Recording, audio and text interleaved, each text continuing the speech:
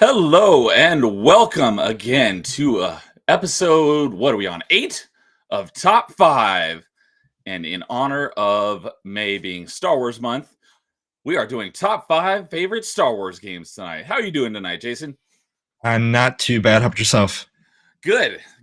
I'm been very much looking forward to this stream. As some of you may know, this was originally planned for 2 weeks ago. I think it was the April 30th, but at essentially the last minute, I got sent halfway across the country for work, and we had to reschedule, which fell on tonight. And coincidentally, which I did not know this until Jason mentioned this in chat about the private chat like 2 or 3 hours ago, it could not have been on a better day to reschedule because today is George Lucas's birthday. He turns 80 years old today. So what better way to celebrate his birthday than rank our top 5 favorite Star Wars games? Yeah, it was weird. I was looking up for one more thing, and because you type anything in Google or anything like that, it just makes it Star Wars everything. It goes, "Oh, we want to celebrate George Lucas's birthday." I was like, "Wait, what? Okay, cool." And then going on to this, I was like, "Oh, that's very wasn't supposed to happen that way, but cool. It worked." So we have an awesome panel of nerds today joining us to rank their top 5 favorite Star Wars games as well. So we'll start off. We'll just go down the list here. We'll start off with my buddy Carl of the RNG Gaming Podcast. What's up, Carl? How are you doing? Hello, everyone, and happy Tuesday. I hope everyone's having a great night out there, and I hope you enjoy the nightmare fuel of a Carl Ewok. It's gonna take a while to get used to it. I've just gotten used to every time I'm on stream with him, he's using a different avatar with the Carl face. So yeah, my wife loves making these, that's for sure. She does a great job. He sent me because I asked him, because I don't know how to do very much with like Photoshop or anything. So for the thumbnail, I was like, hey, can you put a Carl face on a Star Wars character? Sent me, because I have no idea how to do that. And he sent me a couple, and I was like, I like the Jabba one. So the Jabba one made it on the thumbnail. I figured you were going to take the Jabba because that was also my favorite one, but my wife was like, you can't have the Jabba. You got to use the other one. So I'm like, okay, pick one that you like. So obviously, because she's a woman, she was like the cute little fuzzy one. The Ewoks. Yeah, exactly. So next up, we got another good buddy, BD Jake. What's up, Jake? How's it going? What's up, guys? I'm doing well. Thank you so very much. My name is Big Dog Jake, BIGGDOGJAKE. I'm a professional, though occasional, VOA for hire. I'm a political writer and analyst for hire. I love metal music, and I love video games. I will talk to anyone about them. Neo, Jason, thank you so much for having me on this episode of Top 5. I very much look forward to it. Carl, good to see you as well, my homie. As always, pleasure to as always. mine. Good, and Jake is coming back on. We've had Thursday on this upcoming Thursday for open mic for a part 2 of our discussion, because the first one was so good. And it's like, I got so much more stuff we need to talk about. We're gonna hit the 10-hour mark. So next up, we got JT Epsilon. What's up, JT? We have not been on a stream together. I'm glad you could join us tonight. Hello. Thanks for having me on. I've been really looking forward to this. Like, I'm huge on Star Wars, so God, yeah, Excellent. No, loving it. Awesome.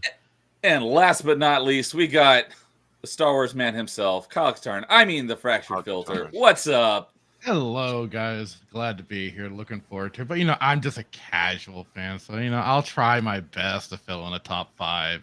We'll be good, But looking forward to it. Looking forward to ranking this off, because this was not easy. I could certainly say that. Especially the top 2. The top 2 were definitely my challenge, and might surprise some people. But I'm looking forward to it. You know what? I guess I'm the only one that is already used to the Carl Ewok. For some reason, to me, it just seems so fitting. Just Carl's face on everything. I don't know why. It just works perfectly in my book, especially just the grumpy. Like, he's ready to kill. So unfortunately, even though as pro Empire as I am, he's ready to kill some stormtroopers. Full bore. That, or trying to ignore them and get drunk off in the corner somewhere. I mean, that would be a fun edit, just to have like Carl sound effects over like Ewoks killing the stormtroopers. Get off my lawn! Stuff like that. I can just also see like just one of them get blasted. Like, it doesn't matter. None of this matters. Just walks off. Exactly. I'll tell you what. Make an edit of that. So, all right. So, let's see here. Where did I've got so much stuff I need to pull up my notes. So, first off, I want to go into a little bit of background for each of you for your background in Star Wars games, kind of like what we did on the Metroidvania ranking stream. Mhm. So, first off, I just want to go around for each of us and briefly, you don't have to give any spoilers to your list. You don't have to say, any hints or anything like, hey, this may or may not show up later.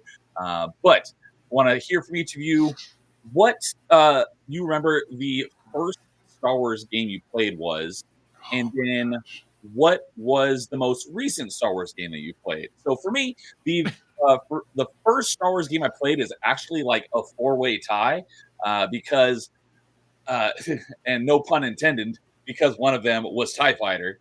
But I got a box of CDs from like Costco or something. I think my grandparents got it for me when I was a kid. It had 6 discs in it, and it had Rebel Assault 1, Rebel Assault 2, which was 2 discs, TIE Fighter, a demo disc for Dark Forces, and the 6th disc was like a behind the scenes making of the Oh, I think I remember Special seeing edition. that pack before. Very cool. Yeah. and they had yeah. all sorts of these packs for us, a bunch of different games. The big boxes were awesome for some of the old Star Wars games. Like Oh, they just had some great, like especially like later down the line, like they put together some bangers for if you missed out on certain games, man. There are certain times to pick them up. Yeah, so it had all 4 of those. So I basically all 5. Dark Force was only a demo. I've actually talked about that a few times on my stream because I played it only had the first 3 levels of Dark Forces, and I played the bejesus out of that demo. I probably played the demo disc more than I actually played the final game, but I'll probably talk about that. It's later on down the line. But so those basically Rebel Assault 1 and 2, TIE Fighter, 1 and 2, TIE Fighter. I'm missing one, the Dark Forces demo. But yeah, those are basically all my first Star Wars games. And then for most recently, I'd have to say the one that I played at length most recently, and it's probably been I did play it once or twice over the last 6 months, just because it came up either due to a achievement contest I was working on. I needed some achievements in it, or it came up on Gaming Roulette. But it was also the last thing I played at length, and that was the most recent Battlefront 2. I got that because a couple of my buddies were into it, and so I was actually able to play it through GameShare, so I didn't actually have to buy it. And we played the co-op mode, so it was like 4 of us versus all AI. We played quite a bit of that. So I probably played a few. I'd probably say like 40 or 50 hours of that. And I'd never even touched any of the other game modes until probably December, because what I was mentioning there for achievements is I was trying to get achievements for 12 Days of Christmas, and Battlefront 2 had a bunch of achievements that qualified that I hadn't gotten yet. There was an achievement for like each game mode for just winning a match, and I didn't have any of them because I never even played any of the other ones. So I got a few achievements in that. But yeah, that's pretty much the game I played at length most recently, as well as no, that was something else. So yeah, so want to hear from the rest of you guys what a little bit of your background in your Star Wars games, what got you started, and what was your most recently played. So I guess we'll just go around clockwise here. Since Jake, you're right next to you. What about you? Well, as we all know, or you might not know, but I've shared before, first-person shooters were my first love. Then my next love was real-time strategy games. Then I got into MMORPGs, mainly World of Warcraft. But my earliest memory of playing a Star Wars game that I really, really, really enjoyed was back. I must have been maybe 7 or 8 years old. So this was the late '90s. I was at my friend's house, and we were playing Star Wars Battlegrounds, and I loved that game. And of course, very shortly thereafter, I built my first PC. I was about 10, 11 years old, something like that. Got into WoW as well, and then of course, Empire at War comes out, and I played the heck out of that as well. Did you ever play love Force those arcades. Commander? I have not. I have not played Force Commander. Okay. I have not played Force Commander. I'm sorry if everyone could flame me in chat. Whatever. No worries. I've never even heard of that game. Force Commander, I always saw as the superior ground-based for Interesting. RTS, and then Interesting. and then Empire at War was just so vastly great for the space end, but I did not like the ground combat in that game, personally speaking. Yeah, the ground combat in Empire at War was very similar to Galactic Battlegrounds. It was just, it was like Age of Empires 1 versus Age of Empires 2. Basically, it was the same engine as well. Right. I don't know. I prefer Galactic Battlegrounds ground battle over Empire at Wars. I feel you. I feel you on that. And as far as most recent, haven't played a ton of recent Star Wars games like the Jedi games that came out with Cal Kestis, and I never played the EA Battlefront or Battlefront 2. Was never really into those things. But as far as recently, the Star Wars game I played recently is Republic Commando. Because I very much enjoy that game. Very much enjoy that game. As you guys saw in the thumbnail, you saw me as 37, the team leader. I really enjoy that game. I probably played it like maybe 2 months ago or something like that. Downloaded a proper widescreen fix, made sure it ran at 60 FPS, made sure it had control sports like that. Yeah, I love that game. Love it. Cool. Yeah. I started playing through Republic Commando because I had never played it before, back in like September. And my buddy in real life is in chat, and he watched one of my streams afterwards because I have not been a fan of what I played so far. And he watched one of my streams after the fact, and he texted me. He's like, dude, you're playing it all wrong. So I've not had much of a desire to go back and play it. You got to play it like a Star Wars Rainbow Six game, basically. Yeah, so I told him, it's probably been 6 months since I played it now, just because I've been busy, but I don't really have much desire to go back to it. But when I do go back to it, I'm like, I'm going to have him on stream in my ear so he can tell me what to do so I can actually play the game correctly. Right on. So. What about you, Jason? What got you started with Star Wars games? So the first one I've ever played, again, we all know, I've grew up pretty much in an arcade. So the first one that I ever played was the 1983, 84, I think it was, Star Wars arcade game, the one that's by Atari. One place had the full one with a cockpit, and the other one had just pretty much the stand and play one. So played those ones, enjoyed those, just because, I mean, it's Star Wars and a arcade machine. Like, what can be, as cool as that? Obviously, we go down the, years later, and we see even more stuff happen. But then after that, the really ridiculously hard Super Star Wars games. I remember doing the dumb thing and renting those, thinking I can beat them over the weekend. And I didn't think I could beat it, but I did rent them as well. Yep, that was a dumb little me thinking I can beat something like that over a weekend. And I think the only one I've ever beaten was the first one. Okay. So even to this day, I think Super Star Wars is the only one I've beaten out of the trilogy. So ahead of me. it takes a lot. It takes a lot, but yeah. Oh, I know. But yeah, that's pretty much where I started with Star Wars games, and then to this day, with the couple that I will have mentioned on here, I'm going to be more as we went through the Melee stream where I was on there with all Star Wars days. Like I'm a big, a good size fan of Star Wars, but I'm not like the biggest. So I'm very interested in hearing what you guys have. But with my 5, I think I'm going to be the odd one out. That's why I kind of chose the character I chose for the picture, because my takes are going to be a little bit interesting, and a lot of it's going to be missing. But yeah, it's going to be very fun to hear everybody else's, and then take hopefully people back to why did I choose my games, and hear everybody else's better games than pretty much what I chose. And what was your most recently played? Well, that's going to be on my list because I was. You didn't have to say that. I know. I'm not.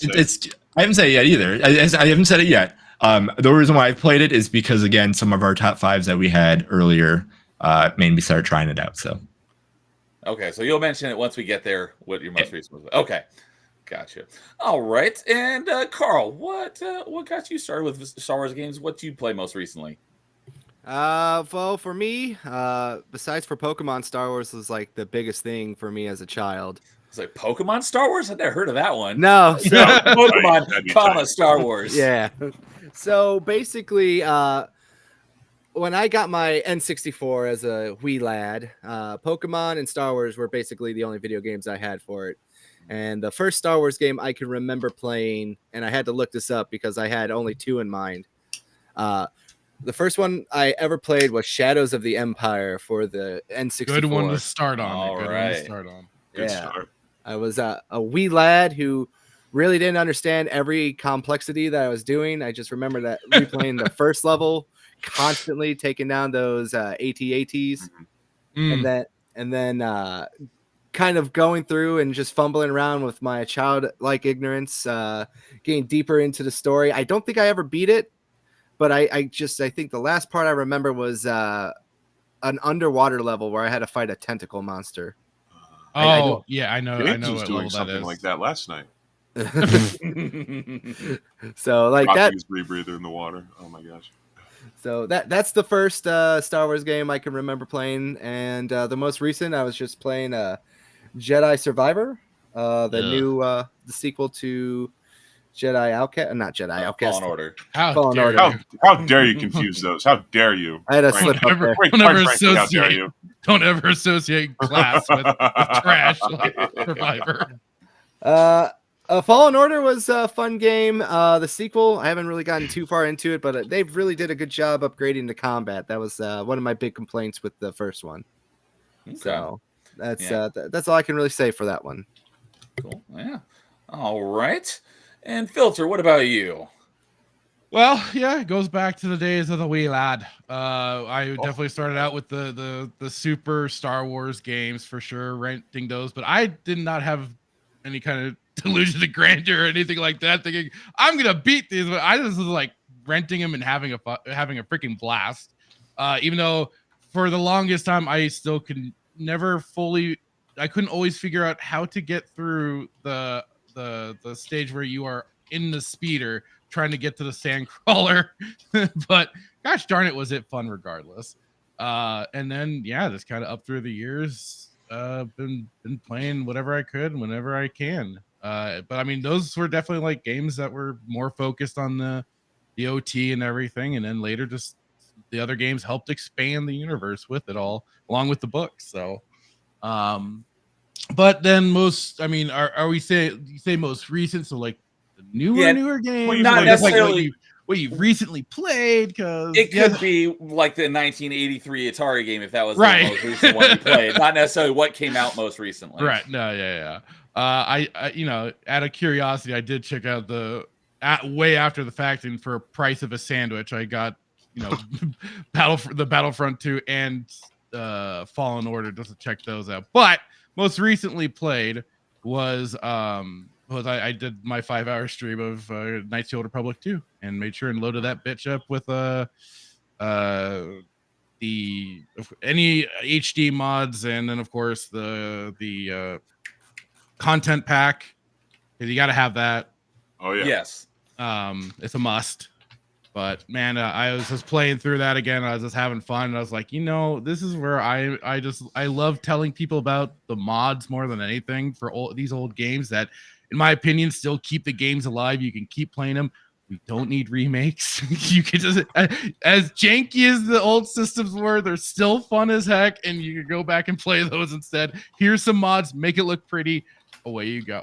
But yeah, Coder 2 was the most recent one I was playing, and man, it's been fun going through some of those games, especially some that I missed and everything. So cool. Yeah. All right. And lastly, JT Epsilon, what's your history and what did you play most recently? So my Star Wars journey started with one of these three. I can't remember which. It was either the first Lego Star Wars, Battlefront 2, or Star Wars Episode 3. Okay. It was my mom's boyfriend at the time. It was on his like PlayStation 3 and stuff. So that's why I can't remember which one it was. So Okay. But yeah, it was through him that I actually got introduced to Star Wars. You know, I was born in '99, so I was a little bit late to the party compared to some of the Oh others my god, you're apparently younger here. than me. Wow. Yeah. That's rare. That's my first time I've had someone younger than me on the stream. I think Carl is too. Yeah. Is he? But Well, oh, whatever. Anyways. so you weren't born on the day episode 1 came out, were you? No. I'm young, but Stars I'm aligned. like 9. Well, I actually meant Epsilon, but that'd be funny if it was. No. Real quick, if I may, does anybody want to do like a quick 30-second summary of like their earliest Star Wars memory? For me, what got me into Star Wars was my dad had the VHS trilogy when I was a kid, and I probably got into it when I was probably like 5-ish, would be my guess. Okay. It was, Okay. I think because there was a couple different versions. Like there was like the silver one, I think The was a gold one as well. widescreen, Yep. and the gold one. I think we had the gold one. Yep. Yeah, the gold one was the special edition VHS and widescreen. Yeah. Yeah. Mine, just real quick. I remember very early on as a young kid. Again, probably around 5 or 6 years old. I know that above the TV console and the big TV thing, we had all our VHS lined up. We had the trilogy. I don't exactly remember watching them or how early I watched them, but my biggest memory was I remember staying at my grandparents' house. My dad came to pick us up Saturday night or something like that, and in his hand he had a VH copy of episode 1. I don't know if he rented it. I don't know if he bought it, but I had that freeze frame in my mind, and I'll always remember that because I remember after that we went home, we watched episode 1, and I loved it. So shout out my dad. Mine's pretty easy. I remember having, I guess it was just a way that my dad can still had a lot of the toys and all that stuff. So I just remember playing with X-Wings, the toys. And then when I have like memories and all that stuff, I just remember watching it, but I always just remember having a little, one of the X-Wing old school toys and just messing with that. So X-Wings have always been one of my favorites because of that. Okay. Right on. I can't really remember how I got into Star Wars, to be honest. I just remember being little and just probably watching the original trilogy. But I guess like one memory that kind of sticks with me is my family was really poor for a long time in my later years of like being a kid, not a quite teenager in that, but I just remember watching Star Wars, like the original trilogy, on this black and white antenna television, like a little tiny one, and I just remember loving every minute of it. So I can actually say I've watched all the Star Wars movies in black and white. Hey, there you go. There you go. I remember when color TV came out. My dad brought home Fire the same day. For myself, I could just say that I'm pretty sure it's probably my mom that rented them for my brother and I. As a kid, I was always a little more. We were always a little more Godzilla fans at the time, and then as time mainly went along, and I enjoyed the original trilogy. I can say I saw the original VHS releases and stuff like that. Ooh. So God, I wish I kept them too when we did get them. Never had but that personally. Yeah. But then, and this is with my 5 is going to be very related with my gaming history and stuff like that too, with certain events and all that, and certainly for Star Wars. So, and what got me into the big world of it. And so it was just then along for the ride. All right. Yeah. And JT, if you want to let us know what you played most recently, and then, a little bit about what got you into Star Wars to begin with. So what got me into it to begin with was actually the TV commercial for episode 3. It was an MTV music video where they had Anakin Skywalker as the vocalist. You had Mace Windu and Obi-Wan on guitar, Yoda on the drums. The clones were the fans in the crowd and all that stuff. I've never seen this. Are you sure you're not talking about the Star Wars Connect game? Are you sure? I've never heard of this either. This is crazy. 110%. I've re-looked it up and shown people over the years. I absolutely love it. I only wish that there was an updated version of it. But yeah, no, I just remember my mom's boyfriend was all like, "Come here, quick," because I was outside, and I'll come running, and right in the middle of that, and we're all just dying laughing. You know, I'm only 5, so I have no idea why it's funny. But Right. but yeah, that's how it started. That's, you know, it was like, oh, okay, so, you know, what was that? And he goes, oh, that was Star Wars, and that's when he started me on episode 1 and 2. Didn't let me watch 4, 5, and 6 because 3 was just about to come out in theaters. Oh, I see. I see. He wanted you to get the linear timeline, I guess. Yeah, well, because they were doing the whole like Vader and all that for episode 3, so he wanted me to. Yeah. I see. I see. The last Star Wars game I played was the OG Battlefront 2 for the Melee event. Nice. That was a blast. I just watched this music video that he's talking about. Apparently, they did use the Battlefront 2 engine for this music video as well. Oh, nice. Really? Nice.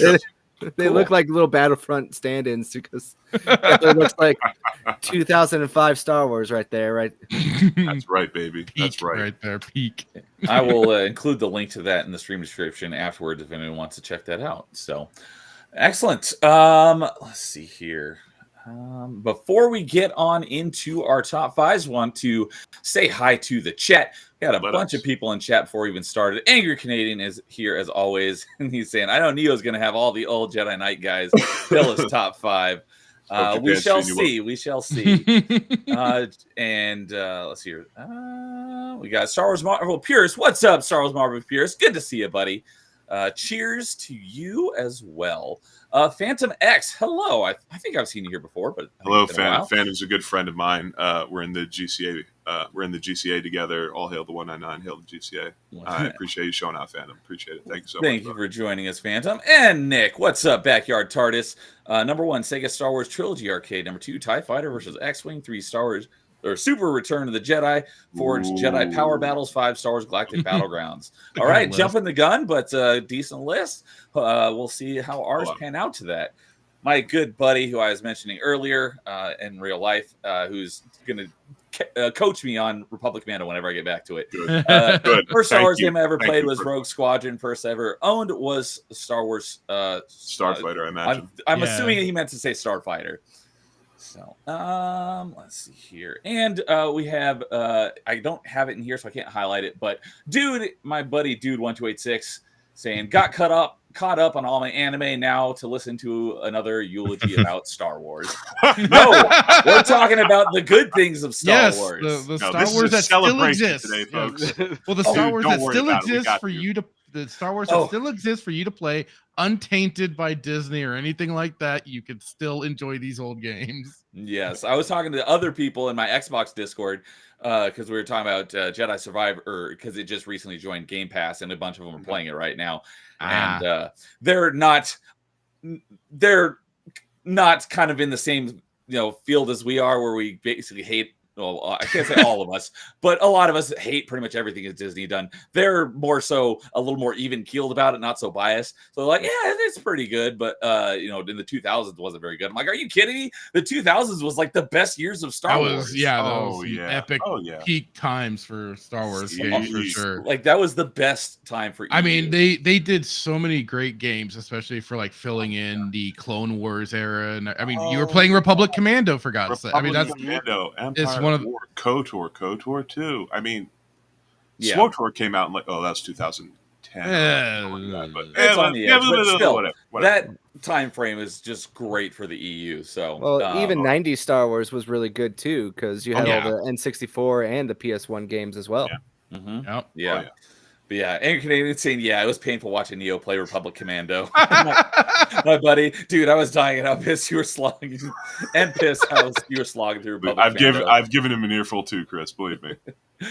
Amon Ra is here saying, "Moo, what's up, Amon Ra? Good to see you." That was one thing I was going to say a few minutes ago. Is I hated that I had to miss the Melee Town Square for Star Wars because I had so much stuff I wanted to talk about. But Jason had it traveling locked for work, down. so I couldn't. Jason had it locked down on that. Yeah, it was like 3 people the whole time. I'm like, I want to be there. I go in there. I'm like, okay, I guess I can do it. I'm like, I'm a decent fan of Star Wars, but I'm no, super fan or anything like that. So I'm like, okay, people come in and they'll, they'll bounce more ideas off of me. I'm like, okay, I'm the only one here. I'm like, I'll just keep going. And I'm like, I'm just glad James and Kay were were there to help me. You know, I can't say lead me down the way because I mean, obviously I had takes, but I'm like, okay, you know, if someone else was in here too, they'd have a little bit more takes than I do because I'm pretty simple when it comes down to it. But I was like, okay, I guess I had to hold it down. But yeah, no, it was fun. But yeah, it was a good time. I'm sure Kay was keeping you straight, and James was just fucking going all over the place with his takes. As he does. So as he came up in the comments here. Backyard Tar is saying last he played was Galactic Battlegrounds, and my buddies saying he hasn't actually heard of the Super ones. Yeah, they were the ones on Super Nintendo, Super Star Wars, Super Empire Strikes Back, Super Return of the Jedi, and they are known as being notoriously difficult. Yeah, did videos on them. Real Wade Nation, what's up, Wade? Good to see you, buddy, as always. Oh, Forkin' Around is here. What's up, Forkin'? Hey, howdy. Nope. And let's see here. Did I miss anyone else? Gabriel Knight. Hello, Gabriel Knight. I think Gabriel Knight, shouldn't you be solving mysteries? What are you doing here? So, all right. And with that, I think we've said hi to everyone in chat. Thank you for joining us, and we'll get on into our top 5. James did say something in the chat. He did say, have fun, lads. I'll save my top 5 for the inevitable George Lucas edit coming to this show. So I'm included. Yes. Thank you for pointing that out. I'm sorry I missed that, James. Yes, James was supposed to be here when we were going to do this 2 weeks ago. He couldn't make it tonight. So for sure, he'll be on next time for whenever we do part 2, because I'm sure we already have enough people to do a full panel for a part 2. Yeah. So indeed. All right. So with that, we will get into our top 5, starting with number 5, working our way up to number 1. Anybody want to jump in with their number 5 first? I'll start it off because I'm looking at the total viewers, and this is the highest we've ever had for a top 5 debuting. So thank you all for watching. Awesome. Please.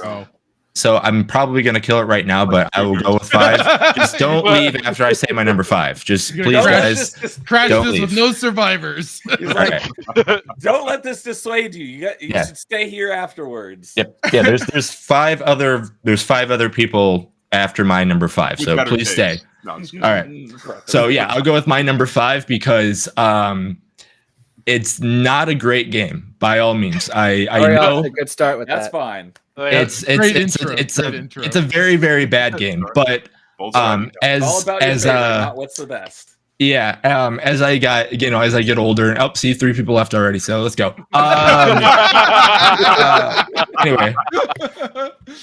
Anyway, so the game that I chose, because now knowing kind of games and everything like that, what could have been is what makes me kind of sad. But I chose Star Wars Master of Terrakasi. Oh wow! I love that game to death. I played that game so goddamn much. I don't think I've ever heard anyone say anything good about that game, dude. As janky as that game was, I gotta say that it was fun. I remember working hard to get Mara Jade. That's where I got introduced to Mara Jade, was that freaking game. And then like the extra, like all the extra stuff for like Leia and shit too. Oh my god. So tell us why you love it. Yeah. So the reason why I like it is because of what could have been. Going back and now seeing what, Soul Calibur has become and what it did, like, could you imagine something like it's a little bit harder because of Soul Calibur is a little bit slower, where Star Wars has a little bit more faster, Star Wars in general is a little bit faster.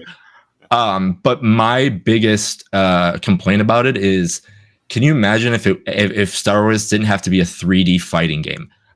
You go back and you look at like X-Men Children of the Atom, or you go back and you look at Marvel superheroes with like the gem system. Can you imagine with them doing something like that with a 2D fighter in the style of Marvel, where you have super jumps? I mean, if you go back and you play Marvel superheroes, you see Iron Man. There's your perfect example of, having, any bounty hunter right there. I mean, force push is an easy command that you can throw somebody. Lightsabers can easily be ways to attack. I mean, there's so many games during that time then and then time now, that if I wish Star Wars could have a really, really good fighting game, because you can take all the Jedi and have doing super jumps. You can take someone like Han Solo that's a little bit more of a range fighter. Like you can add things around it where it's like, yeah, you can have Han beat, a Jedi in a way like that because of just how gameplay is. But when you play Terrakasi, it is just I think it set the groundwork for a decent enough game, but I think if they did, pull more from maybe like Soul Calibur or even nowadays like Tekken and everything like that. Like Tekken 8 especially does have some pretty solid gameplay, but I think it does need to kind of stay a little bit more to that grounded level, not so over the top. Right. You could have that style of fighting game for sure, but I think if you go more that route, I would like to have if they just had more fluid combat and not so stiff, because it really is sometimes a chore trying to do some of those moves, especially if you're just playing moving, just moving, just moving. Yeah. If they right, if they just it just tuned it up just a little bit more, because I think it had a lot of potential there. It's just they did not stick the landing so hard, and then the main person for to introduce the Terraskasi martial arts, Arden Lin, she's not that great to play as, and they really kind of tanked it with that too. But I mean, hey, you're there mostly for unlocking Vader, getting to play as him, playing as Luke, and so on. So also like the Terraskasi like character select screen is awesome in my opinion. Like you can go through there and like everybody how they look. I mean, like it looks awesome that way. But again, just the chore of just dashing back and moving forward. It's just like it is. That's a little much. But yeah. I mean that's my 5. It's always fun to boot up every once in a while and just be like, I wish we had another one of these, but better. That was a PS1 game, right? Yes. Yeah. Okay, because I've never owned a PlayStation, but my friends had this game. I remember going over and playing at their house one time. I think it was like at a birthday party or something. They were all outside playing, and I was like, "No, I gotta beat Darth Vader." I never did because he's pretty hard. But I remember, because I don't do fighting games, but I enjoyed the one time I played that game for like an hour. I thought it was pretty cool. And then when you play with friends, it's okay because you both are playing the jank that it is. But when you start trying to do stuff yourself, it's just like, this doesn't go through. But it's always fun to play with friends, but never fun to play by yourself. It always was funny though, because you had the Gamorrean and then you had the Tusken characters, and if you said their names, the Gamorrean sounded like whore, and then the HORR, right? Yeah, it's HOAR or something like that. And then the Tusken sounded like the F word. So we always laughed when it was like whore versus. I don't remember the Tusken Raider, but I do remember the first time someone picked the Gamorrean, and it was like Luke Skywalker versus whore. I just busted up laughing. That was hilarious. It was good. That wasn't that bad of a pick. That was good. Yeah, that was good. That was solid. Only lost 3 viewers. It wasn't too bad. Thank you for the 16. we got 4 on Rumble, 5 on Rumble. So let's go, baby. Let's go. All right. Let's see here. We haven't heard enough from JT Epsilon yet. Why don't you give us your number 5? Absolutely. All right. So my number 5 is Jedi Knight Jedi Academy. Jedi Academy. Oh, very good pick. Very good there pick. You go. So I actually discovered that game through Jedi Outcast. Okay. Right? Because I had gotten it was a collection of Star Wars games, and I think it was literally called the greatest Star Wars PC games or something like that. And it had Empire at War, Knights of the Old Republic, Republic Commando. I had like a 14-day trial to Galaxies. Oh, that's right. Star Wars Galaxies. Yeah. And then I had Jedi Knight, Jedi Outcast 2. I played about like 5 minutes of Jedi Outcast 2 before I didn't touch it for like a couple of years. It was at the time beyond me and my ability to do it. I was young, and I was all like, "What is this dated oldness? Well, I don't want old. I want." So you didn't play it when it was new? Okay. Excuse me. If James was here, he would be like, "Oh, I understand why you played 5 minutes and quit. It's because of Rosh." Well, I mean that's understandable. Well, he wasn't in Outcast, was he? No. I thought you said Jedi Academy. That's the one. That's my pick. Outcast was the one that was on the disc. But okay, gotcha. I tried that game. I learned about Academy, learned like the RPG about how I could choose to be my own Jedi and all that, and immediately got hooked onto that and got that through Gamefly. And then that's how I got Academy, and then that's why I fell in love with it. I got to customize my own character. I got to basically be who I wanted to be as a Jedi, live out that fantasy. It had, the relatively realistic, dismemberments and combat that you don't get now with the meat sponges. So yeah, Yep. no, it was one Mhm. of the just earlier experiences of Star Wars, and I, just living out that fantasy as a kid of being able to choose my own, Jedi and be my own self, basically.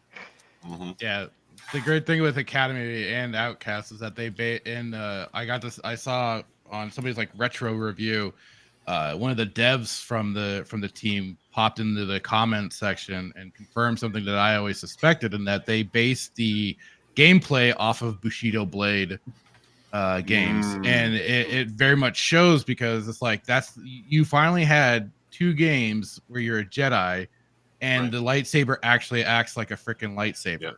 And that's something that, Exactly. unfortunately, with Force Unleashed, they then put on the back burner. And Yeah, I wish yeah. to death they would do something to. I mean, there was a time I wished to death they would do something with that, bringing that back. But it's like, unfortunately, it's a gem of the past. But hey, it's like, and I can say, yeah, I had so many wasted hours with the Academy just for some of the mods and stuff too. And the modding community is still strong and going today. It's insane. Oh yeah. The one of the big mods that I played the hell out of, Movie Battles 2. That thing is still going, for God's sakes. Dude. Oh yeah. But yeah, I mean, that's the great thing about Academy, was just they refined the lightsaber combat too from Outcast, Absolutely. which is great. Yeah. Absolutely. And if I may, my number 5 as well is Jedi Academy. Okay. So Hey, That's a JT, great you and segue. me, let's go. There you Great go. segue. I love that game. I love Kyle Katarn. Shout out Fracture Filter. Shout out Kyle Katarn. I just loved the. I mean, I love the story, but I also love the story of starting out as somebody with a blaster and getting your lightsaber and developing force powers and continuing that on throughout the game. It was, in my opinion, or at least from what I'm familiar with, was the first game that put you into the Star Wars universe and started you out as somebody who had a skill set and built you up to actually becoming a Jedi and actually developing force powers and utilizing them. And by the end of the game, enemies were tough and things like that. But you studied the blade. The You duels were so much studied fun. all. Oh yeah. And that was, other than another game which will be coming up, that was my first person Star Wars game. And again, there's just something about starting out as a shooter, thinking that's what it's going to be. Especially for me when I was young, obviously the internet wasn't what it was. I didn't really look up much about it. And then finding a lightsaber, and like, oh, what's this? And you get to use the lightsaber, and then starting to put your force powers into either good or evil, and doing all that. So I loved it so much. I played the hell out of it when I was younger. I really, really enjoyed it. Well, and I'd say for like Outcast and Academy, and I'd even say like Academy is very much attached to Outcast. It feels like an expansion pack onto Outcast. It is. So I'd almost lump the two together just because I want to cheat. But eventually.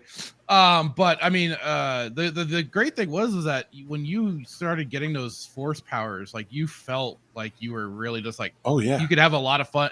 You could experiment. You could like do some different combinations. But I mean, the most fun, of course, was getting level 3 grip and then basically yanking those back. Exactly, you got it, Jake. just like lifting him up, just dangling him over the side of a chasm, or just like picking him up and force pushing him away.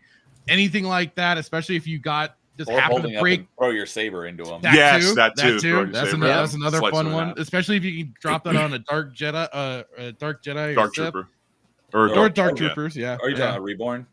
The Reborns, yeah. Well, they aren't Sith, but they're considered Dark Jedi. It's a weird thing. Anyways, but It's a thing.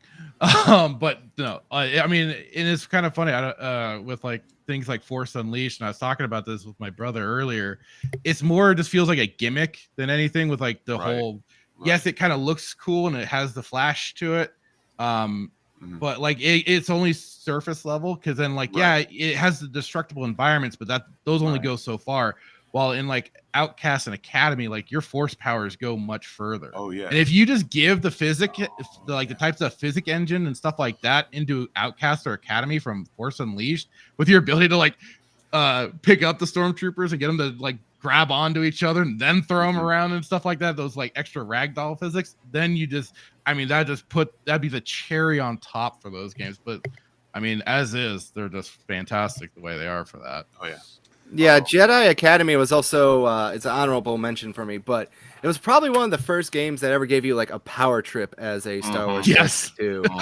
Yeah, absolutely. I mean, I just remember being a kid, just like maxing out Force Choke, and I'm just tossing people out of my way, like Let's go. they're just like trash. It's like, oh, hi Stormtrooper, off the edge. Hi Stormtrooper, off the edge. Or it was sometimes fun to force push a group of the stormtroopers and then blast them with some Sith lightning. Also, one of the first games too to actually let you have a Sith or a Jedi ending too, which I also thought was very fun too. That was a blast. Yes, especially if you pick the bad ending too. It's just like you feel like the ultimate power trip just finally came there. We didn't want to kill Rosh. I mean, come on. What's up, Paul? Good evening, buddy. Yeah, so speaking of Rosh, my buddy, James is not here, and the reason why he couldn't make it because they're doing Helldivers tonight over on their channel. But James would be very, very happy to hear you say this. Rosh was so insufferable and whiny. I remember saving the games, going dark side to kill him, fighting Alora, reloading the save, and killing him again. Perfect, beautiful. But you know, it's funny. He's like, James over time, would love to hear you say that. I've also like looked at it like, but is Rosh, as pathetic as he is he really worth going to the dark side over? Yes. I don't know. Quick save, quick load, whatever. Sure, We'll but you know, I think you could have some higher stakes to get you over to the dark side than him. Hey, listen. Sometimes you can only push man. I don't disagree that he needs to die. I'm just saying, you know. My problem the entire time I had was playing Academy and with Rosh. Did any of you ever play TAC, the Great Juju Challenge? No. I've heard of that game. I've heard about it, but I haven't played it, and I believe he's a voice in that game. Yeah, he voices the main character, TAC. And I played that game before I had played Academy. So the entire time I'm playing Academy, I am quite literally thinking TAC the entire time. I recognize his voice too, but from something else. I don't remember what it is. I'll look it up. Yeah, he's been all over the place. Yeah, his voice has been all. I recognize his always voice funny one time to as hear a guard in Skyrim. He also was. I believe, and I believe he was a character in the Sith Academy in KOTOR 1. I believe he's a character there too. I think he was also in the Telltale Jurassic Park game, if I recall correctly too. That wouldn't surprise me. Yeah.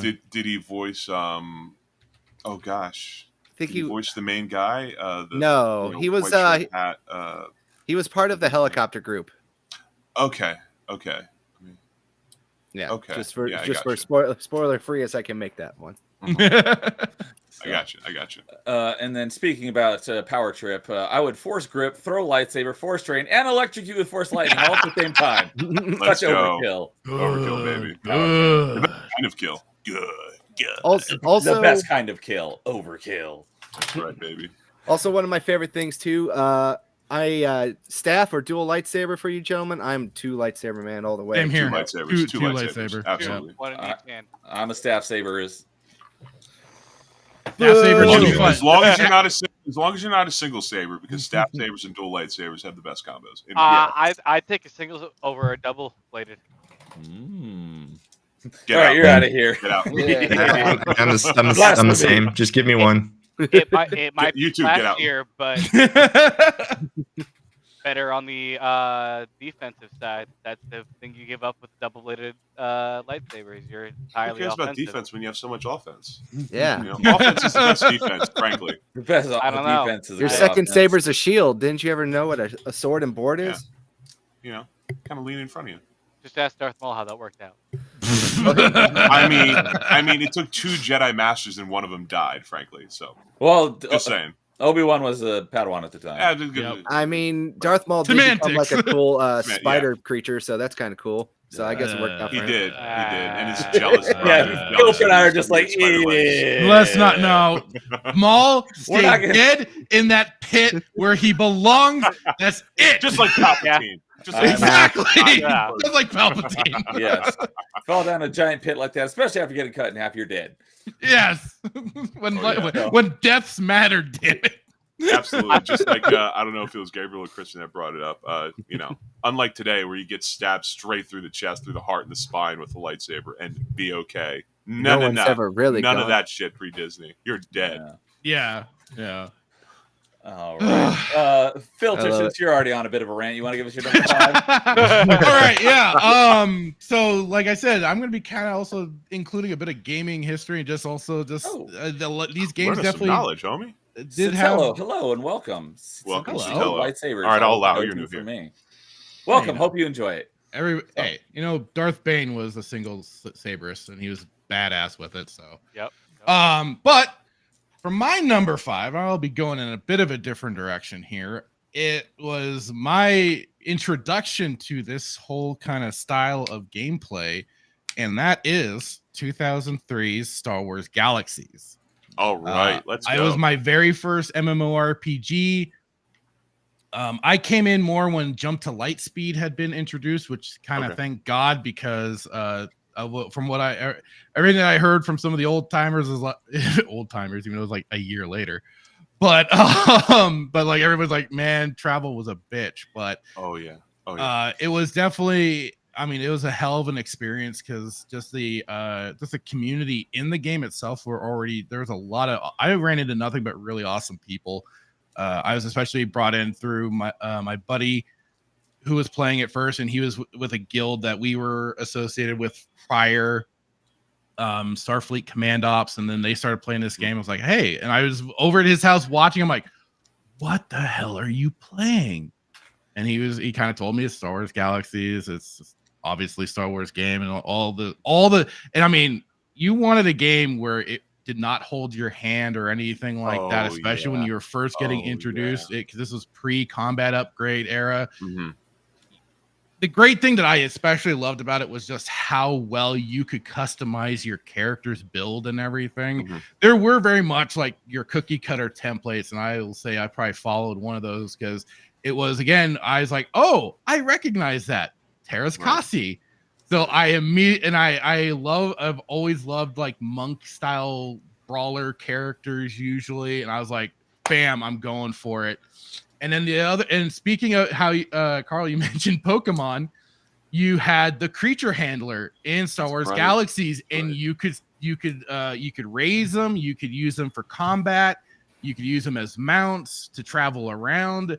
The whole spectrum of it was great, and that was one of the things I really wanted to do too.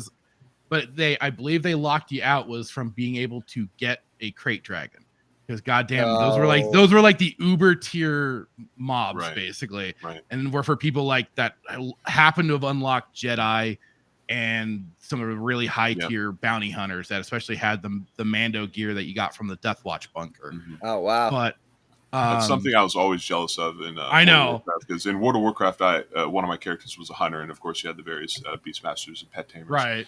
And one of the things I always wanted was because in Galaxies you could have the pets and you could actually make them mounts as well and ride them. And I always wanted Warcraft to do that. They never did it. Whatever. Yeah. And of course Galaxies. Took some interesting turns.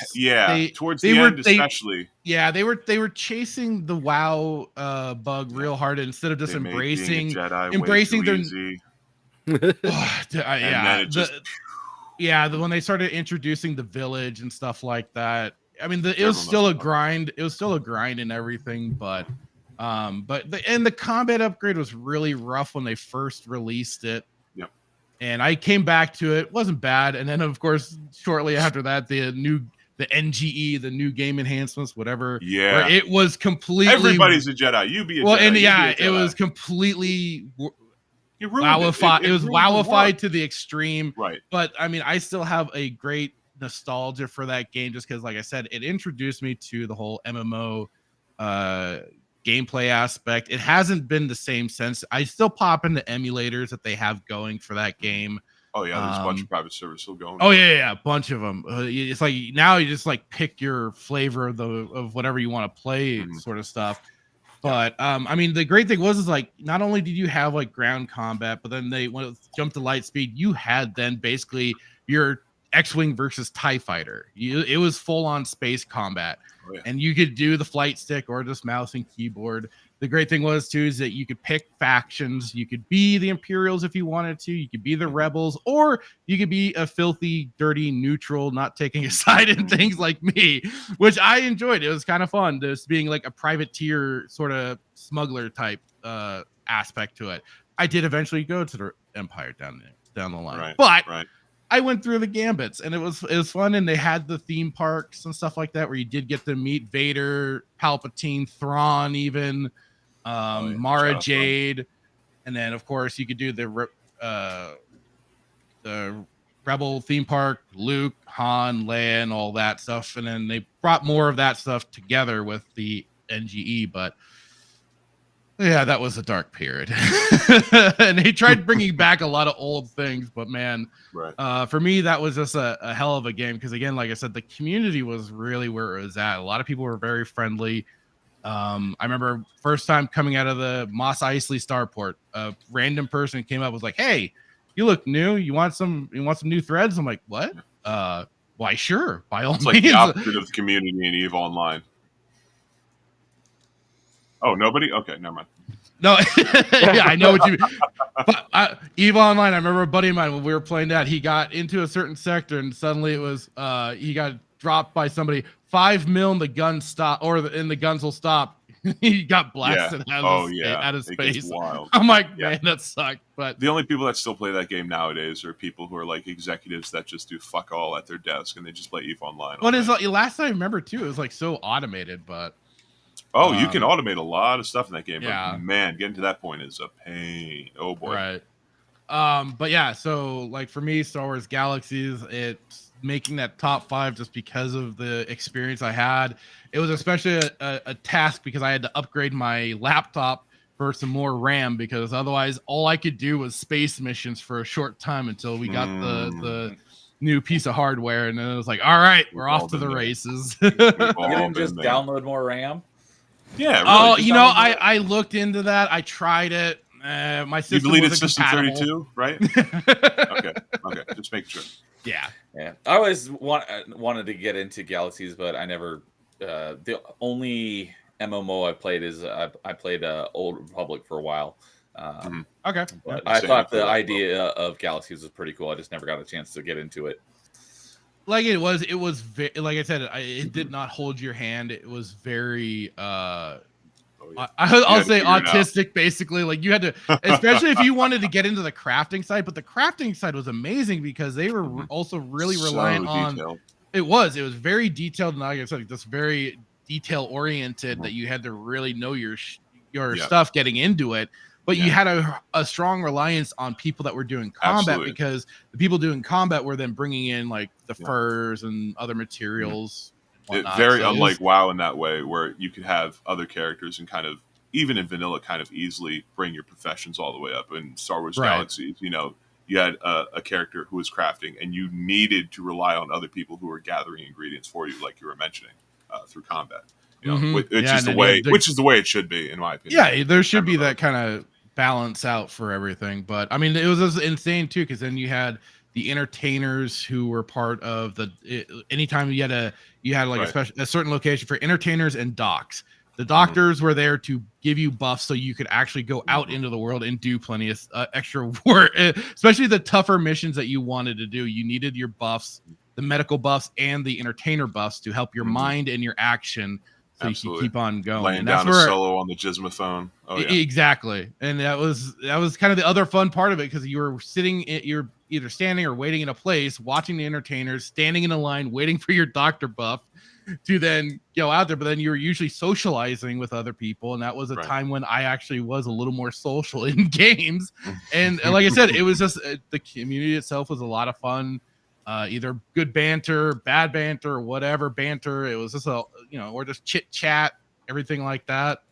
It ran the gamut, and I also never forget just stepping on the going onto the planets, especially because the planets were all huge. They're all gigantic. So not only did we get to go to Endor to arrange, no offense here, Carl, but Ewok hunting parties. We did do that, but it was a hell of a thing to go onto a place like Dathomir with the actual Night Sisters and stuff like that. And you walk in any one of them and they just blast your face with some force lightning. And you're like, what the hell just happened? And then you go, oh, okay, that's what I have to deal with. Gotcha. Especially or they run up with you with a Rancor on top of it. You're like, this is my life right now. Okay. But it was just such a fun experience. So that's my 5. All right. And Shaka Zulu's here. What's up, Shaka Zulu? Good evening. Good to see you as always.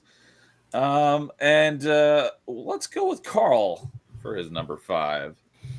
My number 5 goes back to the N64 as well. Okay. One of the best things about Star Wars, obviously, is spaceships. They always had a large, diverse range of spaceships, from the A-Wings to the B-Wings to the X-Wings to the Y-Wings. And the TIE Fighters, all very unique and interesting designs. But mine is not a spaceship game like you might think it is. You thought I was going to say Rogue Squadron. No. This one... Yeah. I think I know where you're going from the beginning. You all better know. The one thing that made episode 1 super amazing was pod racing. Oh my god. There it is, baby. I knew that's what you were going to say. I played the shit out of that. So, obviously, Star Wars Episode 1 Racer, the good, amazing, great game. Even for its time, was one of the best feeling, just captured the spirit of pod racing. The sense of speed in that game was incredible. It's so insane and so well, and I'm so happy that Aspire actually did a really good job with the ports. At least they did that right. Yes, they did that right. I still play it to this day. Every now and then I'll boot it up. I just love the fun that they put into making the characters that they put in there. You got Anakin, you got Saboba, obviously the 2 big ones. But on top of that too, they even had the weird characters that you just were background in the background. Forgot about. Yeah. Especially the one that dies in the race too. Was it the one that the power couplings disconnect and they go all over the place? Yeah, that's one of them. No, the other one is when he just like looks to the side, then turns, and he screams, and he just blows up. Oh, was it Mars Duo? Yeah, that guy.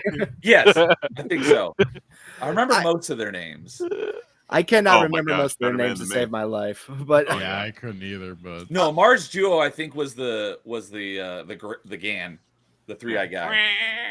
Yeah, I know which guy you're talking about, though. I forget what his name is. I think it was. Go ahead. Yeah. I don't know. I just remember the one where Saboba throws the wrench and he just goes and just blows up. That's one of my favorite ones because he's just I'm so pissed and just dies. It's just. But seriously, what did you have a particular favorite racer that you used? I basically just kind of always just stuck with Anakin every now and then. Same here. Anakin was my boy. He won, so. My main person I played through that game with was Bullseye Navois. I forget which he had one of the big chunky ones, didn't he? He was one of the smaller ones, but almost all of the racers in that game you do see in episode 1 in the background here and there. You might see his pod, but you don't ever see him in the movie. Okay. I would have to boot up my my console to see which one I'm currently playing as, but I think it's the one that had the circular pod. Not I can't remember which one it was. It looked like the what is it? Never mind, it's not important. But anyway, it's even to this day, it's just the way that this game just handles is just so great for a racer. This is probably could still go up there with even modern day racers of just how tight and awesome it is. There's optimization in that game too that I didn't really understand as a kid, but as an adult, I'm like, okay, so I can get this, that, and the other thing. There was a nice little risk and reward system too, where you could just overcharge your pods just to try to get a little bit of extra speed. And like surprisingly very awesome like difficulty spikes that could just like catch you off guard just to make you learn how to like control your pod better.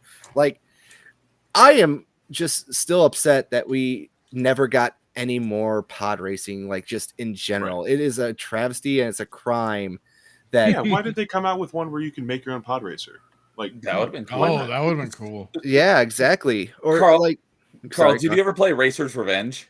No, I heard it was absolutely horrible, so I did not. I've heard the name of it. I know nothing about it, so I was curious what your take was if you had played it. No, it's on the to-do list. I think I picked it up recently as part of my like retro collecting because I didn't know that I didn't even know they had one for the PS2. And then when I was like asking my buddies about it years later, I was like, "Oh, did you know that there was one for the PS2?" They're like, "Yeah, it's garbage. Don't play it." Did you play the one on the Dreamcast? They had one for the Dreamcast too? No, see, I didn't have a Dreamcast, so that's also probably why I didn't even know about that. Well, that's another thing I just thought of. Did anyone play the Episode 1 Racer arcade game with the actual... Yes! That was on the Dreamcast. Oh, yeah. Many a movie theater had it. Absolutely. I played that. Oh, yes. Every movie theater had it. Mm-hmm. That and the F-Zero arcade cabinet. If I ever win the lottery, dude, I've never seen one. But I've always wanted to. The F-Zero one's really cool, especially when it moves. Yeah, those are like the dream. If I ever win the lottery and I can just like take off and get a nice house, those are the two cabinets I would actually get. Right on. And hot take coming in maybe when I think of Episode 1 Racer, and I think of similar racing games that kind of controlled the same or felt the same that came out around the same time. I think of Wipeout. And potentially hot take, I think Pod Racer felt and controlled better than Wipeout. I honestly think it was my favorite racer of the Nintendo 64 era. Ooh, okay. Yeah, okay. I just don't know why, man. It's just the pod had so much control, even for like an old N64 game. It's just again that sense of speed. Ooh, it's a sense of speed and sense of control. That's exactly. the big part. And that's what I'm saying regarding Wipeout. Like Wipeout had a good sense of speed and it had a good sense of control, but I prefer Pod Racer to Wipeout. Nah, like Pod. If you took the Star Wars name off of Pod Racer, like just the Episode 1 Racers, just like and called it something else, like this would probably be like just remembered more fondly, I think, by a lot of people. Oh yeah. And it also was a bundle for the N64 as well. Don't forget that. Oh, was it really? Never saw that one. Yes, there was a Episode 1 Pod Racer bundle for the N64. Did it come with a specific colored N64? No, it was just that's what I was wondering. It was just like a promo box. I've seen it only once over here in the Chicagoland area. It's actually kind of expensive. Oh, okay. I remember when I was, because I think I know I didn't own it, Episode 1 Racer. I either rented it or I borrowed it from someone because I remember playing it at pretty length. And I remember finding, or I don't think I discovered it, but online, I found out that there was like a debug menu you could turn on and you could tweak like everything. I remember like tweaking like the stats to like max on everything and going to the track that has part of the race is like in 0G. And I remember doing that over boost, and because normally like I think on your speedometer, like the highest I think I ever saw playing the game normally was like 1200. And I think when I tweaked out all these tweaks with the debug menu, because you could go faster in that 0G section, and I was boosting, I think I got it up to like 3600. Holy smokes! It was really like I couldn't even see what was going on because it's going by so fast. I just wanted to see how high I could get the number before my pod exploded. Yeah, I know that on the Xbox version, because that's where I played it on. You do get an achievement for hitting a certain crazy speed too. Just I know you would love that, Mr. Nerdy. I do have the completion in the Xbox version. Oh hell yeah! Then you know what I'm talking about then. So, all right. Well, excellent. Good pick. James was just ranting about Racer the other night during Star Wars Roulette because he loves that game as well. Oh yeah. So I don't know where it'll fall on his list, but I have a feeling it will be on his top 5 when he's on later. Oh yeah. So for me, my number 5, because I believe, I'm the only one who hasn't gone yet. For me, number 5 is one of the ones I mentioned in that pack at the beginning. For me, I put my number 5. I put as TIE Fighter. Okay. There are there was a series of those games. There was X-Wing, there was TIE Fighter, there was X-Wing, X-Wing TIE versus TIE Fighter, and there was X-Wing Rebel. Alliance. Yeah, X-Wing Alliance. Thank you. Mhm. Out of those 4, the only one I ever played was TIE Fighter. So I don't know how the others compare, but I hear a lot of people say that TIE Fighter was the best of the 4. Yeah, I I heard know a they lot of toned people like X-Wing v TIE Fighter as well. Yeah, and I heard like after TIE Fighter, they toned down some of the gameplay mechanics and made some of it a little bit easier. I heard here. Okay. And if you ever want to find them and you want them to work, shout out GOG, Good Old Games. Yeah, they have all of them. And there's a YouTuber that's doing that has a total conversion mod for the X-Wing Alliance mod, and it makes it look jumping like it was. Me. I'm so sorry. It's like if you are wanting to play an older game, boom, there you go. X-Wing Alliance total conversion mod makes it all look fabulous. Sorry. No worries. But yeah, I had it, played it back in the day, and just the depth of the concept, like the systems in the game, it was. You basically had to use your entire keyboard because it's almost like flying like an actual spaceship because you got so many different things you got to manage at the same time. And it was like the most. It definitely was at the time for me because as a kid, so I hadn't played very many. It was definitely the most in-depth and most complicated like flight game I'd ever played. But still to this day, looking back on it, it probably still holds that title because space sims like that have. It's like that genre has kind of disappeared. There used to be a more so like a lot of games that were kind of in that genre. I think the only thing recently that I could think of that kind of fits that genre was Chorus, which I know it's on Xbox. I have it. I haven't played it yet. I'm looking forward to playing it. But back then, it seemed like there was a lot more of them. But I love that game, and I actually still have all those discs I mentioned are still here in this CD tower. Nice. So I have the disc. Although I didn't want to deal with the discs out in USB disc player, so I bought a bunch of the really old Star Wars games during I think it was the Steam winter sale. So I've got it on Steam, and I went to go boot it up, and it wouldn't even let me launch it if I don't have a joystick connected. I don't have a joystick anymore, so I need to get a joystick so I can play the game again. If you want the GOG copy, I'll hook you up. Yeah, shout out GOG for giving us DRM-free full downloads. Well, and they make older games play on modern systems. That's the other big kicker. And like James was having trouble with, I think it's the Galactic Battlegrounds. Yep. He was trying to boot it up and everything, and I know I booted that up with a GOG copy, no problem. So I remember that's very specifically. And Steam just kind of, unfortunately, that back end just kind of gets a little bogged down, so they don't update everything. I remember very specifically when Nerdy Neo had me on his open mic, my first ever live stream of any kind. I was learning Nerdy Neo some knowledge on GOG. I'm like, dude, you gotta check it out, especially for anything like pre-05, basically. I'll definitely check that out on GOG. But because I had heard about the total conversion mod that you were talking about that like makes it look like a more modern game, and I was like, sweet, that's basically why I bought it, because I wanted to play that. And then I found out that mod is not actually for TIE Fighter; it's for X-Wing Alliance. X-Wing Alliance. So fortunately, I figured it out quick enough that I still bought that while they were both on sale, so I got them both for a few dollars. But I still need to get a joystick so I can play that version. I'm very much looking forward to. That's a little bit of a spoiler on mine, because at the end I want to talk about games that we're looking forward to playing in Star Wars, and one of mine is the total conversion mod for TIE Fighter. Hey, me too. Giving that a shot. So, that I think that'll do it for our number 5. Oh, I guess the other most recent one, because it actually is a Star Wars game. I haven't played it. I don't really plan to, but is Squadrons. I've heard it plays a lot like those old games. I've heard in VR it's phenomenal, but I don't have VR, so VR takes some time to get used to, because I mean, just VR in general for me just took time to get used to. But when you're looking left and right and you're like, oh crap, this thing's still moving. It got to me, but it's really cool. Oh, VR makes me absolutely sick, and I hate it so much.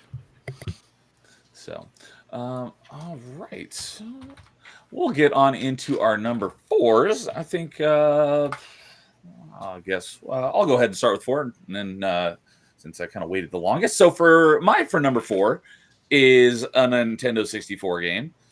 And looking back on it, it's probably not a great game, and I haven't played it since the N64 days, but I loved it as a kid, and that was the introduction of knockoff Han Solo, Dash Rendar, and Shadows of the Empire.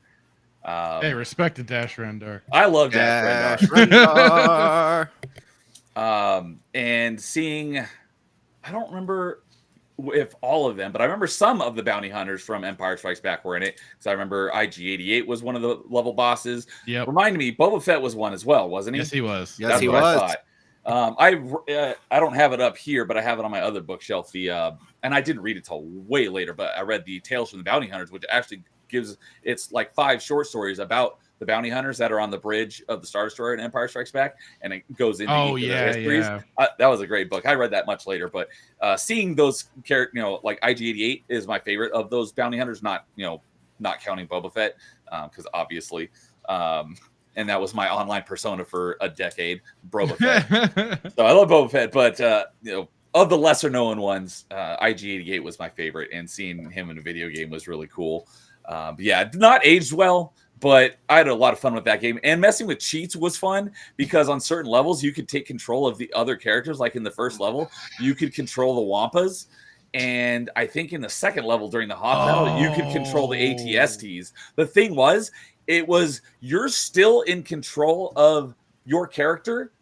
Yeah, it was kind of a funny way to then you could use the AT-ATs and stuff like that to attack the other ATSTs and stuff like that. Yeah, but your camera didn't switch to them. You controlled them while you were the camera still following your character. You controlled them with the C buttons on this N64 controller. So in order to see what they were doing, you had to get your Dash Rendar in the same place as them.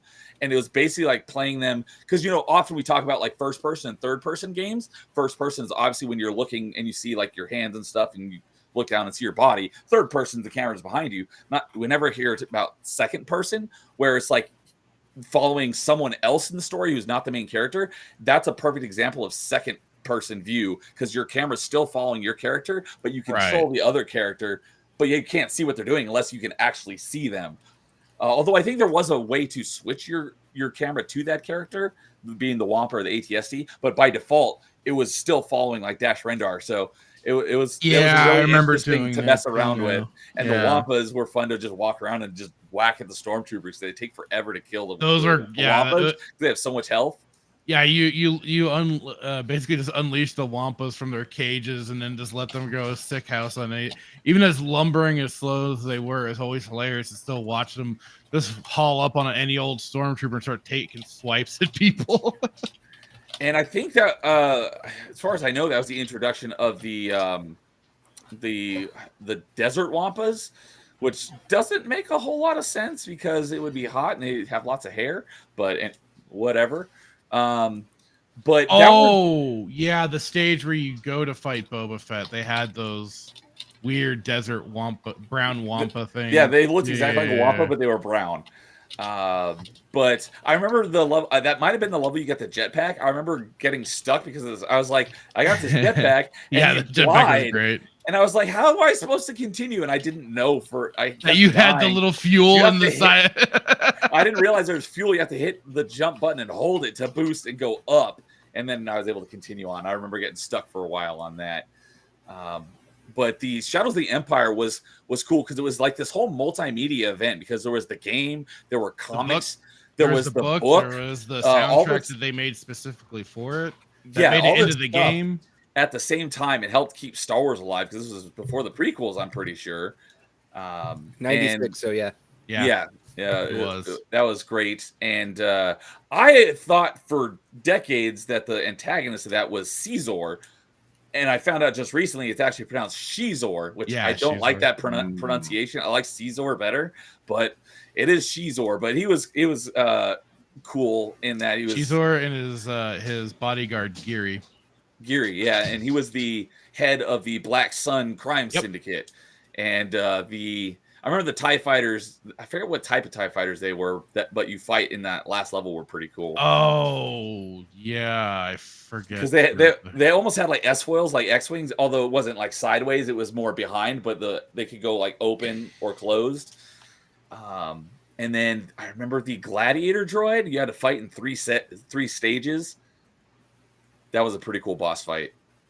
But yeah, Oh yeah. I think that was the second to last level.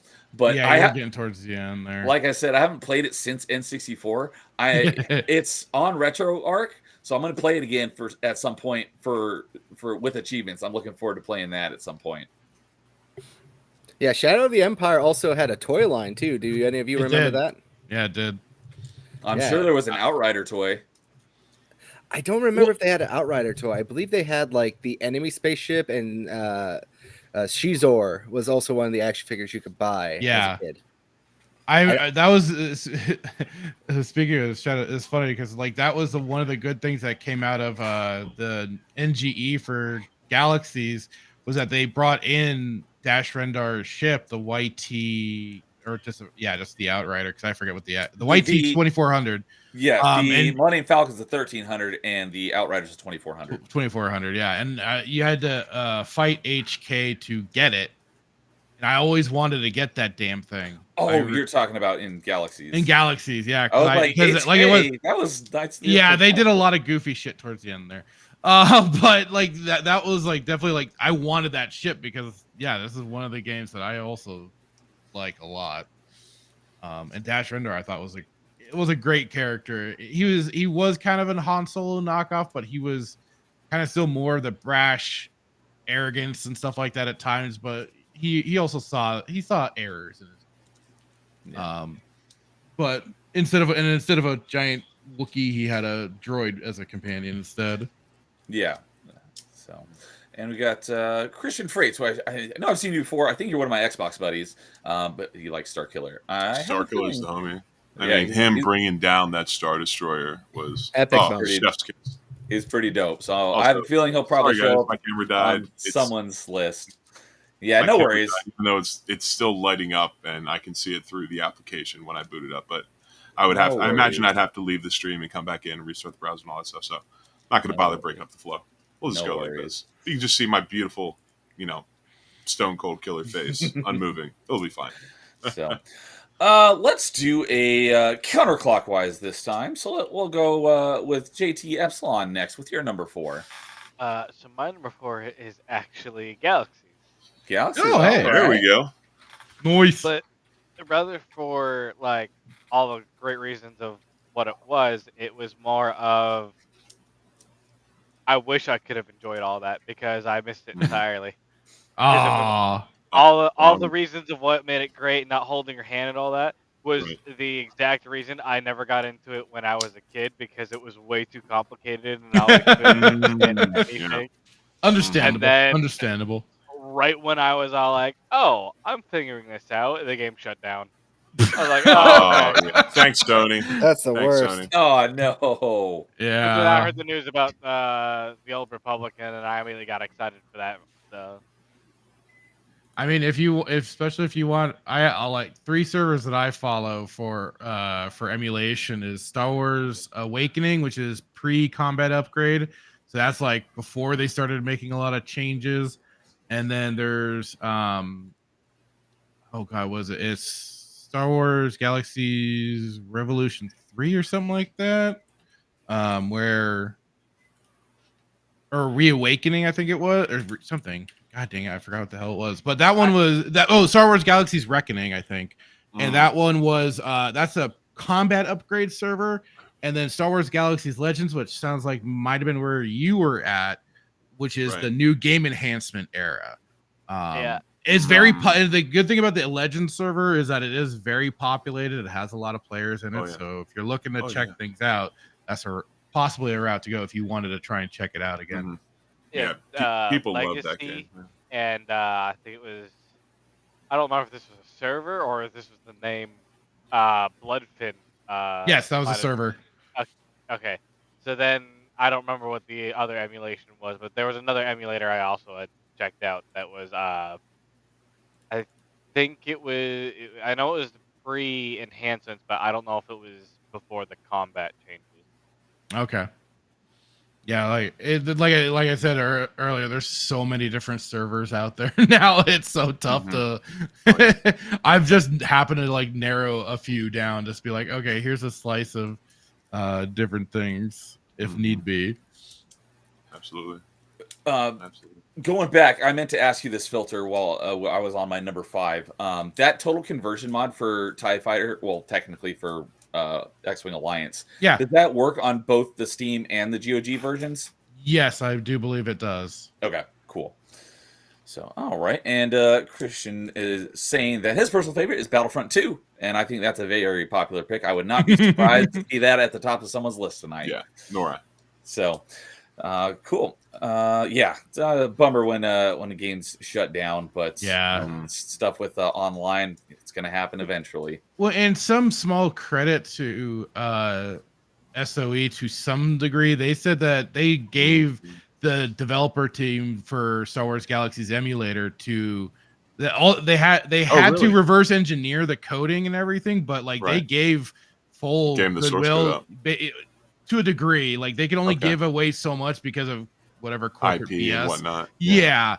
But then it was like, okay, so here's the base of everything, but you guys now have to engineer the whole rest of the game. So have fun with that. But they basically gave a blessing, and that's like a rare. That's awesome. Yeah, because it was shut down for Star Wars: The Old Republic. That was the thing, because they didn't want the two competing at the same time naturally. So, but that was at least like kind of the cool thing about that was that they gave him the blessing. It was like, yeah, go ahead, because not many there's like kind of how Nerdy Neo, you got the whole Matrix theme going on here. I still wish somebody would either give a boost or help to the Matrix Online. To bring that one so people could that. So people could bring that one back, because that was like that was fun too. That was a fun MMO. Yeah. But yeah, I mean, like I said, some credit to Sony Online Entertainment at the time. They were like, yeah, go ahead. You guys can make your emulated servers. You have kind of free reign. You just have to do a lot of the heavy lifting though. That was the thing. But hey, we've eventually got the game back, more or less. Absolutely. Yeah, pretty much. Oh yeah. So, all right. So we'll go on with a filter with your number 4. Okay. My number 4 is going into Star Wars Republic Commando. Let's go, baby. I mean, where else can you find such a shift for some Star Wars games, having the first person shooter, but like you said, kind of that Rainbow Six style gameplay. You got the squad commands and everything like that. And for this game especially, it was kind of that, for me, further seeing some the whole Mandalorian culture going on, because the soundtrack to it were meant to be Mandalorian hymns. I mean, helped well put together by, I believe it was Karen Travis who was doing a lot of that stuff. Yes, indeed. And the language, and they really built a lot of that stuff up until a certain twat in a Kmart cowboy hat decided to kill away a lot of that in a TV show. It was just kind of that groundwork and everything for the Mando culture that was going on, and more storylines that was part of the multimedia project for the Clone Wars leading up to like Revenge of the Sith and everything. And I mean, again, it was just we never got. And it was just. Sorry, go ahead. I was say, and a magnificent book series. Yes, I still need to read the book series because I hear nothing but fantastic things. They're very good. But yeah, like I mean, I attribute this game to having such a deep loathing of super battle droids, because nothing was worse than trying to go up against those armored sons of guns, especially when you because nothing was also better than that dang blade. That blade was so much fun just to pop. Just to pop out at the right moment. And yeah, exactly. Just to get that good hit on either the regular battle droids or a fleshy Trandoshan, whatever it may have been. But then also the wiping all that Trandoshan. Yeah, the visor wipe was always so cool when they did, or the damn Geonosian bugs. Also fun Absolutely. just to get a good stab in on. But Mhm. and Oh, I like their decision too that they didn't make the rest of the squad sound the same. And they had their whole like in-universe explanation that they were all designed differently for this special squad, if I recall correctly. So at least then it was like, okay, that's why they have different voice actors instead of returning to Morris and giving the voice of Boss. So I thought that was a good choice, and it gave them all their individual characteristics and stuff like that too. And I mean, nothing was worse than leaving a brother behind for that last mission. But man, what a game! What a game! And it's like I said, the soundtrack too was especially fantastic because even though it was something that sounded very different, it also still felt very connected and still in line with Star Wars. Like it didn't feel like it took you out of it too much. It felt like it fit perfectly like a glove. Right from the boot up screen, that you could tell that this was going to be a special game. It just 100% really gave you that feeling that you were about to go to war. I could still remember it, and it's kind of playing in my head right now. But it's just so, it felt like a Spartan hymn a little bit, like you're just marching to war. Just like one of those nice. Felt just like you're going to war. Like this game is like putting the war in Star Wars. No Well, pun if I intended. remember correctly, the main menu, the song, I think it's called Brothers All. Yep. Yeah, it's that's all part of the intro when you're first starting the game, doing the little flash forwards through you being in a tank, being grown, and growing up, and then being selected to be part of the Special Forces group. All that stuff. It really, really conveyed that there are clone troopers and there's millions of them, but you are special. You're the special very unit, specifically chosen. Yeah. Oh yeah. Yes. Yeah. And also probably one of the more fun things, wasn't this also one of the very first appearances by General Grievous in a video game too, outside of the movies? Oh, maybe first one, maybe. I want to say this was either the first one, like when he was in a video game, or like one of the first appearances of him, because you just get him for like a brief second. I just know that. Yeah, if I remember right from when I last played, that was like, so you're mainly battling his Magna Guards. That came out March. It's gonna depend on when Episode 3 came out. Came out in May of 2005.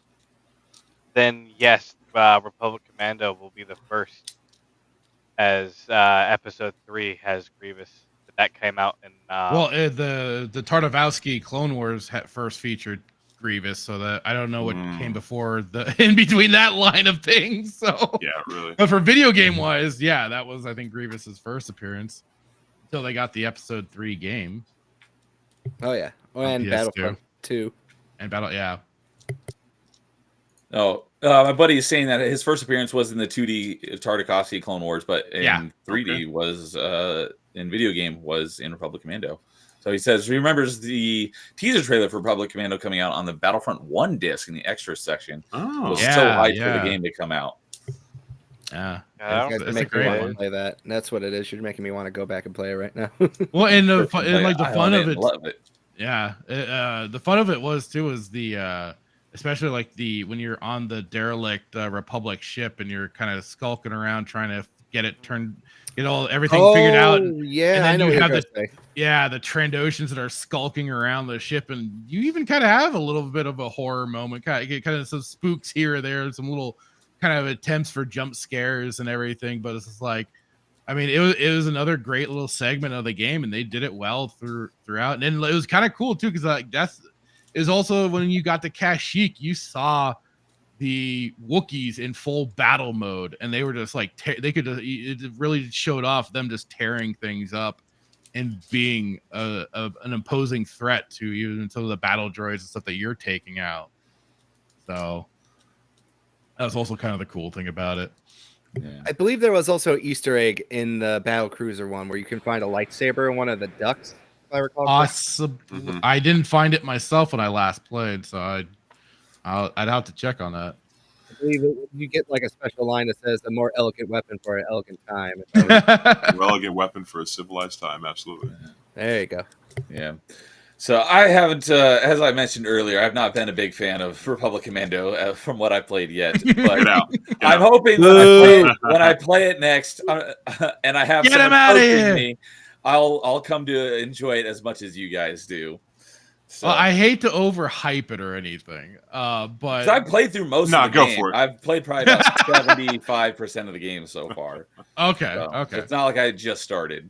Well, it sadly ends on a cliffhanger because there was supposed to be a sequel. I think it was supposed to be a trilogy, actually. But it's a real it makes me cry. My heart. I'm telling you. Well, Yeah, my heart. I'm Indeed. sure that'll get brought up at the end of when we have a section that I mentioned in our Discord chat before we started today. I didn't know that, and now I'm getting that. I'm getting an understanding why Yoda felt that pain when all the Jedi were being murdered. God damn it! So much greatness. It So was much that and greatness knowing lost. he'd have to be on some freaking swamp planet. It's like, oh no, I gotta live here now. Oh damn, shit. Well, I guess I'll live here. Fuck. Who allowed Norporial in here? Paul, can you ban him? Get out! Paul, What are you Paul- doing? You're lucky Paul's not here to ban you, Nerdporial. What's up, Nerdporial? Always good to see you, buddy. Good to see Oh, you. nice boy. And my buddy is saying, yeah, because you don't use squad commands or other grenades or understand ammo refills. That's what I'm saying. It's not the game. I'm not saying anything bad against the game. It's probably not the game. Yeah, it's me. it's a you thing. Nerdy, did you not go through the You're just tutorial? bad at Come it, on, no worries. man. What How do you tutorial? fail the tutorial? It's the beginning. The first part of the game. I played through it from the beginning. How did you get past the tutorial when failing? It doesn't make sense. The tutorial did not do a good job, in my opinion. Wow. Come on. Come I'm just on. imagining the failed successfully. Yeah.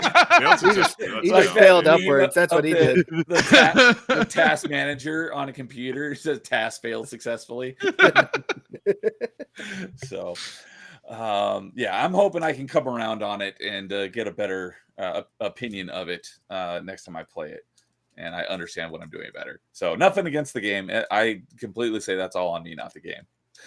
So, all right, that brings us to Carl for your number 4. My number 4 is kind of like the fighting game, Masters of Terrakasi, right? Or Terrakasi? Yeah, I don't know what it the is. correct pronunciation, but that's like close I always enough. said Terrace Kasi. Yeah, same here. It's yeah. So, but this one is completely different. It's also an episode 1 game too, but this time it was on the PS1. Jedi Power Battles. No, this Oh. Obi-Wan. no, it was No, the, that was Xbox. Yeah. it was the Phantom Menace video game. Dude, I had that right one on. I had that on PC. Yes, It was just the Phantom Menace game. Yeah. yes, it was literally Okay. just Star Wars Episode 1 of Phantom Menace. I And played that at my friend's house on his PC.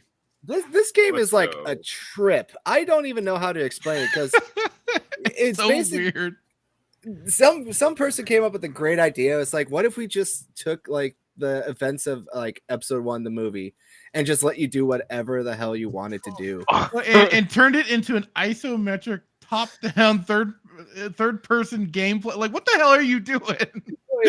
You can be like Qui-Gon Jinn just getting drunk and just like telling bartenders off. You can be like Obi-Wan breaking into people's houses and stealing their stuff. Yes. There's no rhyme or reason to this game to this very day that I can think of besides Oh just my like God. It was it's a just top-down Gungan murder simulator. exactly.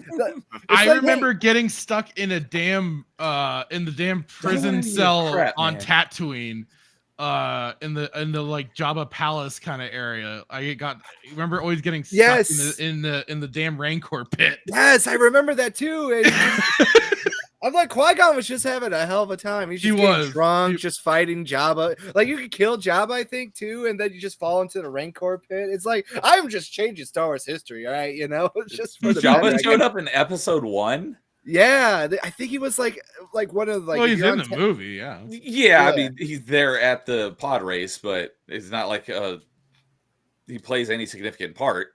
Listen, True. like I said, this is just like your fanfic. You're going through. You hate all the Gungans, you just murder a whole village and you complete the level. There you go. It doesn't matter.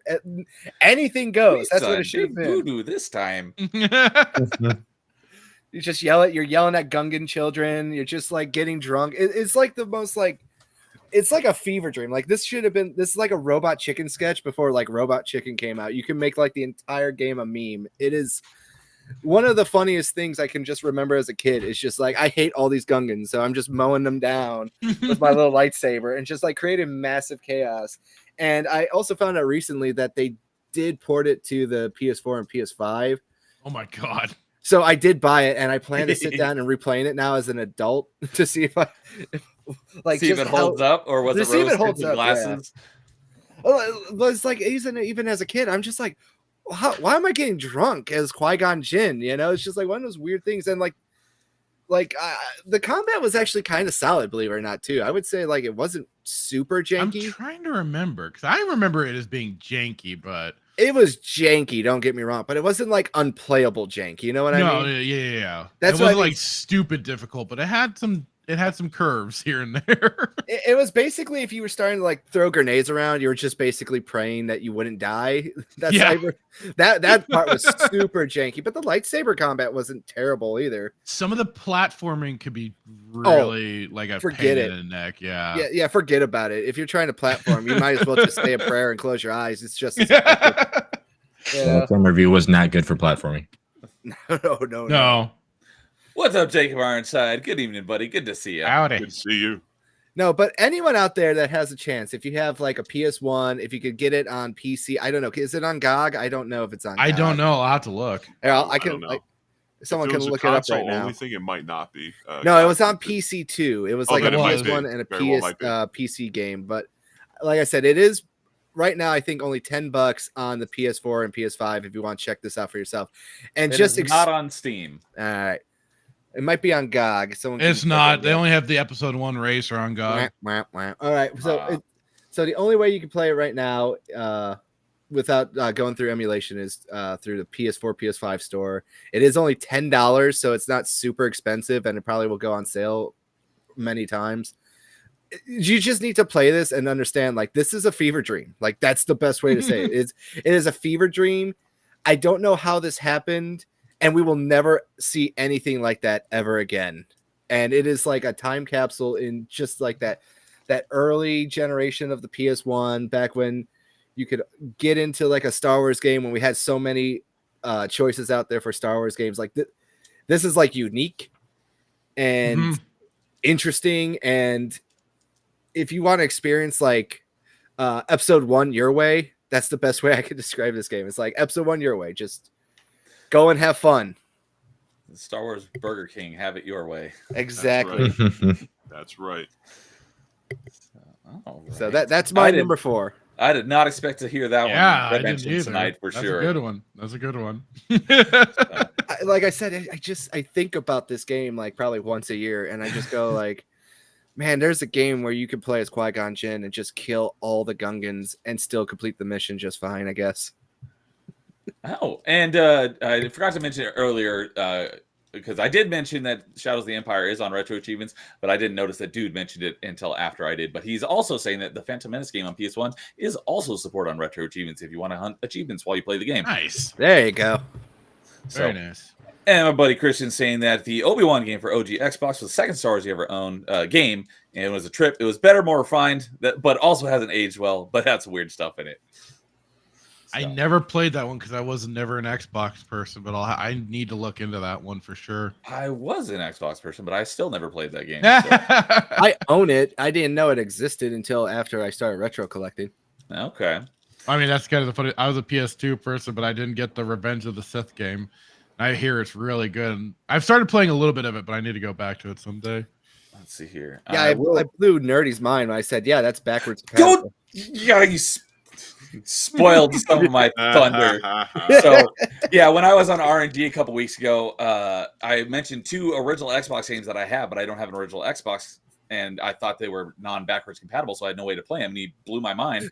The Star Wars Episode 3 game is backwards compatible, and I didn't know it all these years. Oh, so nice. after that stream, I went and installed it, and I booted it up just to make sure it ran. I mean, it's on Xbox, so you don't have to worry about it like you do on PC. But yep, it installed and booted up. So I'm going to go back and playing that at some point. Hell yeah. Nice. So yeah, I was very glad that you pointed that out because I was like, yeah, you literally blew my mind. I'm like, what?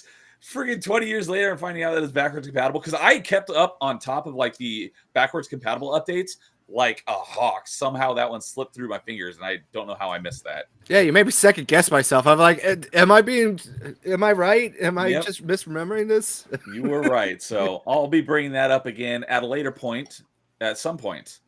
So, hint, hint. All right, Jason, for your number 4.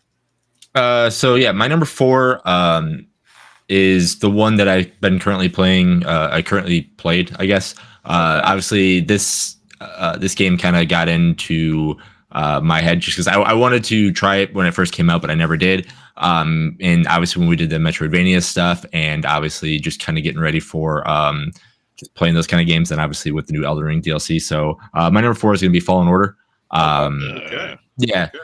So there's a lot of Star Wars games I haven't played. So this one right now is, I mean, I'm having a lot of fun with it. I knew I was going to, I just didn't know why I didn't play it when it first came out. I think I can remember what I was playing at the time or anything like that, but not done with the game. But I mean, as far as I've got with it, characters are fun. Combat's a lot of fun. So, I mean, there's just a lot of things in the game, even though I'm not done with it, or even know the whole complete story, that I'm just having a blast with it. So, like, there's not a lot of games that I can like sit down and play a gigantic gaming session anymore with, and this one has been one of those. So don't have much to say about story, don't have much about saying anything else, but just like as of what I've played so far, I'm excited to finish this one and then kind of go over to Survivor afterwards. So I mean, the next time I'm done, I don't know which one's better out of this one or the one I'm playing or Survivor. I mean, it could easily change, very easily, kind of thing like that. So, yeah. Okay. Yeah, it's I know It's not a bad game. Filters biting his tongue. I haven't played Jedi Survivor yet. I will be playing it at some point. It just recently joined Game Pass. And Fallen Order's been on Game Pass for a while. But I will say that out of everything Disney Star Wars, I think Fallen Order is the best thing. I haven't played Jedi Survivor yet, but I think Fallen Order is the best thing that's come out of Disney Star Wars. What I will say definitely with Fallen Order is that the gameplay wise, yes, is solid. Like I did like the whole kind of Metroidvania style gameplay of going back and forth to planets after you unlock new powers, but I will still forever be a stickler in that the lightsaber combat is where you go full Nerf bat. Yep. And that was for like I mentioned, Force Unleashed first kind of brought that in for the whole hack and slash. I get it, I understand it. But it's just like, you give me that lightsaber. Gosh darn it. I want to feel like a Jedi actually cutting people down properly. I even reinstalled the game not too long ago, and I put in the kind of one-hit kill mod to kind of help with the whole like idea of turning it into an actual lightsaber. It still doesn't carry the same weight because you're meant to be doing the multiple attacks, the combos and stuff like that. But like for what it is, it's not bad. Like the game, like I said, the gameplay, the setup of levels and stuff like that is fine. For me, I oddly predicted some of the storyline stuff. I don't know how far in you are. I don't want to spoil anything. So, especially since you're enjoying it, I don't want to kill that for you. I'll just say, like for me, it was just like, oh, I can see where this is kind of going, and which is a rare thing for me. I'm not always too catching up on things like that, but and then I feel like they've been making so many characters that are kind of Kyle Katarn derivatives, and this has kind of felt like another one to me personally. I agree with you a lot, Fractured, about the lightsaber combat, especially. When I think of a lightsaber, I think of fluid and fast, not heavy and slow. Right. That's for sure one of my biggest gripes. I know that like when I used to still listen to games journalists, and they were like, I like how they were like saying, I like how the lightsaber feels. It feels heavy, like it's got weight to it. I'm like, that doesn't sound like a That's lightsaber. not how a light. lightsaber works. Yeah, really. Have you not watched the movies, people? Yeah, really. They have Yes. no weight to them. And I think also a lot of that comes from us growing up, and we had like the faster Jedi, the more Right. fast-paced lightsaber battles. Of course, Mhm. the animated series of the Clone Wars was just over-the-top action. So Mhm. I think that also plays into a lot of like how we see lightsabers and how we Right. think combat should be with a lightsaber. It's like Right. fast, like Well, great and parries even and as combos. the OT went along, the fights between Luke and Vader sped up, especially by Oh, yeah. time Episode 3 got along. You saw yeah. a little more of the acrobatics and stuff like that, especially coming from Luke. You Mhm. couldn't so much from Vader just because of he's a man, he's half man, half machine. Biomechanic, man. Yeah, he's limited in some of his mobility, even though he's trained himself to be beyond that. But Yeah, he is still limited to a degree. But like you started seeing that as things went along, that more flash here and there and a little more quicker movements. But I mean, though, that was like kind of the point of the prequel trilogy, right? This is the Yeah. Jedi at the height of their power, yes, the height of exactly. their abilities, and training and honing that for so long that yes, naturally they are going to be so much faster in comparison to what we eventually see, considering they got like a hard reset. Mhm. So I will say this though, I also agree with you also on this Fractured, is that there was a very good sense of like reward in Yeah. when you did some stuff in Fallen Order too, especially when you lightsaber stuff as you keep going on. I thought there was a lot of rewarding moments for sure. I do agree with like almost all your criticisms, and 100%. It was one of my top 5 games of the year I played it, but I still had a lot of issues with it. one of the things that I did really, really like, and it was something that you could kind of do in Academy, but to such a small degree, and that was like in Academy, you got to pick your lightsaber hilt. Yes. In this game, you got to modify your lightsaber I did hilt. love that. And that was, and I mean, I do that much saber. I basically customization. made mine either look like a combination of Luke's Episode 6 saber or Obi-Wan's Episode 3 lightsaber. That's kind of same design, but like I like that aspect to it where you got to modify and change the hilt and make it look to the way you wanted it to do, and that is something that I wish could have been adapted or brought into some other games, getting to be a Jedi and stuff like that, because they do make it seem like that's like a ceremony. Because like if you think it like the scene in Return of the Jedi when Vader's inspecting his lightsaber, he's like, now your training is complete and everything, because he's inspecting this now new custom built lightsaber, not just one that is his old the old one or anything like that, a hand me down. This is his. That's his lightsaber. It's a mark of the Jedi. So see, that's why I can't use any of the customizations. Is because it takes me right out of the immersion. Is if he doesn't have his lightsaber because they made it, yeah, that's his I lightsaber. understand that. I understand that for that specific character. Yeah, true. Good point. I understand that, but I'll kind of, the funny thing is too is that the actor / the character for Cal Kestis is pretty much the way I'll create my characters in games. He's red hair and everything like that, so just minus a beard, but otherwise very, very close. So I was like, okay, I was able to kind of get more into a bit of a role play there of like, okay, this is kind of more closer to my Jedi. I couldn't have a lightsaber in each hand, which is what I always like doing for my characters. I will say one funny thing about this, since we're talking about the character he was modeled, Cal Kestis is modeled on the actor. Camera on hand. The joke about that is I have a brother-in-law. When he was little, he looked like the kid from God of War, Atreus. And now he's grown up and he looks just like Cal Kestis. It's the funniest thing in the world. One thing. Can I just say something? Since we're talking about customization lightsabers, what color would you have your lightsaber? Good question. Well, I got thinking about that. Oh, all right. Jake is yellow.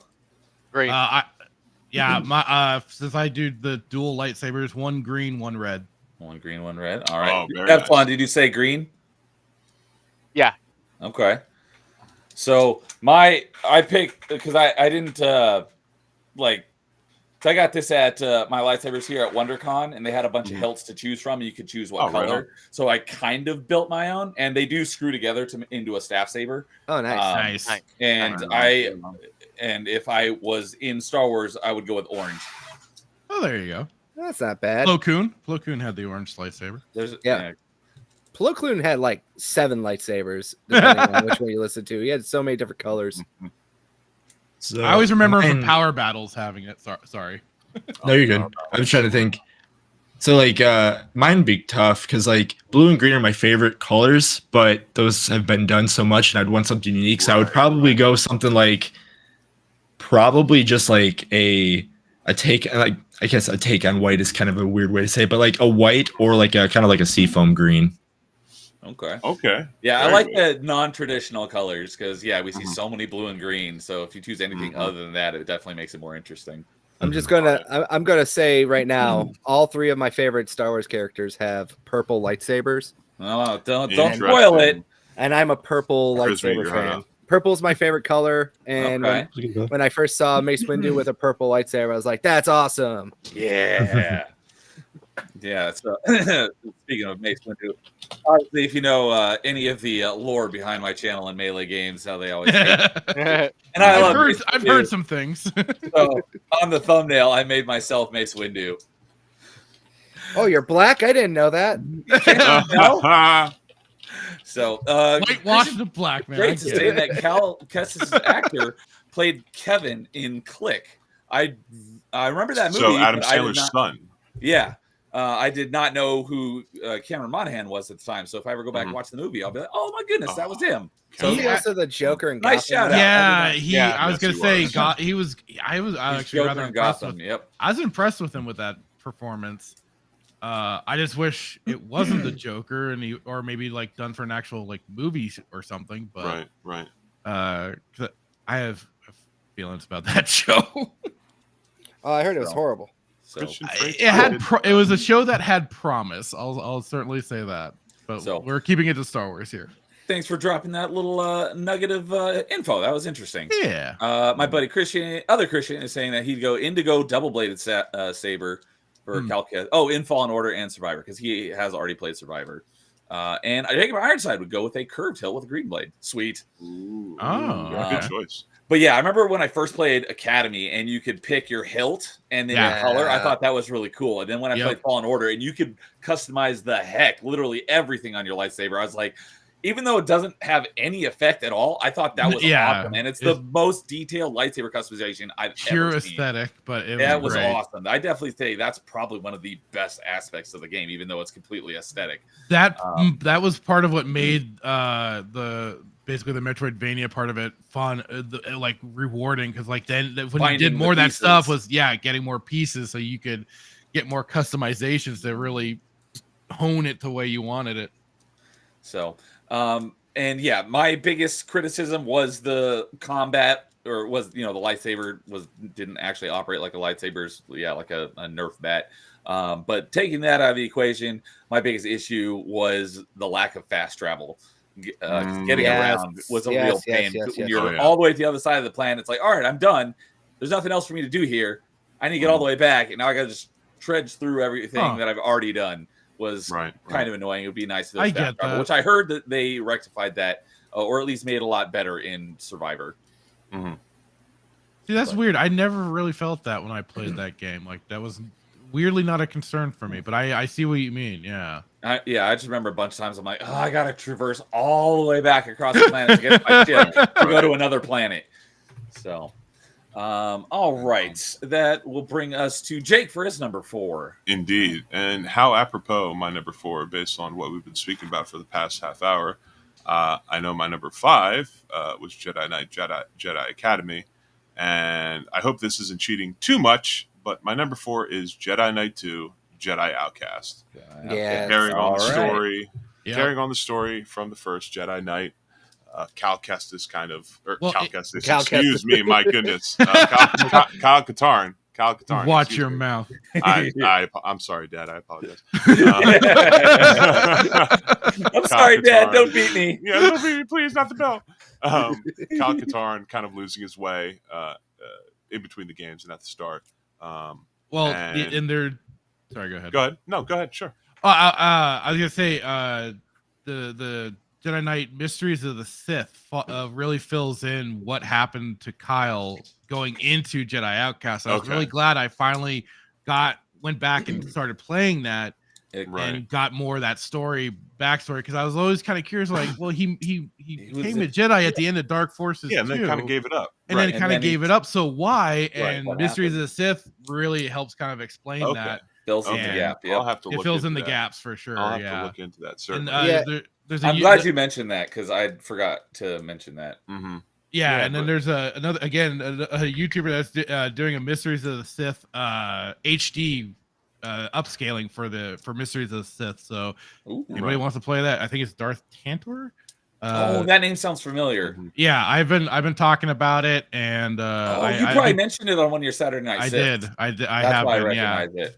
So if you want an HD upscale of that game and some tweaks and stuff like that, definitely go for it, because I used it, played through it. It was great. I'll definitely do that next time I play through it. Yeah, I want to pick up Dark Forces 2 Remaster 2 just to play through that. Yeah, that as well for it. Yeah, Jedi Knight 2, Jedi Outcast. You were just mentioning the book that kind of comes in between Jedi Knight 1, I guess, and Jedi Knight 2, Jedi Outcast. Mentioning how Kyle Katarn, is. I mean, I wouldn't say that he was like falling to the dark side per se, or that he was really being like or empathizing with her, being pulled to it. But he decided, got to stay straight, got to stay clean, got to stay on the light side of things. So he just cut himself off from the Force. And the first couple of levels are basically like the first few levels of the first Jedi Knight. Basically just guns. Dark Forces and everything. Yeah. Like he's back to his he's ways. back to square one. Exactly. And he starts out being a mercenary working for the New Republic, and obviously being a former Jedi who cut his connection to the Force, of course. And he's trying to figure out how to stop this Imperial Remnant branch led by not a Sith, but a dark Jedi, Dasan or Dasan, however you want to pronounce it. Dasan, yeah. Dasani water. Yeah, Dasani water. Yes. It's rainbow. He looks like an overgrown Quaking monkey lizard. I beat you to it? You did. But and I know, like I said, it might be cheating a little bit to put both of them on here. I did my best it's not to at all. avoid It's great. doing that, but your list, you did it, dude. The story picking off from Jedi Knight into Jedi Knight 2, Jedi Outcast. I really enjoyed the story. I enjoyed seeing Katarn come back to being a Jedi, realizing that, look, this is the way for him. This is the way for him. To do the things I do know the way. To do the things that he needs to do. It's like the third level, I think, where he finally decides to pick the lightsaber back up again and just gets back into his Force goes power. Back to the Valley of the Jedi, boosts up and goes to he does his lightsaber. Force steroids. He definitely does Force steroids. Yeah. The great thing about that too is that you have Luke in the mentor role a bit, and he's cautious. Wow, imagine that, Luke being more than just a sad old man. But Not making me sad, Fractured. I don't want to be sad. Yeah, he still exists in this world. This is it's a separate universe. Okay, we've got our multiverse nonsense. Let's look at it this way. Exactly. The true it's a celebration canon. of Star Wars. It's the a celebration of life. The true canon. But I mean, Luke is cautioning. I mean, that's kind of the great thing about it. Is like Luke is very much cautioning Kyle about suddenly reintroducing himself to the Force so strongly, so quickly. Especially how the first Jedi Knight ended with him having to kill Jarek. I mean, effectively, you can call him like a Padawan, kind of, to Kyle. Not exactly, but he does, kind of take on that mentor role. And later on in this series in Academy, of games, yeah. and powers open up. It can't be customized, which kind of sucks, but they couldn't really be super customized in the first one either. But having access to both light side and dark side, again, just force gripping motherfuckers and just hanging them over edges and dropping them, and having the neutral powers like speed and jump and push and pull. Well, yeah, those are like the general really powers. Yeah. Oh yeah. I know between force grip and force healing were always the two I maxed out first because you needed that healing sometimes in a pinch. Exactly. And again, with the end of Jedi Knight, him kind of not exactly falling to the dark side, but definitely doing some dark side stuff, if you will. I'm throwing up scare quotes right now. And having Luke Skywalker be this kind of mentor to him, telling him, teaching him how to find balance, and that's Kyle Katarn really taking that to heart, and that's him, being able to tap into those more neutral powers, more dark side powers as well, but still stay in the light, and just utilizing like the way Anakin should have done. When they said Anakin was going to bring balance to the Force, that's kind of the way it should have been. It should have been not him falling to the dark side, and thus the dark side has a powerful enemy to balance out the light side. But having someone like Kyle Katarn who is able to tap into both and utilize both, but still stay on the straight and narrow. No, bringing balance to the Force means getting rid of the dark side. That's the thing. Yes, is that Empire did nothing wrong. Get rid of the dark side, etc. Yes, okay, James. Yeah, really. Empire did nothing wrong. But yeah, I want to say like a couple things though. Kyle Katarn is probably one of the most likable video game characters. Yes. Oh yeah, dude. No bias here, I swear. No. Even if you like, there's a reason why you make him your avatar. He is really likable. He's witty. He's funny.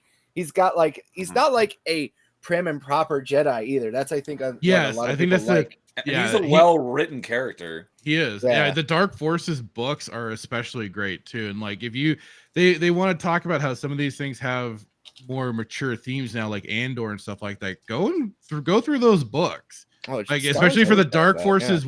Dark Forces 1 book. Like especially learning how the Empire basically did like a false flag operation using rebels insignias and stuff like that. Murdered his father and then decapitates his father and puts his head on a spike, and it's in the book. Like it's an actual. They have the image for it and everything. Like there was some dark stuff that did take place at one time, before this other stuff came along.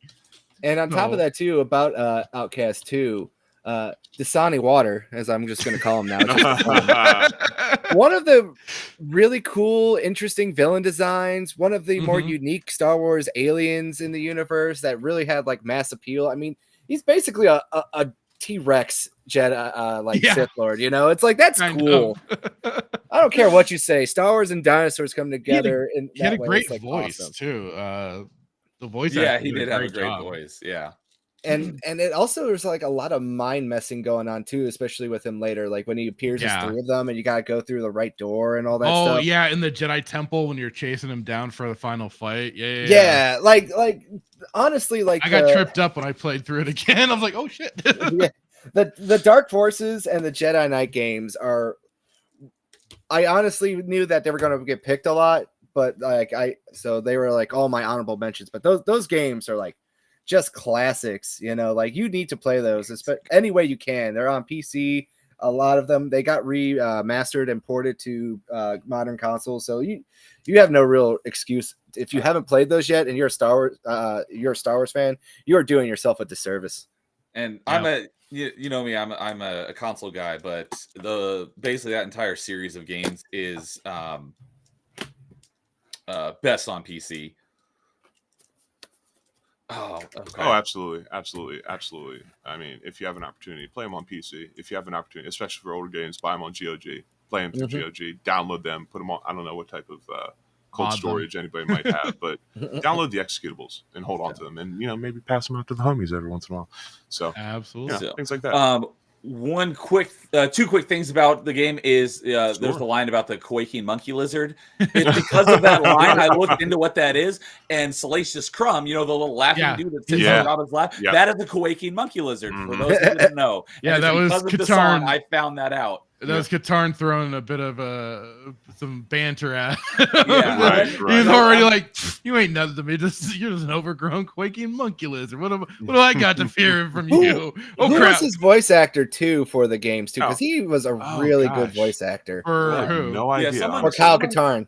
That for was Kyle Jeff Katarn. Bennett. Jeff Jeff Bennett Bennett. was in Jedi Outcast and Academy, and he eventually went on to do a small voice role for voicing Revan in Star Wars: The Old Republic. I did Yeah. not know that. Which Jeff was Bennett which was voiced a only the lot of one, which is the only one time he did it for that damn sad, pathetic level 30 Flashpoint. But I wish they kept him because I thought he did a really good job. But even then, like, I wish they did bring back Jason Court and Angela Harry for Kyle and Jan, who were the actors basically for the for Dark Forces 2. And I'll do a real quick shout out to SWOTOR. I know it's not one of the MMOs that's on this, but if you're like me and you're a fan of Bioware games like Jade Empire, Dragon Age Origins, just give it a shot. Download it and just play it like a single player. Play through the story. You know, again, the missions in between are to collect 10 bear asses like in every MMORPG. But there's genuinely good story. There genuinely is. I would recommend everybody. If they just split up every different character line as like a single player game, like it could have been great, man. Yeah. And that's the way you can play it now. You can basically, again, you can pay to get like whatever, like you would pay $15 a month or whatever for any other MMO. But if the story in and of itself, just playing straight up single player on a PvE server or whatever, it's actually good stuff. And instead of spending 50 to 80 hours in like Dragon Age Origins or whatever, it could be like 200 hours. But it's fun. It's fun. It's enjoyable. I like the stories. So, but yeah, I was just saying that because that Quaking Monkey Lizard line, I went to Wikipedia and looked it up and I'm like, oh, it's Salacious Crumb. That's that species. So if you didn't know, now you do. And last thing I wanted to say about Jedi Outcast is the first level, you get the fast saber style. Yes, indeed. You meet up with Luke. And you and Luke fight 4 Reborn Jedi at the same time is one of my favorite battles. That's a great. I have replayed that battle hundreds of times. Like quick save, do the fight, reload my quick save, and do it again dozens of times. I love that fight. It's a great fight. Yeah. So, was a Boba fight in that one or that was Jedi Academy? That was I always get those two mixed up. They are on the same engine, so they do play very much alike. So Billy D. Williams popped in to do the voice for Lando too. When I first heard him, I was like, "Is that actually Billy D. Williams?" It is him. So that was cool too. So unfortunately, BD Jake has to leave us now. He's got some real life stuff going on. So unfortunately, do you want 2 options here? Do you want to burn through your other choices real quick, or do you want to save them for whenever we do part 2? You know what? If that is an option, then I will save them for part 2. I'll save my 3, 2, 1, and my honorable mentions for part 2. Okay. But yeah, I did. Whatever you want to do, up to you. I had a friend call me out of the blue before the stream started to do some stuff, and he called me again. I had to mute myself, take care of that, and I also have some real life stuff going on in the house that I need to take care of. Got to make sure all the homies are okay. But myself, I apologize for not being able to stick around. I was looking forward to this. I'm glad I was able to be here for as long as I was. So if I may do my outro real quick, absolutely. Interested, what do you got to plug? I'm Jake. I go by Big Dog Jake, BIGGDOGGJAKE. I'm a professional, though occasional, VOA for hire. I'm a professional political writer and analyst for hire.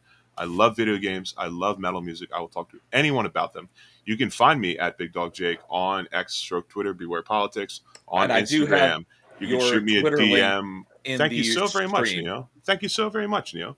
And also the same name, you can shoot me a message over on Discord if you want to talk about music or video games, or if you want to hire me out for something. And my sign off is, as always, be well, peace out, horns up, and rock on. You guys, Neo, Jason, thank you so much for having me on this top 5. I look forward to part 2. Epsilon, Fracture Filter, Carl, I look forward to talking to you guys again, as always. Absolutely. It's been a blast. I really enjoyed this. You guys take care of yourselves and be well. You too, sir. Thanks again. Always good to have you on, and I will talk to you in a few days. And absolutely. Be seeing you on Thursday. You guys take care. Be well, guys. See you later, Jake. Later, dude. But yeah, his Twitter link is in the stream description. If you want to go give him a follow, he is a really good dude. So, and with that, you know what? I'm going to drop it here in the chat as well. Make sure. Yep, there we go. So, shout out to Big Dog J. He's awesome. So, all right, that will wrap it up for our number 4s. I love it. So, I hope you guys are still able to stay around for a while because we're only like halfway done. We're already over 2 hours. So, anybody have else have like a hard out? No. I'm good. Okay, so I was gonna say we can set a timer and be like, all right, you've got your 5 minutes if we need to. No. I do want to respect your guys' time if you need to go somewhere. I mean, I have work tomorrow, but I don't care. Good answer. So, all right, on to our number 3s. Number 3. Anybody want to jump in? Yeah, I'll start it off. All right, go ahead. Yeah, might as well go Jason, what do clockwise or something. I'll go after you. It works. My number 3 was pretty easy. Again, what got me into Star Wars was X-wings and all the ships and everything like that. So when N64 had the first Rogue Squadron, I was like, oh man, this is great. This is something that I've always wanted to play. I love kind of like the arcade, shoot 'em ups and all that kind of stuff. But then the GameCube came out and they showed you exactly what it should look like and should feel like. So then Rogue Squadron 2 is my number 3. So that game, choice. that game looks still really good today, in my opinion. And I mean, just when it first came out, I remember the GameCube was my first system that I bought with my own money. And then 2, I remember going to all the just waiting for it, thinking Resident Evil 4 was going to come out early, like they said it was supposed to, and then it didn't.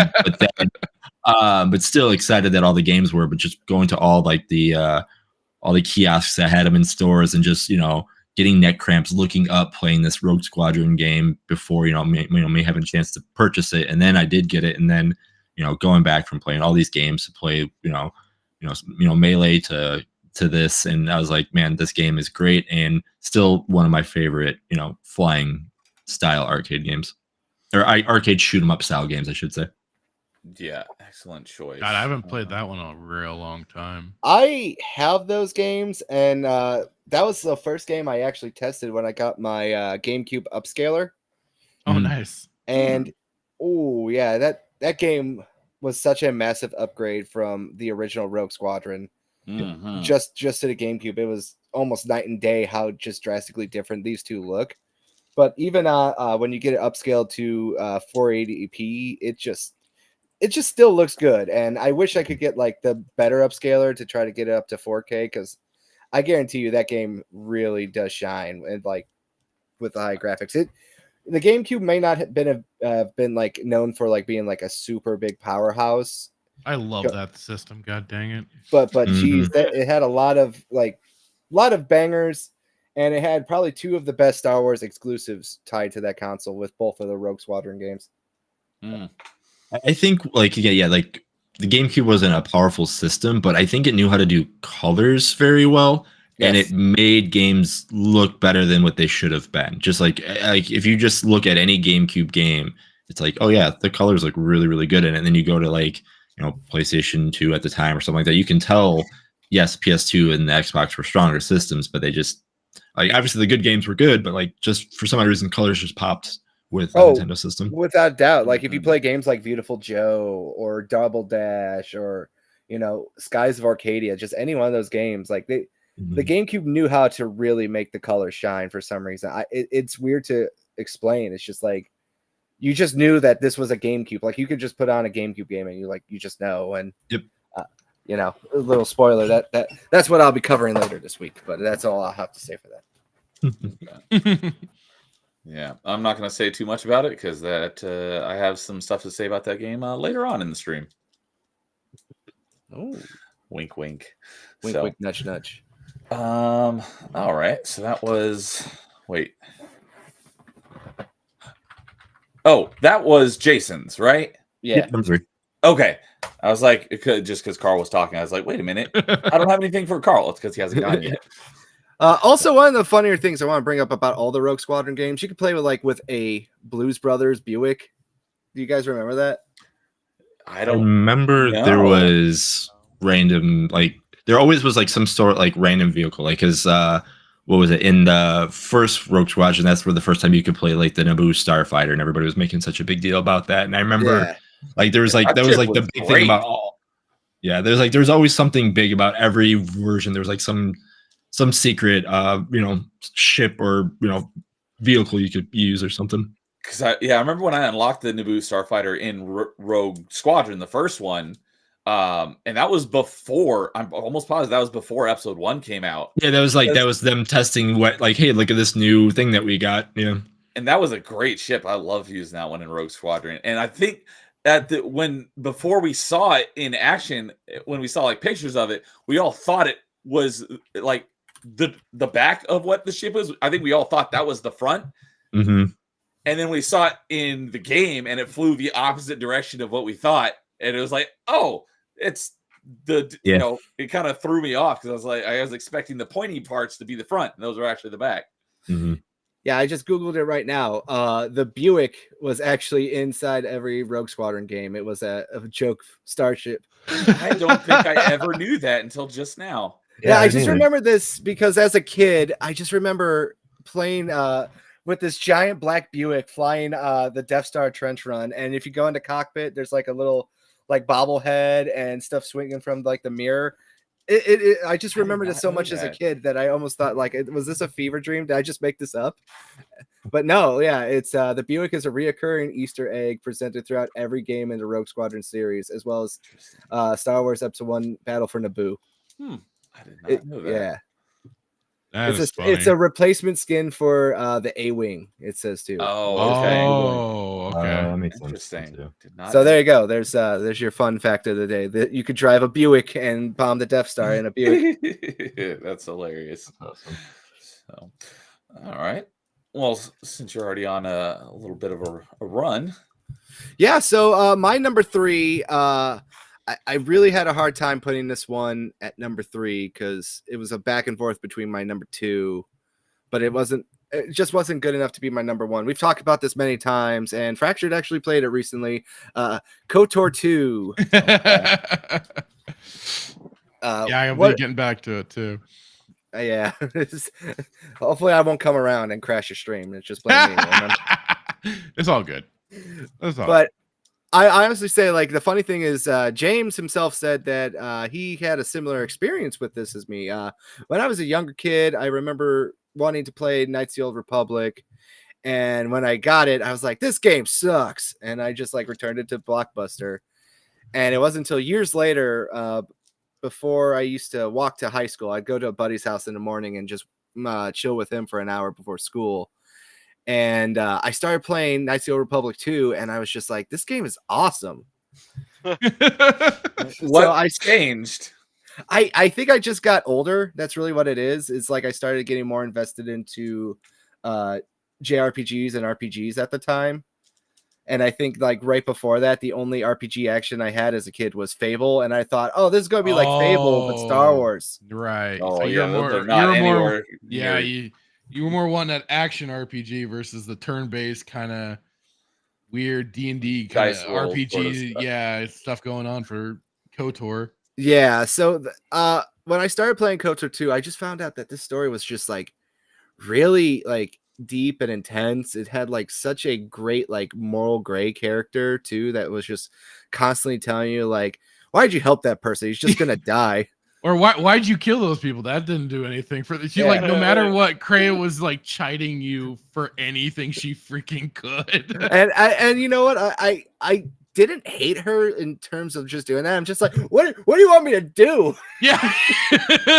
Just tell me what I'm supposed to do. Just tell me when I do something right. Just praise me for once, damn it.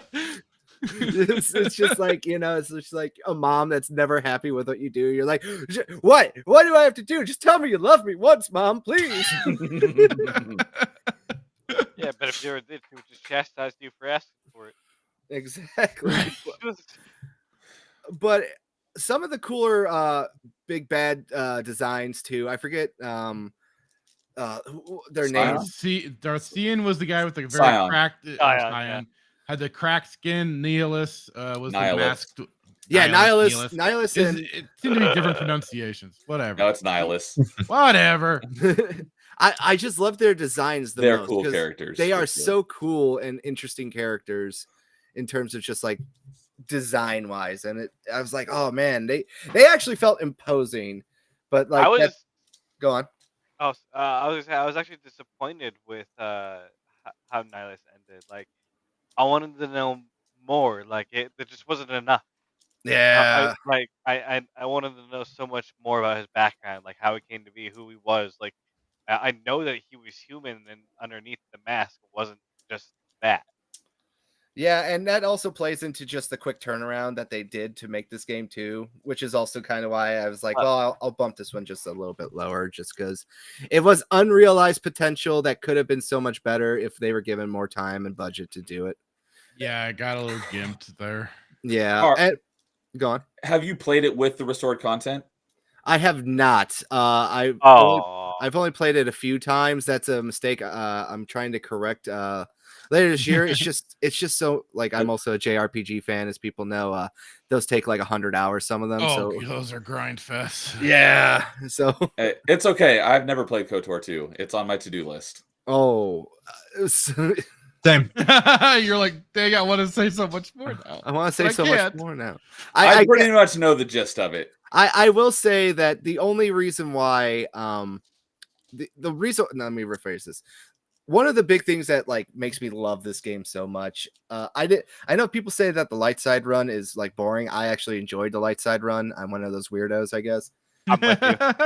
I'm 100% with you. I'm enjoying mine so far. So yeah, but I still stand by this.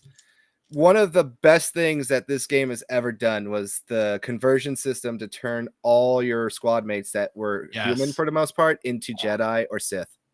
Yes. Oh, that is I a think great thing about it. About that the other night. I think that was like the most mind-blowing mechanic when I first found out you could do that in a game, which was like really to me, like that moment is like the number 2 moment in video games where I'm like, what, really? I could do this to every one of my dudes?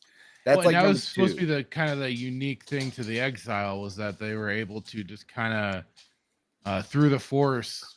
I hate to use the word manipulate, but that's kind of what it is they'd manipulate them through the Force and bring out those powers or whatever, but also they would then align more through like the charisma of the Exile to then be of that alignment basically.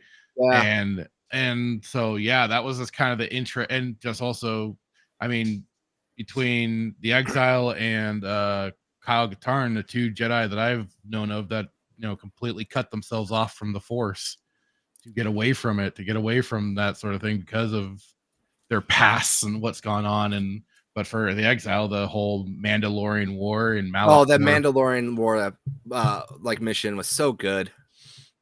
I love that one so much. Does making your entire squad Jedi make the game too easy, or is it still balanced? All right, so KOTOR 2 is incredibly imbalanced in general. Both games are. But KOTOR 2, it's much more noticeable. Like, it is. Yeah.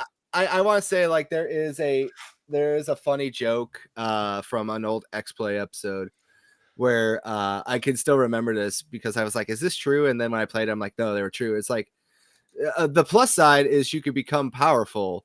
On the negative side, you become way too powerful. and it's like, and it just shows like the greatest threat in the galaxy, and they just do a leap attack and just one shot it. The boss dies in like 4 goes. And it's just like, this is the greatest threat in the galaxy, everyone. But yeah, it's not so much that it makes the game unbalanced if you make everyone a Jedi, because a lot of the people that you make Jedi, it takes forever for some of them, and they kind of are weak. Okay. Right. Well, because they're already kind of set in the certain skills that they started out with. Yeah, especially Bio Dirk. He's the hardest one to become a Jedi, and he is definitely the weakest one to be a Jedi. Oh, yeah, the Trandoshan. Oh, Yeah, I love him though. Don't they even make Vader a Jedi at all in their runs? Yeah, I like that when I found out that like like I had like the air pump Mario moment when I was able to turn him into a Jedi. I was like, oh my god, you could turn this guy even into a Jedi. I thought he was never going to be possible. But yeah, man, that KOTOR 2 is like one of those games where you're like, man, you know, like I hate remakes and remasters a lot. Like for some games, I was like, if they could just get like the original team back and just like say like just do this and then expand on your work. I wish I could see that. Just that one, not the first one, the second one. Okay. It would be nice. It would Be nice. That's but... in a perfect world. If it's and buts were candy and nuts, you know. So I missed this while we were on our last point, while we were talking about GameCube and Rogue Leader. Dude was saying that GameCube was more powerful than the PS2. The only problem it had was the disc size, and he will not take the GameCube slander. How dare you? I do believe he is right. I think the PS2 was the weakest console out of the three, but I don't know how much for that system.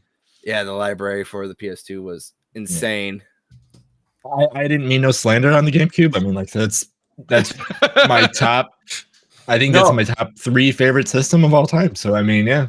Dude's gonna come over to your house and beat you with his game, and he's just gonna play a game on top of No, because it's got a handle. It can actually do damage. Oh yeah, and they survive lightning strikes. They do. They survive lightning strikes. They survive falls. Like the top. What was it? The lid. The lid cannot even close properly. If you just smash it in there after you just like drop it, the thing will still run. That is a sturdy console. It is home defense and entertainment at the same time. Yeah. Well, I guess while we're on the topic of GameCube, it looks like you have an upcoming GameCube stream. Is that right, Carl? Yes, I do. This Thursday, actually. Yeah, I was just looking through my videos. I saw that pop up. It looks like you have an Angry Canadian back on. Oh, hell yeah. My brother from Japan. I love that guy so much. And he's a big GameCube fan, too. And I was like, you know what, buddy? You want to talk about some GameCube? And he's like, I am. And I'm so excited, but we can save that for the end, you know? Yeah, I'm definitely looking forward to that. Just wanted a little plug while we were on the topic of GameCube. I appreciate that very much. You're always the homeboy. So, let's go with JT for his number 3. My number 3 is Empire at War. On RTS. Yes, I actually really love RTS games. I discovered them through the Total War, Medieval 2. And so when I discovered the Star Wars one through the little Best of PC pack, I fell in love with it instantly. So the whole space battles, I love it. The only thing I would play over that is Galactic Battleground for the ground play, but other than that, no, Empire at War all day. It's one of those games I can just pop in and play whenever I'm bored and just watch the X-Wings and TIE Fighters go at it all day. Nice. Yeah, RTS is not a genre I typically play because I'm terrible at them. Same but I've heard here. that's a great game. It is. This is a lot of fun. Like you said, the space battles were just top tier. Because that has space and ground battles, right? Yeah. It's not just a space battle simulator. But I was never a fan of the ground battles. I felt like it was like too simplistic, in my opinion. Now, how do the space battles play out? Is it basically still on a 2D plane in space, or is there like depth to it? Like, is there a Z-axis to the game? No, it's flat. It's kind of like if you played Terran versus Terran in StarCraft, and you just had all the vehicles like space or the flying vehicles, right? Right. Okay, Yeah.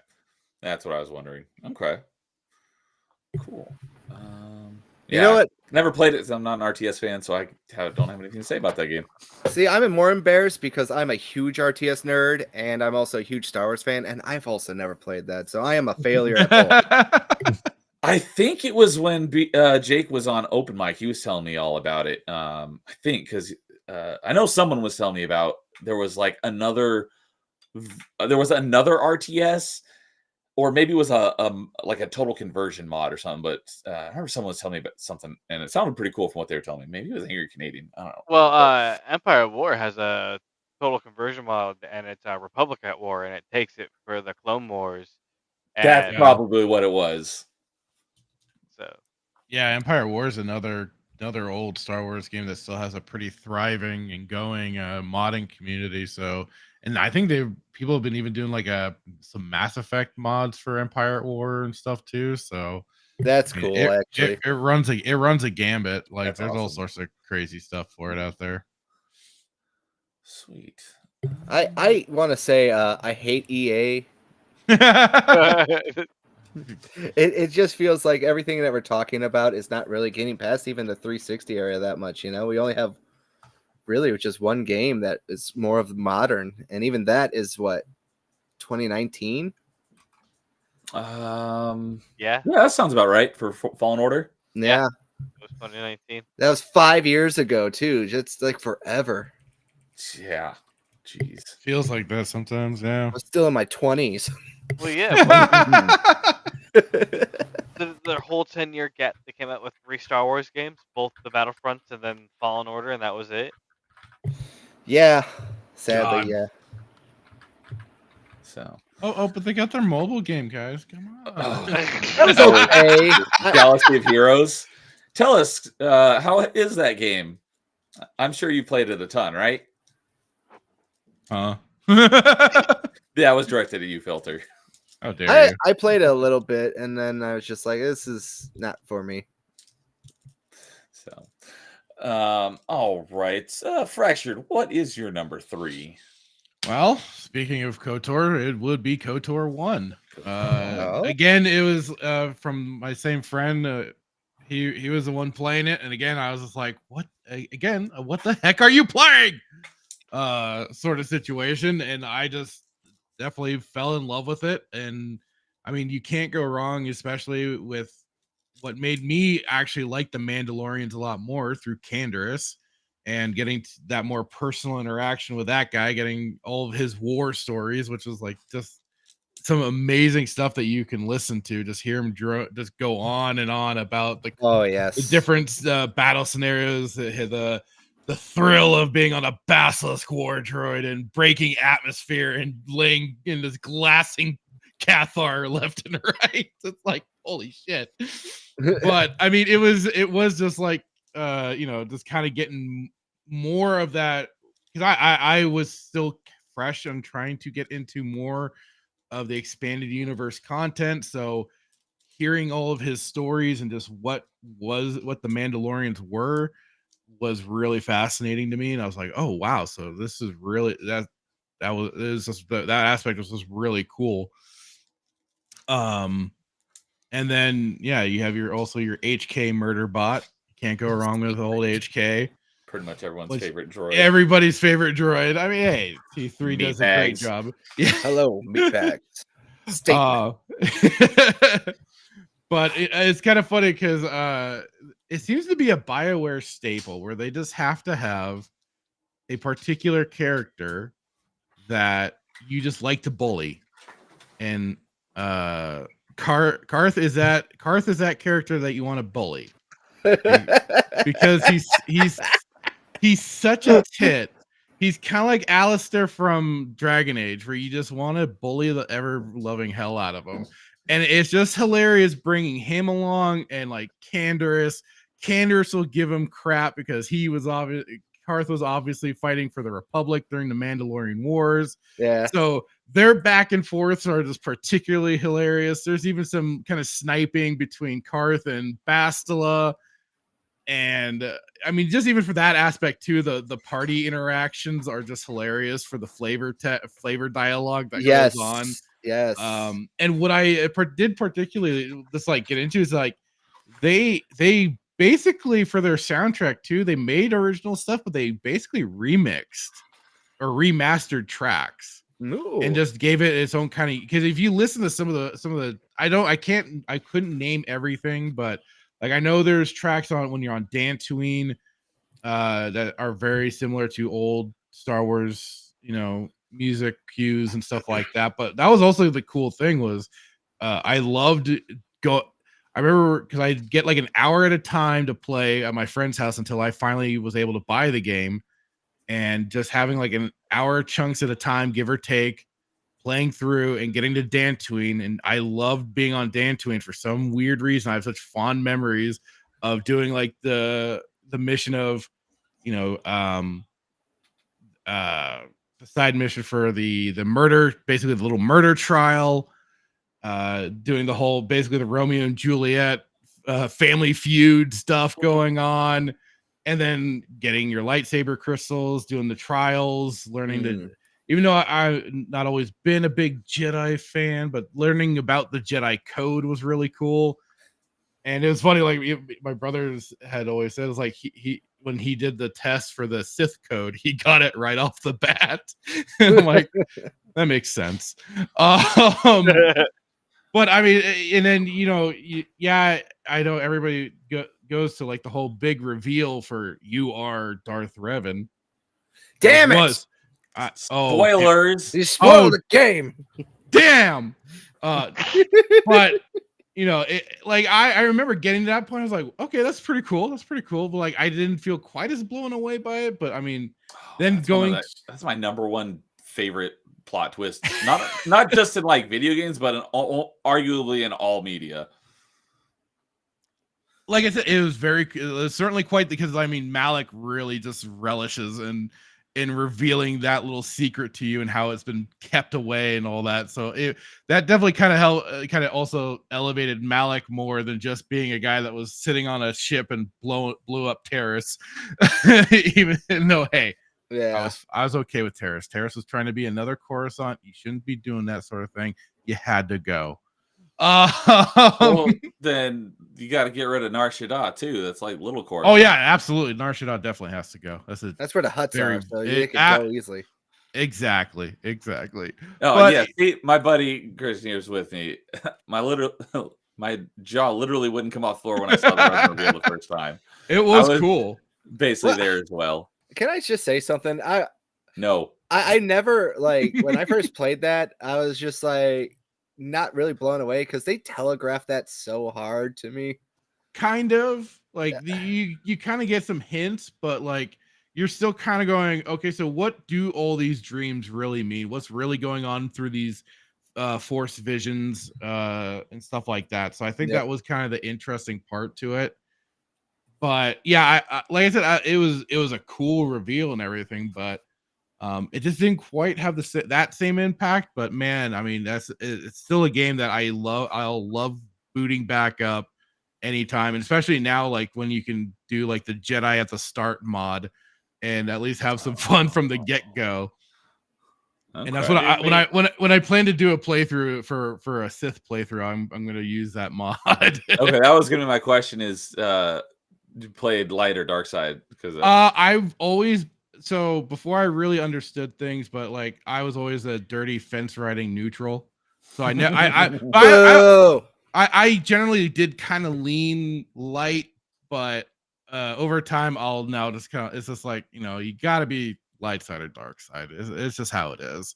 But yeah, so, and that was actually kind of the funny thing that completely screwed me, because I'll make dark side choices, I'll make light side choices. I kind of go with the moment of whatever's happening in the scenes. That's kind of the fun of, and that's what I do with any BioWare games. Like I've played them through and I'll see where I align just naturally playing through.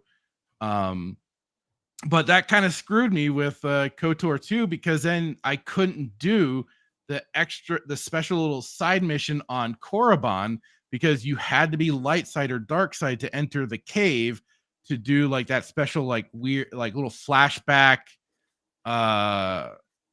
whatever for Revan and Malik and stuff like that. So they're like, no fence riders allowed. You got exactly. I was kicked out, and so it kind of taught me a lesson. I learned a valuable lesson that day. But yeah, like then recently when I did the playthrough of KOTOR 1, I did a full light side gameplay because I was kind of going canonical that way. But hey, that was also a game that first introduced the whole thing for me, at least, of the whole romance options and stuff like that. But that was mainly just between you and Bastila for that game. Well, they let you romance the 16-year-old kid. Well, that was just it. I didn't realize how young she was when I first played through the game. Are we talking mission? Yeah. Oh, you can also romance the cat lady. That's right. Yeah, Giovanni. Juhani, You could you could I do killed her. romance. Oh no. I completely I think I skipped over that mission entirely. Like I remember getting it, but then I completely forgot she was out there. Wait, wasn't that part of the main mission for the Jedi Council No, though? that was it. No, You I could believe skip it it was and never get her for your party? Yeah. Huh. Did not know that. You're like, no cat people on my ship. It's either that or I killed her. So either one of those two things, or I just kind of skipped it because it was kind of like Liliana in Dragon Age, where I completely bypassed her. How do you? I didn't. What? Man, why do you just like hate all the characters I I like? didn't mean to. It Do was you just play one of those. Bioware games, or do you just like play the story? I play them. I just sometimes don't always like. I'll get to like, especially if I'm in an area for too long. I'm like, God damn it, I just want to move on. So That's what I mean. and it's just like I just sometimes just I don't always fully explore it. So like for Liliana, especially, I don't know how I managed to miss her. I just You're just like dialogue. Ew.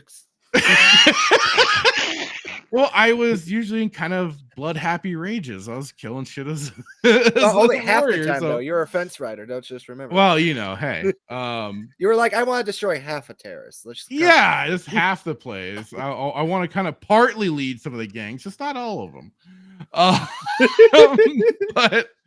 But I mean, like for then back to KOTOR 1 is like that was interesting like gameplay mechanics, just because they were doing the whole kind of dice roll and stuff like that. But I still like I always liked the motions for when you're locked up in lightsaber combat, and they generally did a good job of like the kind of back and forth between yourself and other characters. The animations looked really smooth, and just little things like that. And that game was certainly something where I tried to do as much as I could, but then like it was more later on that my friends and I got really weird and experimental trying to do different things with the game, like especially trying to do a terrorist run through without leveling up at all. I've heard about that. Yeah, a buddy of mine did that, and he was just like, man, that was murder. But like he got through it, and I think he even did still a good bit of the dueling arena and everything.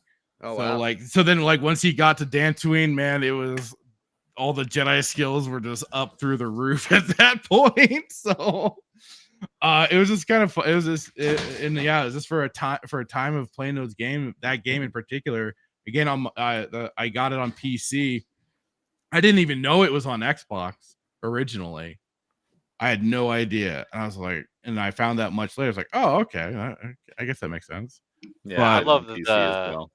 little manual that came with it for like the original Xbox disc. It had the little manual on the inside that told you all about the game and everything. And Back when Explain. manuals did that sort of thing. Yes, Yeah.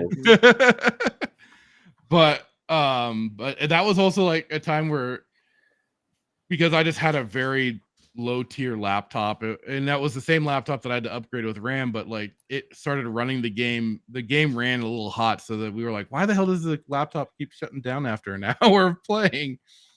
And then we just started putting a little desk fan on top of it, and hey, then we were able to keep playing and enjoying the little things that happens in life.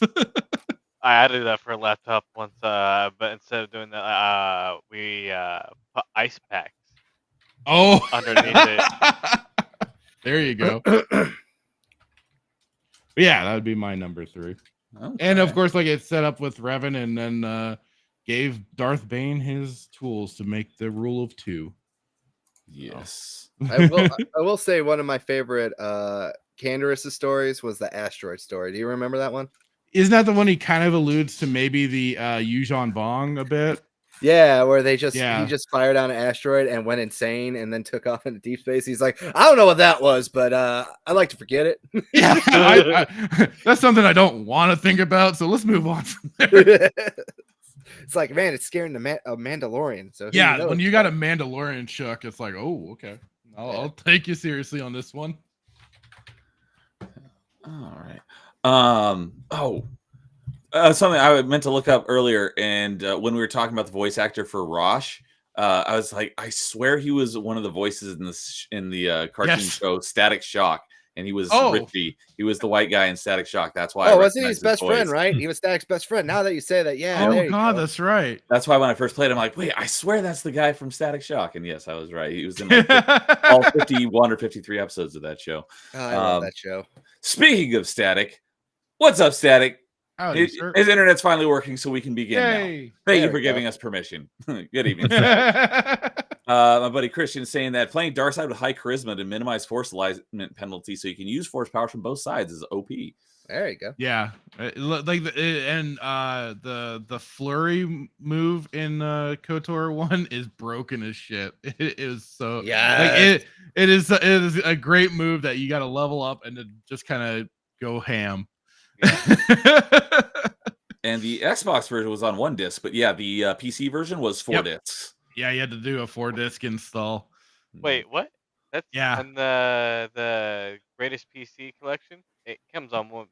No, the original release on The PC. original release, Ah, yeah, okay. Because it was on standard CDs, not a DVD. Yep. Yeah, I'm kicking myself for not buying that at half price books for like $3. Yeah. I just wanted that for my collection, and then it's just like I'll get it next week, and then someone else bought it. I'm like, what other nerd wants this besides me? I want to meet that guy. And when I went over there for a few minutes, I was looking for my copy of KOTOR. I mentioned it once or twice on stream before, but my copy of PC KOTOR, which is those 4 discs, was I borrowed it from a friend in high school, and I played it. And then I never ended up giving it back to him. I still have it. So my buddy, my buddy in chat knows this friend. So my friend Derek let me borrow it. So I still have his original copy of KOTOR. So whenever I see you, if Derek ever happens to stumble across my channel in this stream, I still have your KOTOR and I can give it back to you. It's in a box over there somewhere. I just couldn't find it. So you're saying that's what this show is all about. We got to find Derek and have him just watch this part of the show. So Christian's probably like, "Oh my God, you still have Derek's copy of KOTOR?" Yes, I do. From high You should school. just wrap it up and give it to him as a Christmas gift. But he was all saying his top 5 are number 5, Republic Commando, 4, Battlefront 2, the OG, 3, Jedi Academy, 2, KOTOR 2, and number 1, KOTOR 1. Excellent list. There you go. So, all right, and I think that leaves it with me. No. Oh, yeah. I was going to say Jake hasn't done his 3, but he already left. So for me, so for my number 3, I mentioned earlier as one of the first Star Wars games I ever played. Actually, 2 of on my list so far now are the first games I ever played, was Dark Forces. Nice. What I typically do, just for me, for myself, I know Jake had Jedi Outcast and Academy as 2 separate options. Typically for me on lists, I like to, if there's like a series of games, I like to keep limit myself to 1 game in that series. But I felt that Dark Forces was enough different removed from the later games in the series that it didn't feel like the same series. And so, like I said earlier, I had the demo disc, so I played the first 3 levels of that so many times. I didn't actually play the full game until probably like at least a decade later. I didn't get the actual game when it was new. I played it, I think a burned copy from a friend like a decade or more later. But I love that game. I never played any of the other first-person shooters from that era, like Wolfenstein or Doom or anything. So this was like my probably my first first-person shooter. Now that I think about it, I never thought about that until just now. Not a bad one to start out on. Yeah, never played any Duke Nukem because I don't think I would have been allowed to play any of those M-rated games. But this one was teen, so I was allowed to, and I would have chosen this over all those games anyways because it was Star Wars, and I loved. I mean, I still do love Star Wars, but I loved, Dark Forces. And when I finally played the full game later on, it's like, I love this game. I have not played the Night Dive remaster yet, but I'm looking forward to playing it eventually. Same. I know James was just playing it last night, so that was fun to get a little bit of a refresher on the game. I dipped in and out of that stream. I didn't watch a whole lot of it, but I'm very much looking forward to playing the remaster and playing through it again because it has been a long time since I have played it. Because I did play the full game a couple of times, but I think the last time I played it was probably at least 10 years ago. So, but yeah, it made me fall in love with Kyle Katarn. He's one of my favorite Star Wars characters. I'm not going to say which one because little nod, wink, wink, nod, nod, nudge, nudge. The next episode of Top 5 is going to be 2 weeks from today. And we're keeping it on the Star Wars train. And we're going to be ranking our top 5 favorite Star Wars characters over on Jason's channel because it's not strictly video game related. And I think most of this panel is going to be there. Yep. But if anyone is out there watching and wants to be part of that, let me know.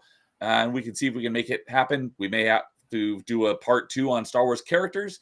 But just a little heads up, we're going to be doing Star Wars characters, and Kyle Katarn is on that list somewhere. So we'll see in 2 weeks where he lands. I have mentioned plenty of times on my channel, so if you hung out here, you probably know where it is. But love the character, love that game, and I just love that whole series of games. But and I remember, I think in the demo, because it only had, like I said, only had the first 3 levels. You don't get a whole lot of the weapons because you get the better weapons as you get later in the game. But the cheat codes still worked in the demo, so I was able to use the cheat codes and unlock all the guns that you don't even get till later in the game. So I was able to use them all in the demo before I actually played the real full game, years down the line. So, but yeah, that is my number. Very 3. nice. Oh, and I think he's saying he remembers that I borrowed KOTOR from my buddy Derek. I know your favorite character is, but I won't spoil it for everyone. Yeah, if anyone's hung out on my channel for any period of time, you probably know who my number 1 is. But if you don't, you'll see. And his name is John Cena. Wait to the music. Yeah, are you sure about that? So. All right, that'll bring us into our number 2s. So, Popcorn, who wants to go with their number 2? I'll go. Oh, Fractured, you can go first. I'll let you go. okay. Well, I mean, it's been a game. God, this was my toughest decision to really make because I didn't know which route I wanted to go. Because like it is, I've been kind of going off of importance to me for gaming and stuff like that, for where these games, how they, with friends and stuff like that, how I got into them. But this one, I'm going to take a bit of a different route. And my number 2 is going to be... How dare you? Oh, sorry, I have to wait till you answer what your number 2 is. Star Wars Auto Chest. Jedi Outcast. Basically, and like I said earlier, I feel like Jedi Academy is just kind of an expansion pack to that game. So I kind of lumped the 2 together. But I mean, yeah, Jedi Outcast is just that fantastic game where we finally got the Star Wars game of a lot of people's dreams, I think, for lightsaber combat, for the Jedi powers and stuff like that, where you got to have fun. And like we've said, Kyle, he's kind of an unconventional Jedi. He's not your usual robed up guy with a lightsaber. He's got that lightsaber, sure, and he knows how to use it, but he's not all. Heyo, Jan knows. She knows. But Swing. But definitely more. It is kind of the interesting part too, where it's like you're thrown back into this character's life after Dark Forces 2 and Mysteries of the Sith and everything, and he's without force powers. He's back to using a blaster like he was in Dark Forces 2 at the start. It's kind of a little bit of a rehash of that a little bit. Just instead of Jarek and his Dark Jedi, you have Dasan and the Reborn. But I mean, it's again, like I said earlier, get to the point of like Luke, he's trying to train and give guidance to somebody that once gave guidance to Mara Jade, of all people.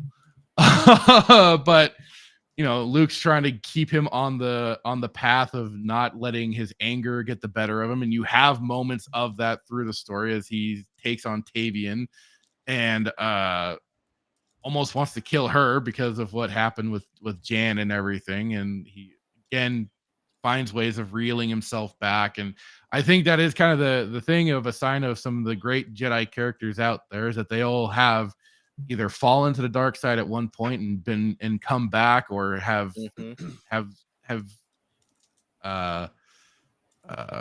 just kind of flirted with the idea of it and of it almost happening. But they have those, it's showing their weak moments, and Kyle has certainly had his. And I think that's just kind of what's great with his character. And then, I mean, again, I can't put over the dang lightsaber combat enough. Being that Bushido blade style of where one hit kill, it only takes that one hit to take you out, either you taking the enemy out or them taking you out at any given time. And that was the extra fun of it too. That's what really made you want to get into the extra kind of combo moves and kind of using the parkour system a bit of running up walls and avoiding enemies and all that sort of stuff. So, and yeah, like it was, I think this was probably like, because I had played Dark Forces 2 before this naturally. But I hadn't gotten through that game, and then I got suddenly reintroduced to Kyle through Outcast, and I was like, hell yeah, I'm all on board. So that was kind of and as much in I mean the voice actor really brought Kyle to life as well. It would have been great. It would have been great to have the same actor from Dark Forces, but Jeff Bennett, he did a fantastic job with Kyle, and like again, brought the character to life in a great way. And it was just another fun Star Wars story in the universe, and kind of giving you more of that after time of the whole rebellion and the New Republic rebuilding. And it's kind of funny that you have Mon Mothma that makes the appearance of basically getting these two for hire to go out and investigate, and then what so happens, they get involved with some Jedi nonsense. Everything Kyle's trying to avoid. So yeah, it'll just be as easy as a blue milk run. Not exactly. I think why a lot of people like Kyle Katarn is kind of like you were saying, Fractured, is that he has edge. You know, yes. there's some roughness to his character that is both endearing, likable, and even lovable at times. Well, it's like you said in Jedi Academy, a lightsaber has many uses. It doesn't always have to be activated. It could just showing it can have an effect. Kind of like with the bartender on. I was just gonna say that he just slams down the lightsaber, and that's an instant reaction. And so never trust a bartender with bad grammar. Exactly. So Kyle brings that kind of unrefined touch to the Jedi, but like it's kind of the more of what you'd expect from a regular person, and not somebody being thrusted into a destiny greater than themselves. Like he is your kind of average guy, and he's just trying to make his way in the galaxy, much like Boba Fett or Jango Fett was. Jango Fett, yeah. But I love he's got the lightsaber and force powers. Oh, Christian said here, Kyle Katarn is kind of Jedi who would tell Luke's Jedi students to stop being pussies if they had problems with the sniper rifle that's outlawed by the Republic. Pretty much. But he takes it all very seriously too, and he is, that's the fun about something like Mysteries of the Sith, seeing him teach Mara Jade and everything, something you won't see nowadays, but just kind of giving her those lessons and stuff like that. But it just adds to then the overall story of what takes place. So yeah, and another timeline, we have a really awesome Kyle Katarn TV show. Don't tell me things like this. Yeah, I think, and Kyle, I try not to think about it. That's all I do is think about. and Kyle being much more rough around the edges as a Jedi, it makes him a great compliment to Luke's Jedi Master. And like you said, that's the great thing about the duel with him and Luke taking on the Reborn on that ship. It's just kind of so cool just to see the two characters together in that way, and just taking on these goofy Reborn Dark Jedi, lightsabering it up. All right. Yes, excellent choice. Yes. Carl, were you going? I think you were going to go next, right? I could go next. I have no problem with it. So my number 2, this one is pretty much just chalk as like original Xbox, PS2, a vast improvement every way over the first one.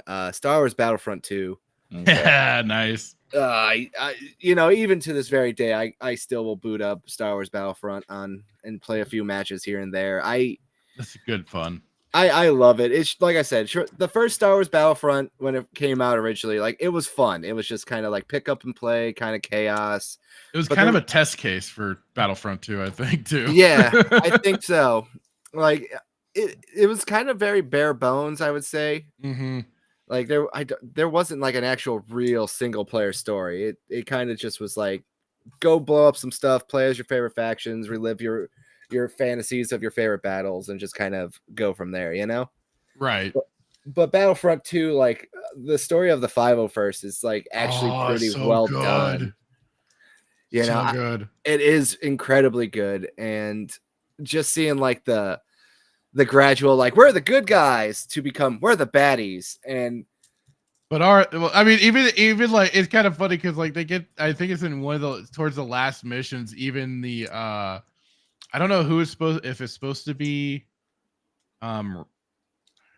whoever like was basically in charge of the 501st. Rex? Are you thinking Rex? Yeah.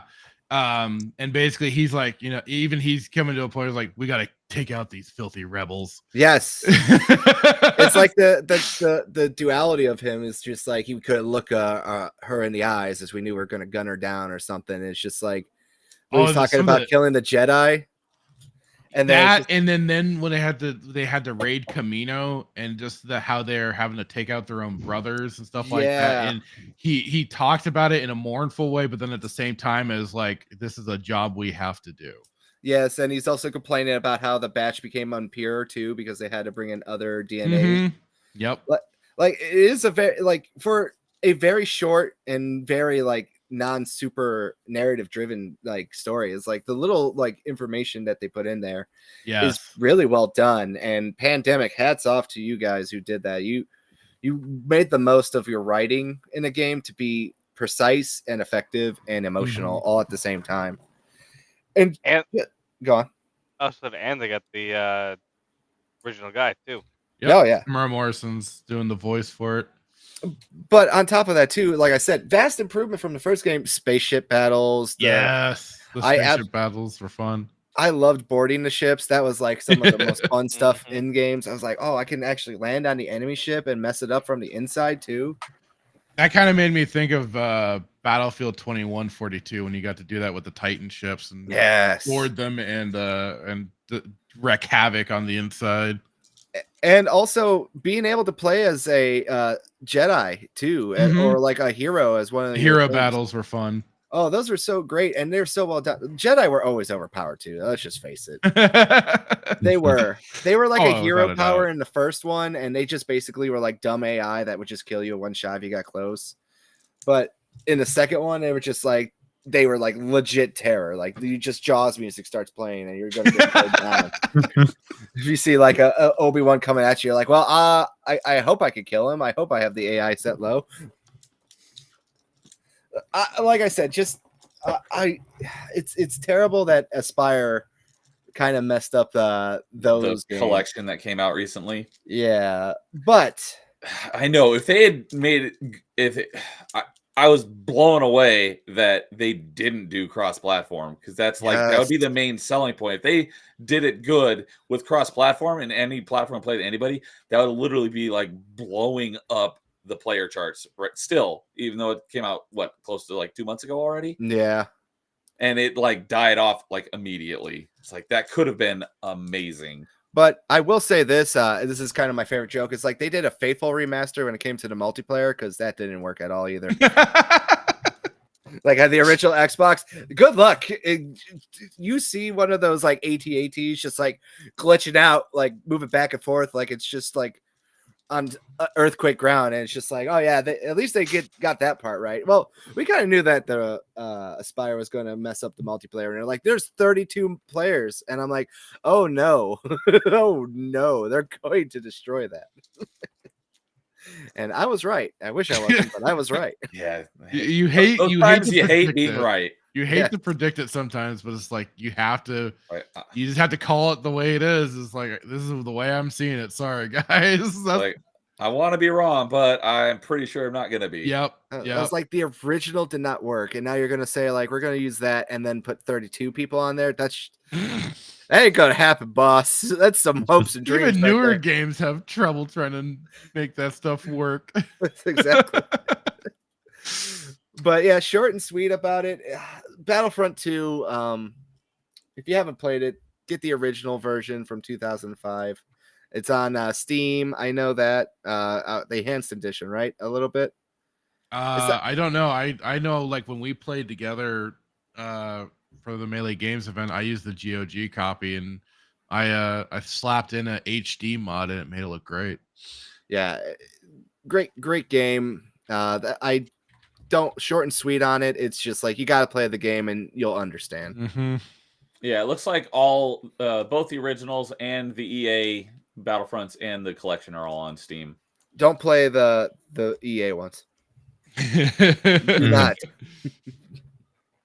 So, all right, and we had my good buddy, another JT Gunn, What up? hopping in saying, "Hey, what's up, JT? Always good to see you, buddy. Hello. Hope you're doing well." So, all right, and well, I guess since we're on the topic of JT, the JT that's on the panel, what's your number 2? My number 2 is Republic Commando. All right. Aha! All right. So, for me, I actually have always really loved the stories about the clones. Like when I grew up watching the Clone Wars TV show, I loved the episodes about the clones. I could not have cared less about the Jedi episodes half the time. I love the clone content, and then like you mentioned, the fact that I had the Mandalorian ties. I also really love Mandalorian. So it was just like it was the perfect game ever when I discovered it way later after it came out. And I quickly learned to hate Super Battle Droids as well as it made me not play the game for quite a while before I put my big boy pants on and got over it. And Yeah, they make it rough to you just have to like it is. Yeah, you just have to power through and yeah. Sounds like it's guns. the only thing I wish that the game had was just 4-player co-op. That would have made the Like, game That would have been awesome. amazing. Yeah. 4 players squad shooter and it's only AI. It's like, come on, what were you thinking? This was like in the infancy of Xbox Live, so it's like, can you imagine like playing 4-player split screen with this with your buddies on the couch? Like, man, that would have been awesome. And Halo had already come out by that point, right? So Yeah, like, Halo was a launch title on the original Xbox. so yeah, then you know that you already had that 4-player co-op thing going on there. So I don't know why. Well, Halo 1 was only 2-player co-op, but it did have 4-player, up to 16-player versus with, 4 players per Xbox on a system link. But yeah, there's still 4 players, so yeah, split screen was a huge thing at the time. It's such a huge missed opportunity. Yeah, that could have been awesome. Yeah, I think I mentioned that a couple times on my streams when I was playing Republic Commando. I was like, just imagining how much fun it would be playing this with your, playing this with 4 people. So, but yeah, yeah, I've said basically everything that I've said about Republic Commando. But yeah, I know lots of people love this game. So, good pick. So, all right, well, I think I'll go next, and we'll finish off our 2s with Jason. So for me, which is actually one of Jason's earlier, was I remember the day the GameCube launched. I went to a couple of different stores and they were sold out, but I remember going to finding it at a Target and picking it up, and I was so excited. And the 2 games I got on launch day were Tony Hawk Pro Skater 3 and Rogue Squadron 2 Rogue Leader. And like Jason said earlier, the jump in graphics between the original Rogue Squadron and Rogue Leader was mind-blowing. Like, I had played a lot of because basically all of the major battles were in Rogue Squadron and or the Battle of Hoth was also in Shadows of the Empire, but playing it again on Rogue Leader was like it was very different than playing it on those other older games, and it was amazing. Because correct me if I'm wrong, but because I remember in Rogue Leader, I'm pretty sure that's when they introduced the cockpit view and the targeting computer. I don't think you could do. I know there was no targeting computer in Rogue Squadron, but correct me if I'm wrong. I don't think that there was a cockpit view either. I think it was just a third-person view. Does anyone know that for a fact? I don't remember ever doing a first-person view in a cockpit view in Rogue Squadron, but I remember in Rogue Leader because that's how you use the targeting computer, and that was just another huge like, this is awesome. But I remember you actually get deducted points for using your targeting computer, so if you want to get better medals, you got to use your targeting computer as little as possible. But yeah, I remember coming home and playing those two games on launch day very vividly, and damn, that game is fantastic. I never played the third one, so I don't know how that one compared, but out of all the Star Wars space combat games, I think Rogue Leader is the best one. And it added a bunch of new ships that weren't in the first one. It's not that the Rogue Squadron was easy, but it was harder than Rogue Squadron because I got gold medals on every mission in Rogue Squadron. That was difficult. I never did that on Rogue Leader because there were some missions that were just, I was like, I can't get gold. One of the hardest ones I remember, but was really fun, was the Death Star escape, where you're actually a gunner on the Millennium Falcon shooting at the ties as they come at you, because there's no reticle. You only can aim based on where the lasers that you shot were going. And in order to get a gold medal on that one, you had to have really high accuracy, which was almost impossible because you have nothing to use to judge where your shots are going other than your previous shots, which are obviously reducing your targeting, your accuracy, because you're not hitting anything with them. So, but it was a great game. I remember that I don't remember if you unlocked it naturally or whether it was a cheat, but I remember unlocking the Slave 1, and it was so big that it took up most of the screen, and there was no way to back the camera out farther. So it was cool playing the Slave 1, but it made it very difficult. It's like, this is not feasible because the camera's too close and takes up too much of the screen. But they did have those cool sonic bombs. Yeah, it did have those sonic depth charges with that really awesome sound effect from the game. I love that from the movie. I mean, I love that sound so much. It is such a great sound effect. It's like all silent and goes almost like the Inception sound turned up to 11. But yes, the Rogue Leader is my number 2, because that is a fantastic game, and just talking about it makes me want to go back and play it again. Talking about all these games makes me want to go back and play. Yeah, seriously. Well, you said you also got Tony Hawk 3 that same day or whatever. Yes, that is also my favorite Tony Hawk game. Well, Darth Maul was also in that game. He wasn't. He was. Thank you for reminding me that. He was my favorite hidden character because he had he had his staff saber and a floating, hoverboard. Darth Maul was awesome. I remember Wolverine was also in it, and he was cool too. But Darth Maul was my favorite. Yeah, we're learning a bunch about stuff today. That's for sure. Yeah. Dude hasn't mentioned it, but I am almost positive that because with Retro Achievements, probably before the end of this year, they're adding support for GameCube. There's no official announcement, but it's very likely GameCube support will be added before the end of this year. And I have a very strong feeling Rogue Leader will be one of them. So I'll be when I do end up going back and playing it again, I'll be able to play it for achievements. Yes. Very nice. I might want to do that with Pokemon Coliseum, to be honest. And dude's giving me crap. He's saying, Neo, imagine playing Republic Commando correctly. Oh, wow. I know. I get crap from everyone. So and pigs will fly. But yeah, that is my number 2, and that will leave us with Jason to finish off our number 2s. All right. So oh wait, no, you already did your number 2. Nope. Or no, you didn't. I wrote it in the wrong one. It's all good. You put JT's and Jason's? I did put JT and Jason's because JT's number 2 was Republic Commando, and I put it in Jason's. Thank you. I have to make a mistake like that on pretty much every one of these top 5s. I've done it like every time I've done it once. There's enough JTs to go around. Yeah. My number 2 is kind of almost like a cop out answer in a way, because obviously when you play a Star Wars game, you kind of want to relive all the moments of Star Wars that you possibly can.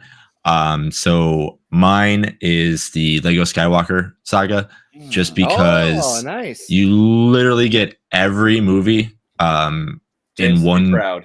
Yeah, you get every movie in one game. And the coolest thing about it is, like, if you are, a sequel or a prequel fan, if you're an original fan, or if you're even like the sequel fan, like, you have to start at the first movie to unlock the movies after that. And they do it with such great, and obviously you get the Lego humor, which is so much fun.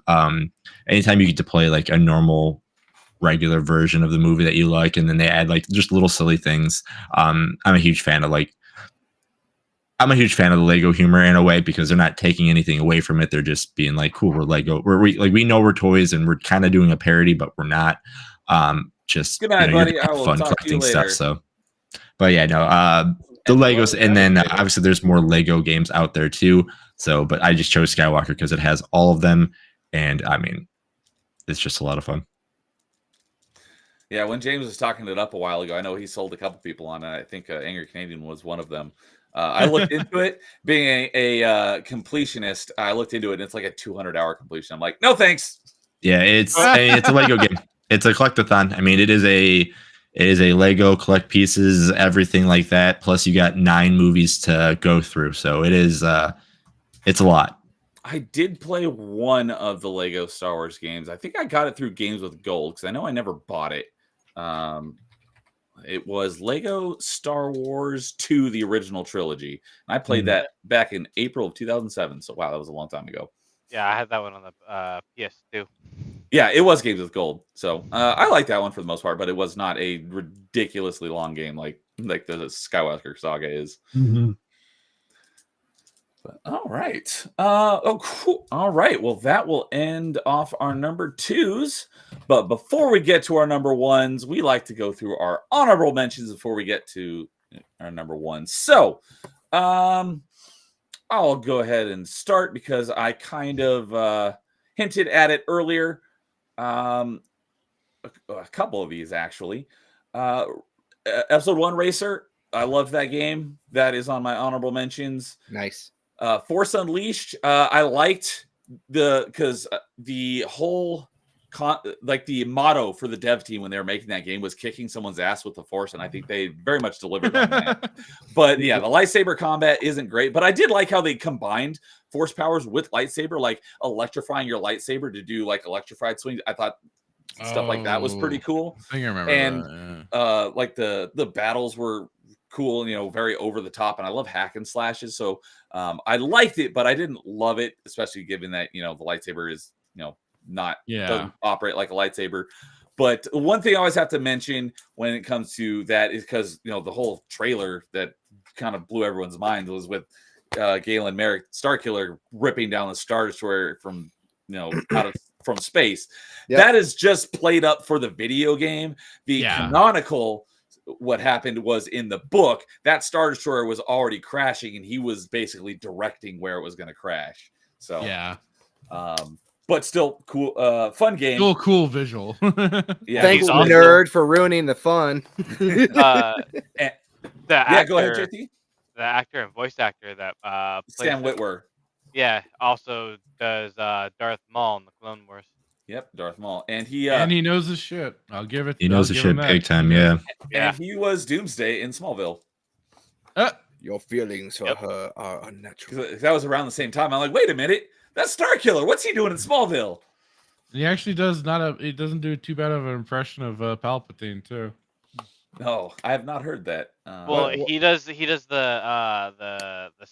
was it the brother of the Light and Dark and in the Star Wars the Old Republic expansion. Yeah, I did not know that. That makes sense. No, from the Clone Wars show, TV show. They had the whole the brother and the sister. The whole the Mortis arc. the Mortis Yeah, arc. Thank you. yeah. Yeah. He was did the he voice of voiced the the brother? brother. Yeah. I did not Yeah. know that. Well, now Okay. you do. And I learned another thing. knowing I've been is learning half a the whole bunch battle. of stuff tonight. The more you know. And then the shooting Um, star. Yeah. And one of the things I thought I've mentioned before on a previous stream, but since we're talking all things Star Wars, on Jedi Knight, one of the cool things, and I don't know that there's ever been another game. Definitely, I don't think there's ever been a game like this in Star Wars, much less any other game that has a what's the word? The generic term for games when you have like an alignment sort of system. Morality? Morality Yeah, system. morality Thank you. There you go. Is that Jedi Knight, when you get to the halfway point, depending on how you've played it, it automatically makes you go light Yes. side or dark Yes. side. You don't I ran get to into pick. that. So if you want to play it as the other way, you can't just go back to that point and like make the other Reload opposite the choice yeah. like you could do. I Because a lot of tried the that. times it's at the end of the game, like in the Force Unleashed games, it's a choice you make at the end whether you save someone or kill someone, and then you just go reload or redo the last level and make the other choice. In Jedi Knight, if you want to play through it as the opposite alignment, you have to start from the beginning and play from the beginning. Because it takes into account everything. Because I got a little cheeky and I killed some civilians and stuff like that, and it took that into account. So then when I got to that point, I was like, oh crap, I'm going to the dark side. No, I want to do the proper light side ending. And I got refreshed. I was like, oh no, I completely screwed my game. So I kind of cheated and realigned and got to play properly. Because I'm like, but I ran into that.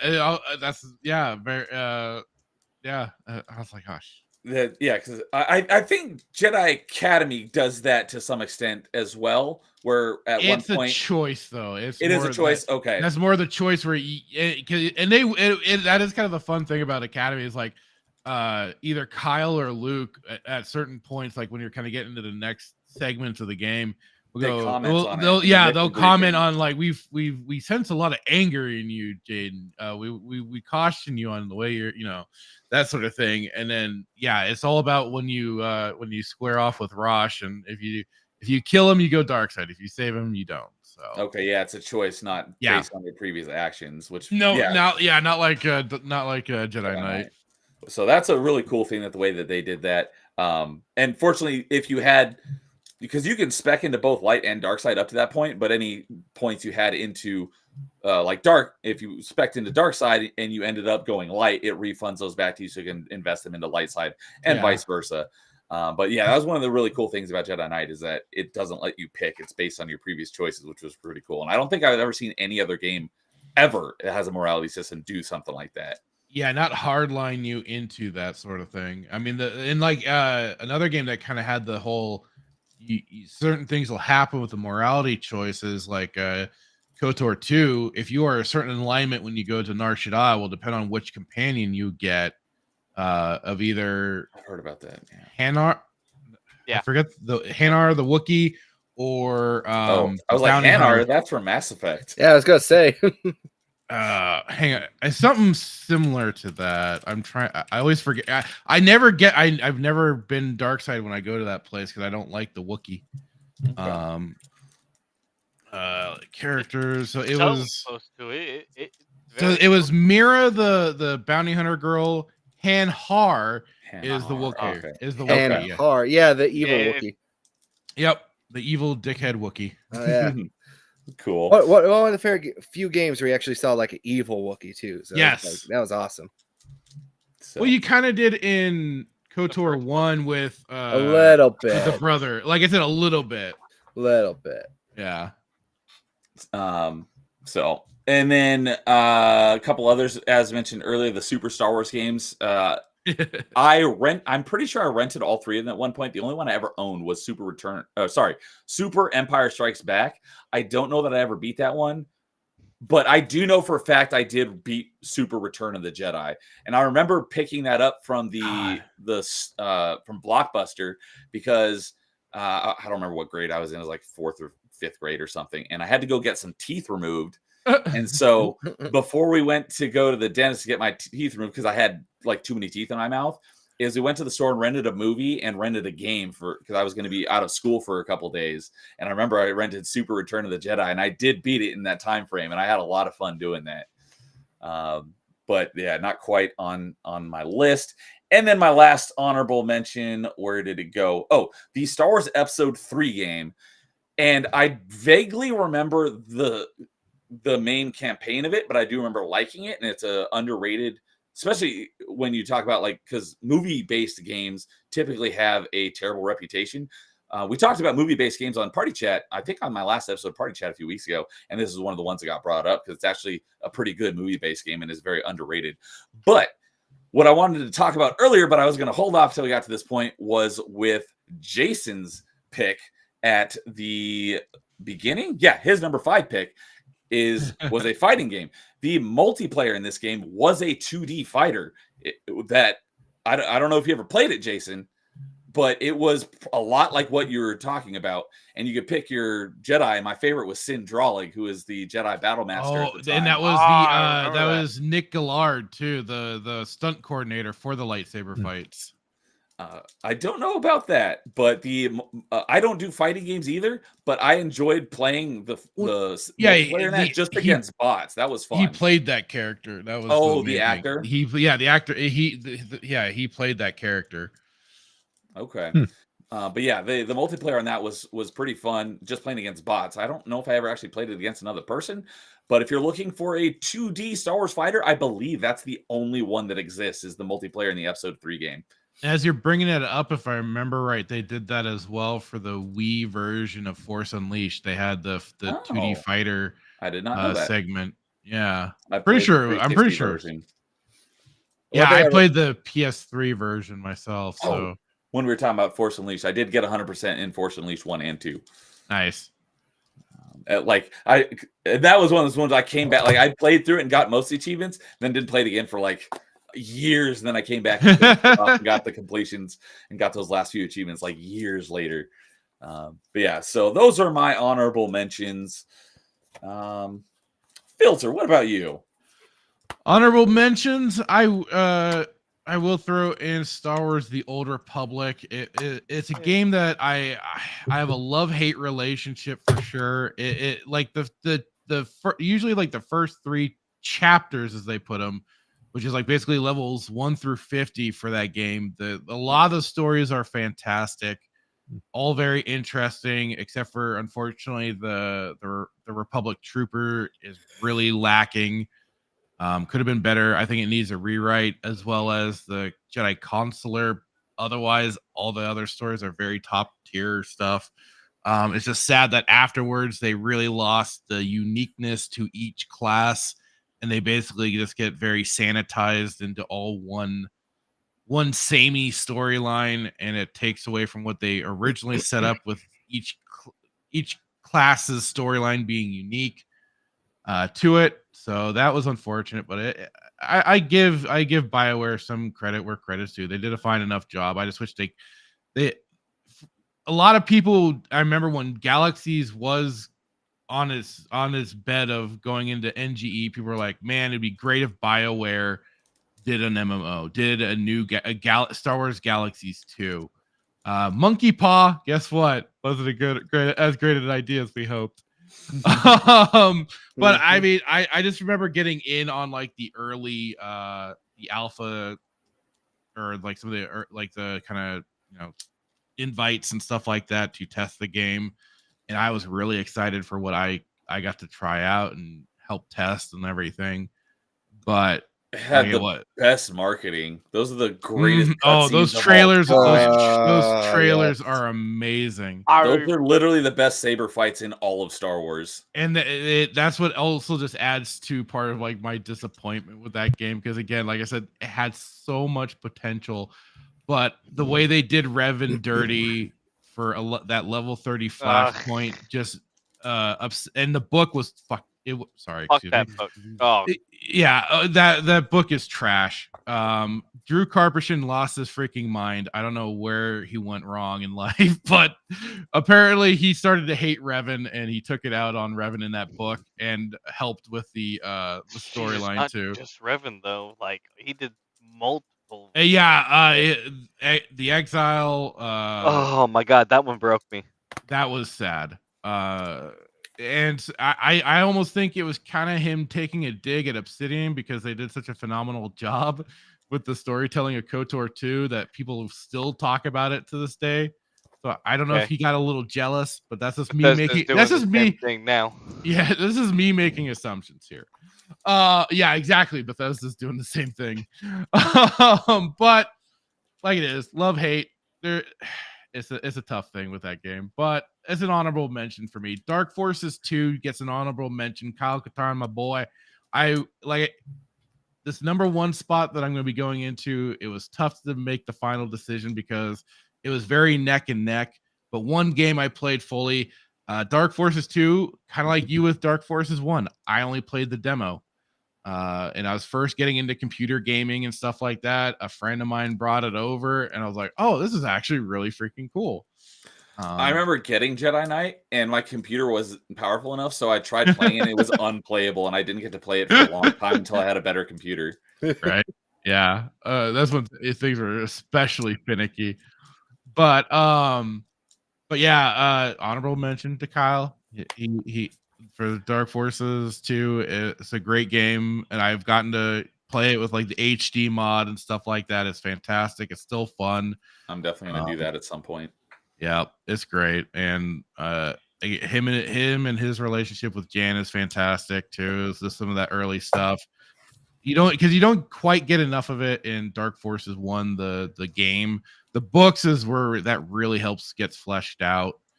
But yeah, and then I think for it, I mean, Empire at War definitely gets that honorable mention too for just a fantastic RTS for the storyline, and then like another. I mean, again, it's kind of funny with like some of the people want to say there's been no big storylines with characters that aren't Force users and stuff like that. But I mean, Kyle started out as a non-Force user. We have Republic Commando with non-Force users. And Empire at War, again, introduces a character like Tiber Zahn, not a Force user character, but ends up being quite a big player in the whole. He kind of, I think, if I remember right, he's the kind of a big player for the kind of underworld side of things, taking on like the likes of Jabba and the Black Sun, I believe. So another fun part for Empire War. Force Commander does get an honorable mention because that was an early RTS Star Wars game that I always remember playing. Great soundtrack too. That's where I have the ending theme play for when I flash the logo and everything. I use the tracks from that because YouTube, thank God, does not catch up on that. Apparently does not hit their TISM bots. So every one of my Republic Commando streams has gotten hit because of the licensed music. That has I don't think not that I care, but no. It's just, later on. I was like, it's just, are you kidding me? It's just funny what YouTube picks up on and doesn't pick up on. Right. But apparently Force Commander is, I guess, just not well known enough. So yeah, I don't think I even heard of that game before today. Well, like I had not always been the biggest PC gamer for quite some time, but my buddy who went by the name Koloshnikov, we just called him Cole. He was the one that got me into a lot of PC games, especially when we used to be friends in kindergarten. We got reunited like more in middle school. I think you mentioned that on the last on Saturday. He was the one that had a lot of these games that I checked out and played, and he let me, when I finally got my own PC, I would borrow some of the games and play and had a blast. And he's kind of my, because he also introduced me to games like Marathon and stuff like that. He's kind of my he introduced me to Fallout. He introduced me to Fallout 1 and 2 and everything. So he's kind of my gateway guy into the PC gaming world. Yeah, that's right. You mentioned because of Marathon. Yeah. But yeah, so that was definitely part of it. I want to say, I think that'll be it for my honorable mention. Okay. So then I guess, we'll throw in another Battlefront 2 love. What's up, Savage Dad? Good to see you, man. Savage Dad. Hello. Yeah, good choices. JT, I think you may have forgotten, but I think you were going to comment on something when Fracture was talking about the Old Republic. Was there something you wanted to mention on that? Yeah, no, that's definitely gone if it was there. So, all right. Carl, you want to do your honorable mentions? Yeah, I only got 3. One of them I did play. 2 of them I'm going to play this year. The 2 I want to say that I was interested in playing this year as I was kind of looking to build up my PSP collection. I found out that Rebellion made 2 PSP games based in the Star Wars Battlefront universe. Yeah, someone told me about those not long ago. Yeah, Renegade Squad and Elite Squadron. Yeah. So, they look very interesting. I guess one of them, Renegade Squadron, is actually a Han Solo based storyline. So, that should be interesting to get into. And the other one looks like it's more Imperial based too, so more Empire based. So, Nice. I want to check out these ones. Kind of looking for some more PSP games to kind of check out and play. But I know people in here are also retro collectors and everything else, or just looking for stuff. So yeah, the PSP actually had a decent amount of Star Wars games that were exclusive to it, and a couple exclusive Star Wars Battlefront games with interesting stories. I don't know how long or how good they are, but if you're just willing to check them out, they're also very cheap. I think they're like no more than $20 if you're looking to collect.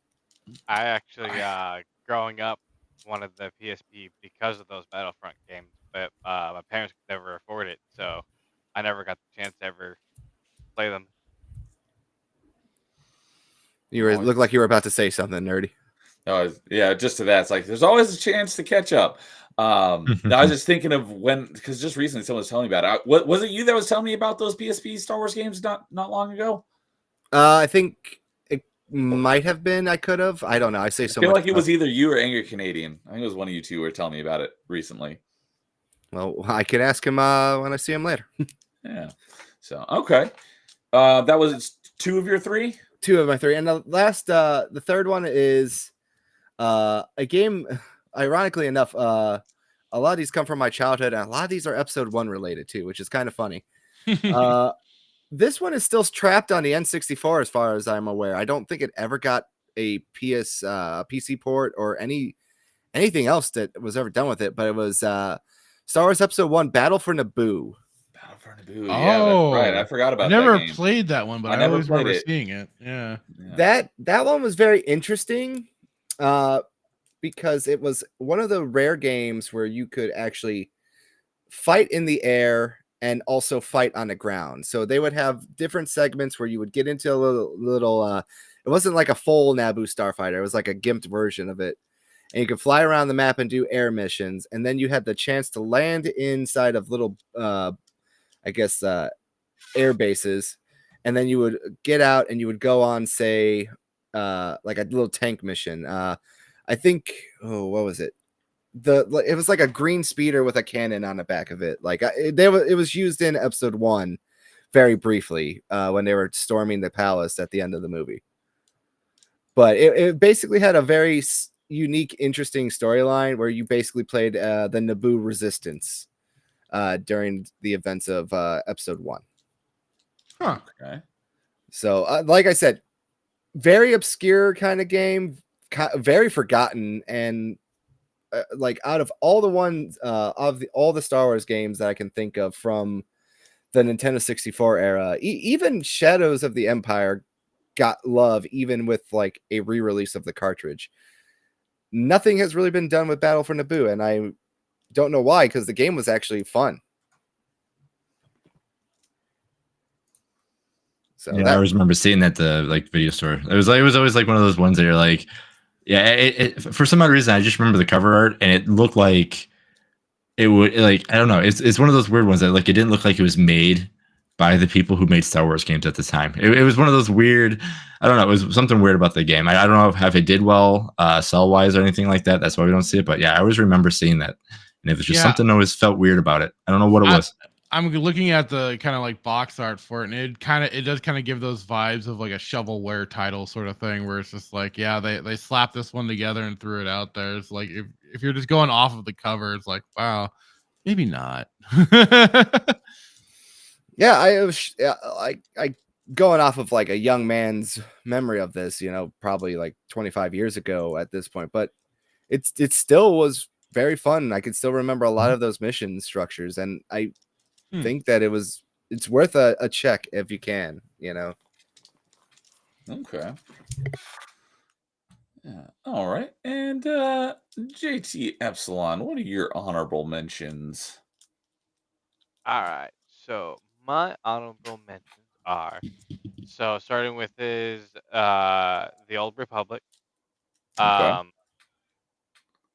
like I said, I got to by the time I started getting around to Galaxies, it had just shut down. So all the trailers and everything for the Old Republic was coming out, and I was eating them up, every single one of them, especially So the was I. HoloNet.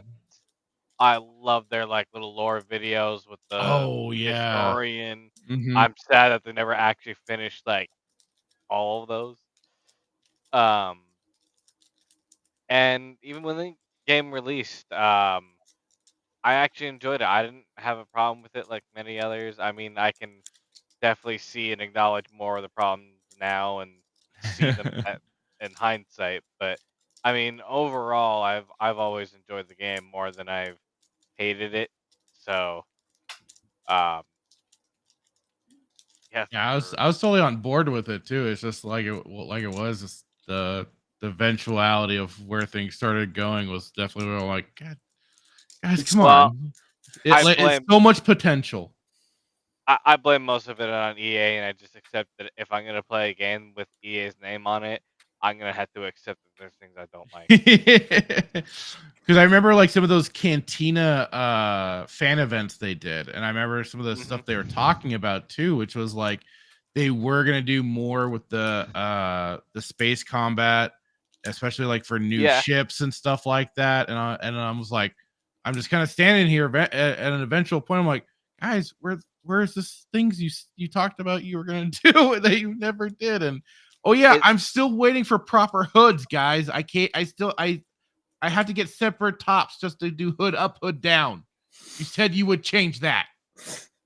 Yeah, didn't you know if you want to put your hood up on your hoodie, you have to change hoodies? Yes, apparently. God dang it, BioWare. So, um, I can tell that Fractured played it, JT played it, Jason and Carl. Did you guys ever play Old Republic? I played a little bit of it. I bought it, and I didn't hate it. It's just well, let me rephrase that. I didn't hate the storyline. I've watched a lot of those videos on YouTube because I thought the story is actually really damn good. I just hate MMOs. I hate MMO combat in every form. I That think is they're absolutely fair. yeah. terrible. Yeah. I was just going to ask for those of us who have played Old Republic, what was your main? Mine was the Sith Inquisitor. Mine was the Sith Marauder. Okay. Dual blade, Uh, each hand. Booyah, baby. I would say my main. I mean, I played them all right off the start. I'm one of those alcoholics, but Sith I assassin. would say that the first one I started and at least got to level 30 was a commando, Okay. Republic Yeah. commando. They Sith. rushed that storyline, damn it. Yes. Thank you. Sith Assassin was to be more exact because each class had like a Mm-hmm. split, and I did Sith Assassin. Yeah. So, yeah, I was just curious on what everyone's mains were in that game. So, go ahead and continue with your honorable mentions, JT. My next one is Star Wars Episode 3. All right. I love the whole just playing through basically the movie and the fact that they added like the deleted scenes to the story as well. So that was kind of fun to see and see some more of the concepts that didn't quite make it into the movie kind of get fleshed out in that way that gets fleshed out in the novelization anyway, but whatever. Yeah. Um And and as then I mentioned earlier, Carl informed me that it's backwards compatible. So, and then there's just the fact that you had that alternate ending that was just really cool to see too. oh yeah, because you Oh could play as yeah. uh Because when you first play the last level, you're playing as Obi-Wan, but you can play it again as Anakin and defeat Obi-Wan and have the alternate ending. I forgot about that. Yep. I love that alternate ending stuff, like the DLC in Force Unleashed where you like kill Luke. Yep. Or no, you turn him to the dark side. Dark side. Oh, That that's was right. Yeah. on the battle at the Battle of Hoth battle. Hoth. He Hoth. turned dark side. That was a really interesting concept. Oh, or the horrible things you do to Obi-Wan. Yep. Yep. So, but yeah, those alternate ending things I always like those. I don't like those. They make me sad. Yeah, I'm like, what are you doing to my boys? it's rough to watch, but sometimes it's just fun to play. Yeah. Next is Galactic Battleground. Just one of the other RTS. Okay, I was gonna say I think that was the RTS. I mean, it's quite the pixelated mess, but it's pretty great. So was that before Empire at War? I'm gonna assume yes. Okay. And then speaking of, a bunch of overpoweredness, Force Unleashed. Well, I played that, and that was probably one of the first Star Wars games I completed start to finish in probably one sitting. Oh damn. Yeah, it's not a terribly long game. No, and I was hooked from the start. Just the whole concept, being Vader's apprentice, hunting down the previous Jedi, from the survivors, and then, like you said, you had that whole alternate ending, for I just thought it was cool concept having a whole expansion based on the other ending choice that you would make, Yeah. while I they like that. give you a whole second game for the complete other choice. And his whole Sith look was pretty badass. Yes. Oh yeah. Yes. And the opening level of Force Unleashed, where you're Vader just destroying the Wookiees, that was pretty Yeah, dope. that was fun. That was fun. Just murdering everybody, including the stormtroopers too. There's a couple, They're in your way. What? I mean, come there's on. an achievement for that, for killing like 5 stormtroopers, and it's like world's worst manager or world's worst boss or something like that. I thought that was pretty funny. And then my last honorable mention is Clone Wars Adventures. Clone Wars Adventures. I've never heard of this. I know I played a Clone Wars game. I wonder if that's the one that I'm thinking of. But tell us a little bit about that one. So Clone Wars Adventures was actually a web browser based game. I remember playing that. That explains why I didn't know what this is. Yeah. Yeah. Okay. The one I was thinking of was Republic Heroes. Yeah, I figured that was the one that you were thinking of. Yeah, this one was based off of the Clone Wars TV show, and you could choose to create either a Jedi or a clone. Yep. And you could it's basically just like a social game page for kids. But they had all these different games that you could play, and they had dueling. They had a tower defense that I really love because I love tower defense games. And they were adding more towards the end, but I stopped playing, so I didn't get to see them before it shut down. Right now, there's a group of people out there trying to basically bring it back on their own. Nice. Okay. Yeah. The thought briefly crossed my mind as I was doing a little bit of research for the stream about like web-based or like flash games, but I never played any of them. So I didn't know of any of them, but I was like, there's got to be some out there. So, and there it is. So, and Dude is saying that his main in the Old Republic was a Sith Marauder as well. So, Filter and Dude are Marauder bros. So. Alrighty, and with that will bring us into our number ones. And let's see here. I think I started started number 2, so I don't think I'll go first on this one. Is anyone dying to go first? I'll go first. Right, I'll be shocked if this is anybody's number one. But again, with all the games that I've mentioned, especially with the first Star Wars game that I've ever played, I probably might be easy to guess. But my number one is the Star Wars trilogy arcade game. Oh, I did think about it. I never played it, but I remember seeing it. Yeah. Obviously, it's all first three movies. You have go through each big scene in the movie. The arcade cabinet again is absolutely huge and it is amazing. It's done by Sega. Sega. Yeah, exactly. And it's during the Sega arcade good days kind of thing. So like it's yes, it is a quarter munching machine, but again, that's what they were there to do.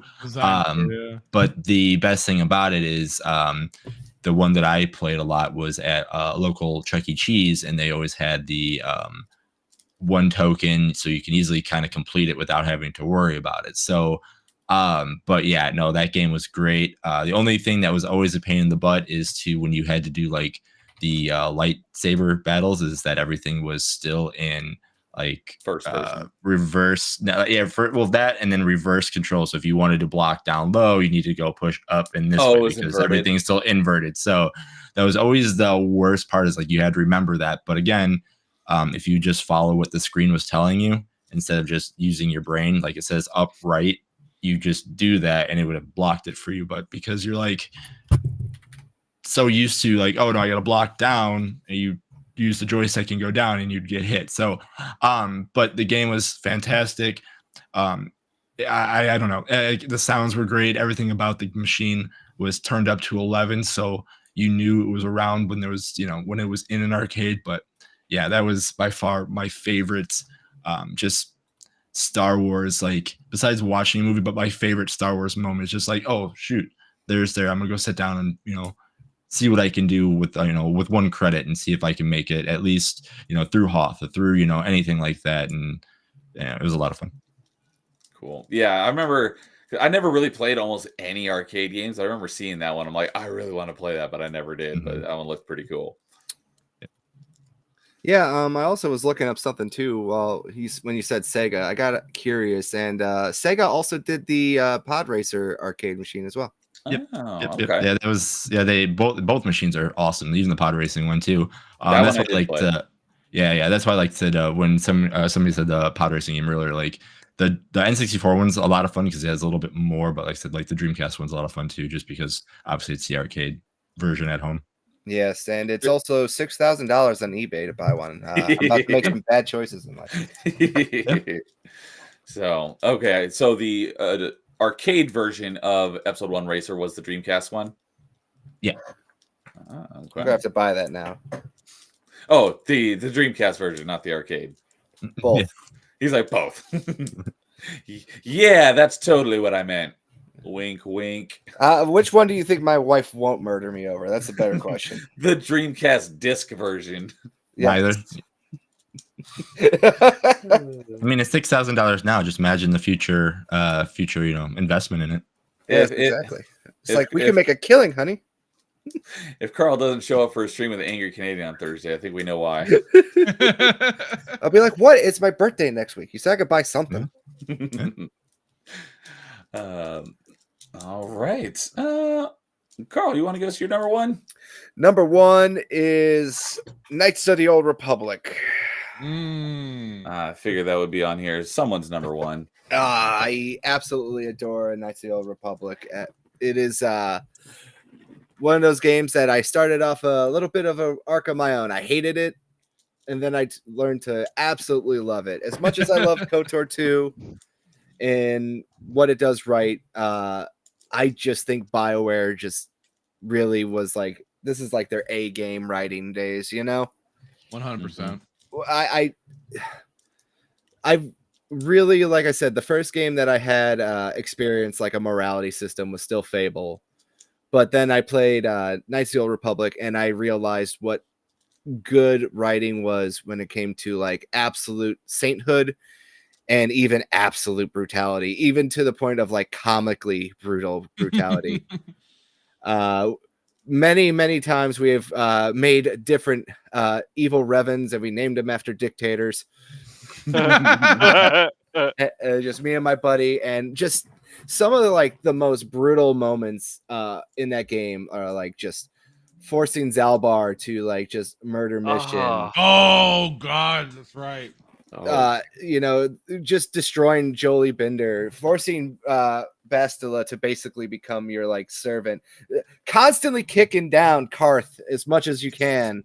And let me tell you something. I wanted to save this earlier, but like Karth is a man that I actually did enjoy his character arc a lot. And I felt really bad for always constantly just kicking him as an evil guy. Like it felt even worse because this man's life has just been like through the ringer, Oh, absolutely, yeah. like through the ringer. And it's just like even worse is like when you're like an evil woman one too, and you get Karth to try to like simp for you a little bit, and you just treat him even worse. I have gone through so many different scenarios in KOTOR. Like Knights of the Old Republic is like my third favorite video game of all time. It's only topped by Halo and Mass Effect. Yeah. And like I said, it's just all the different like storylines, all the different like ways to do things, just the fun memories, the Cellcath, the little fish people with their like crazy voices and everything. Yep. The Star Forge is probably one of the cooler inventions of like Star Wars mythos out there too. I love Malik. I think he's one of the more imposing and like, evil villains, that you meet in a Star Wars universe, especially because he doesn't have a bottom jaw. So when you see that shocking reveal was the even better one, I thought too, when he's just basically got a beeping light that's him talking. Right. I thought that was a lot more cool than say like, you find out you're Revan. And I love the design of Revan's costume. That was like another big one too. I have a Gentle Giants limited edition statue of Revan that is like my favorite possession. It's my favorite statue to this very day. And like I said, like for me, that was like just like I was coming of age, and it's just like one of these games that like I appreciate more and more as I get older. I think Knights of the Old Republic, the first one, has the better written storylines, no matter how you play it. But I just think KOTOR 2 has like the one good character who kind of has like that morality with you for everything you do. That's like the best difference I could say. It's like the gameplay wise in KOTOR 2 is just better mechanic wise, but it suffers in the writing department. Versus KOTOR 1, I just think like it's just aces everywhere I can think of. Like if I want to play as a good person, I will play as a good person. If I want to play as a bad person, I will commit all the war crimes and not even think about it. Like if you have not played Knights of the Old Republic, you need to. And it is so good and so great that I just don't want a remake. I don't usually like to be black-pilled about stuff, and I usually don't like to wish that games would fail or studios will suffer, but it's just like I just really hope that like there's that part of me where it's just like this is like perfection in terms of writing, not gameplay, but writing. Yeah, right. Agreed. It's one of the best written video games ever, in my opinion. One of my biggest. Go ahead. Go ahead. I was just gonna say, it's just one of those situations of if it ain't broke, don't fix it. Exactly. And the only thing you could do nowadays is that you could fix the gameplay, but you could not fix the writing. You would just mess it up. It's like if you remade Goodfellas, or if you remade Godfather or something like that. You could only just mess it up because there are some things that man's hubris would destroy. Yeah. JT, was there something you wanted to say? It's just pretty much more of the same. Just I don't think if they were to remake it, or they are trying to remake it, I don't think that they'll remake it well enough. I think they'll change too much of the core experience to try to make it new and appealing and forget all what made it good in the first place. Yes. Yeah, I think that it does not need a remaster, or it does not need a remake. It It needs needs just a remaster yeah. where everything is left the same, just a nicer coat of paint. Don't change anything, and that would be perfect. And I But will that's say not what they this. want to do. Sorry, I cut you off. No, no worries. I was gonna say I will say this. Playing it on the Xbox Series X kind of gave me that too, because it plays at like 60 FPS. It looks great in 4K and all that stuff. It just feels so much smoother and nicer. And also on PC now, you could just play it on PC too. Like you could play it on your Yep. Steam Deck too. They And it finally released amazing. PC 2. I see what you did there, you whippersnapper. It's all the handheld PCs that are out there now. Yeah, pretty much. Yeah, I'm not. All slight spoiler. KOTOR is not on my list. Not that I don't think it's a good game. Just one thing that I will give it though is because I'm not I pretty much despise turn-based combat, and this is the game that kind of turned the tide for a little bit, because it's not exactly turn-based combat. I always call it pseudo turn-based combat. And because of that, it kind of started changing my perception of, I'm still not a fan of turn-based combat, but I'm more open to giving it a chance nowadays because of KOTOR. I think what Right. helps with KOTOR is the kind of constantly but fluid animations that are still going on for the combat, while Yeah. like actual strikes may not be taking place. It's kind of giving you the chance to react. The game is still going, so that at least you're still feeling like you're in action doing something, versus just your characters are just kind of standing in a ready pose off to the side waiting to initiate attack. So I think that's what also kind of helps that. Yeah. It's kind of more of a how do you say this properly? A more tactical kind of feel a little bit. That's what I would say. Like you can move your guys in position and you can set up their attacks and you can kind of plan out your turns. Don't they call Yeah. it real time with pause? You broke up. What'd you say? Real time with pause. Yes. Yeah, because I like real time combat. Like I said, I've never really cared for turn based, but especially with like when I first started playing it, it was driving me nuts because I'd like see my hits connect and it says miss. I'm like, what do you mean miss? I saw it hit him. Because it's the first time I ever played a game that was based on dice rolls, and that was driving me nuts. And that was one thing that gave me a bad first impression of the game.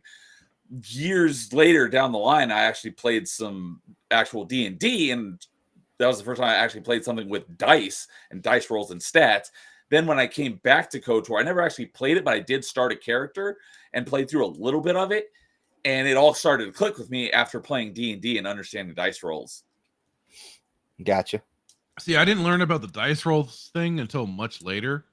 I just came from myself. Like I was always playing JRPGs, so I was used to turn-based combat. So that didn't quite agitate me as much.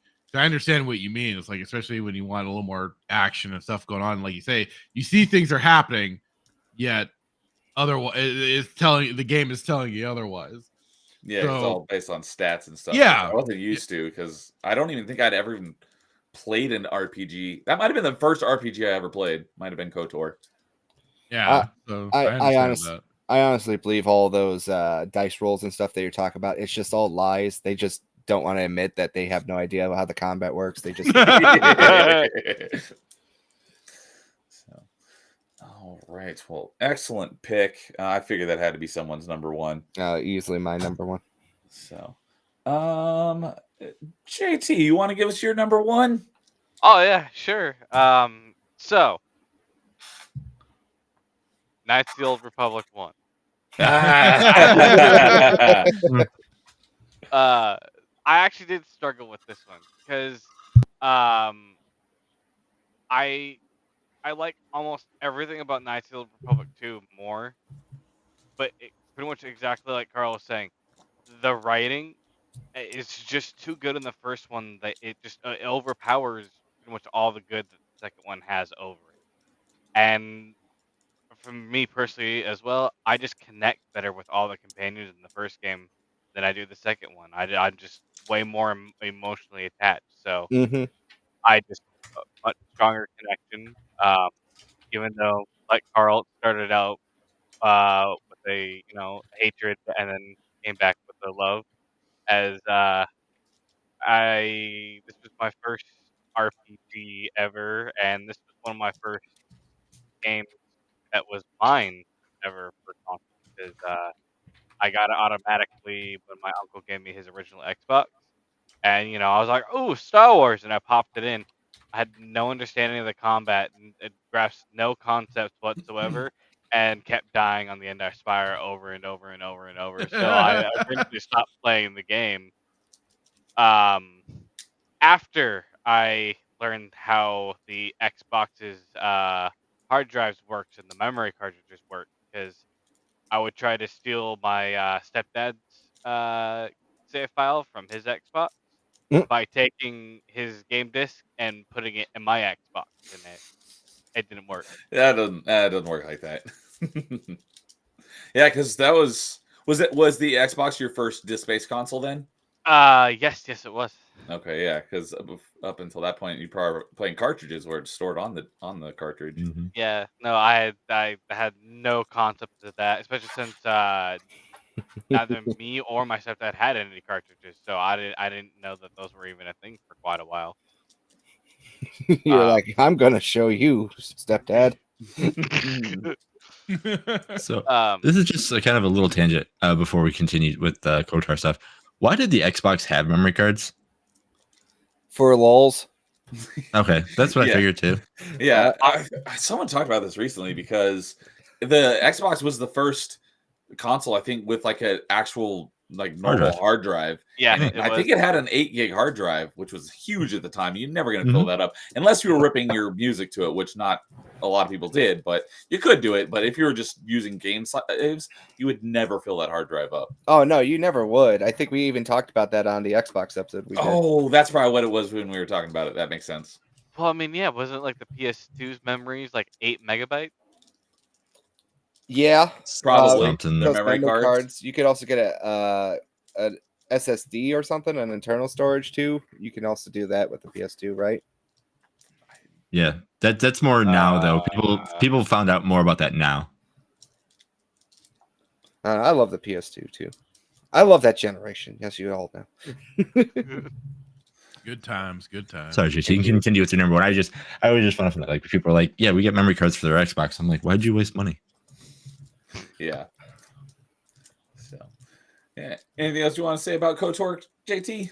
I mean, yeah, just like I was saying, it was also just my first real RPG. So when I got back into it and just actually got full on into it and everything, it opened my world to RPGs. I was then able to get into Jade Empire, and then of course, KOTOR Oh, 2, which Mhm.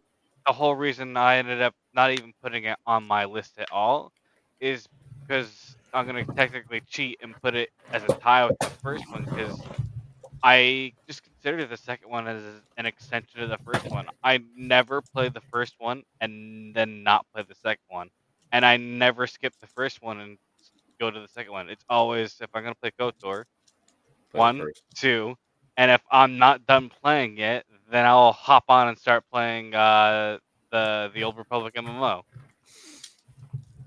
Nice. Yeah. So, have you played KOTOR 2 with the restored content? Yes. All right. Because I've heard that's the definitive way to play it. Like I said, I haven't played KOTOR 2 yet, but I'm all queued up and ready to use that restored content mod when I do get around to playing it. But I will be playing KOTOR 1 first because I played it once, 20 years ago, and I need to play it again. Like, This is and then sorry, go on. I was gonna say there's actually 2 mods. If you want, definitely the restored content mod. There is another one that restores another planet and another storyline that the restored content mod does not do. However, it is not. It doesn't fully restore it, and it can be a little bit of a drag. But I would say it's worth one playthrough if you really want to experience what the game could have been. Do you remember what that one's called? Not at the moment, but I could find out and send it to you. Yeah, message me too, so I can download that on my Steam Deck. Yeah, it'd be cool to check it Yeah. out when I get around to playing it. Also, it's kind of hard to top HK-47, man, as a Star Wars character. So, all right. Let's see here. So for next up, I guess that just leaves me and Filter. So I think I'll finish it off. So Filter, you want to hit us with your number one? Sure. Okay. So kind of how I started things out mentioning, I got it. I did enjoy Star Wars. I enjoyed the movies and stuff like that, but I wouldn't say I was that deeply into it as I was, say, like being a Godzilla fan and everything like that at the time as a kid. But what really did kind of help change that course a bit, especially kind of opening up that galaxy, taking that step into a much larger world, as was this game, and it is kind of a tie, but I'm leaning it more towards this game in particular because I played it all the way through, beat it, and all that jazz.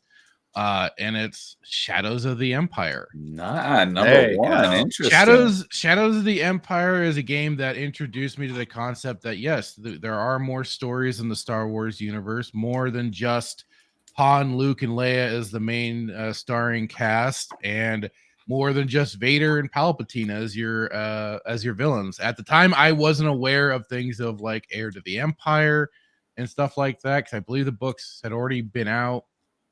And Yeah. began that actual continuity and continuation of the storyline. So I was unawares of it. But Shadows of the Empire on the N64 was that game that just kind of came along, and I'm like, hey, Star Wars, cool. I'll check this out. And I'm like, who? Also, Dash Rendar? non-Torch user, right? Yeah, Another thing we're talking about. again, Big one. another a character, a main character, and a main villain that are both non-force users, and like you said, yes, Dash is a bit of a Han ripoff, but I feel like they, especially like in the book, they contextualize him enough to having his own identity and stuff like that. I think he's a fun character. He is a little more cocky and sure of himself, for good reason at times, but then also he does screw up here and there. And I think that's what was also just so fascinating and awesome about this is that what I learned much later is that, yeah, you had the N64 version, but you also had the PC version. The PC version has like animated scenes, 3D animated scenes, while the N64 version did the screen cap, basically picture with the subtitles underneath and everything. But the PC version was voice acted and all that. I did not know Oh, that. really? Yes. I just Wow. wish GOG would do a little more job for making it more accessible to play on modern systems. But they have it on GOG to grab for Shadows of the Empire, as well as on Steam, I believe. Yeah, it is on Steam because I own it. Steam. Yeah, it's ass to try and play though. It's such a chore to try and do. So I'm gonna say this right now, and I don't know if any of you tried this, but Fractured, if you own a Steam Deck, it runs great on a Steam Deck. Oh, does it really? I tested this on a Steam Deck, and I was actually surprised at how well, like even the opening sequence when you're doing the snow speeders, it handles incredibly well on a Steam Deck. Good to know. I've been looking at the Steam Decks. I kind of wish I'd went that route instead of a Switch, but oh well. I made my choice. I mean, eventually you could if you. Yeah, eventually down the line.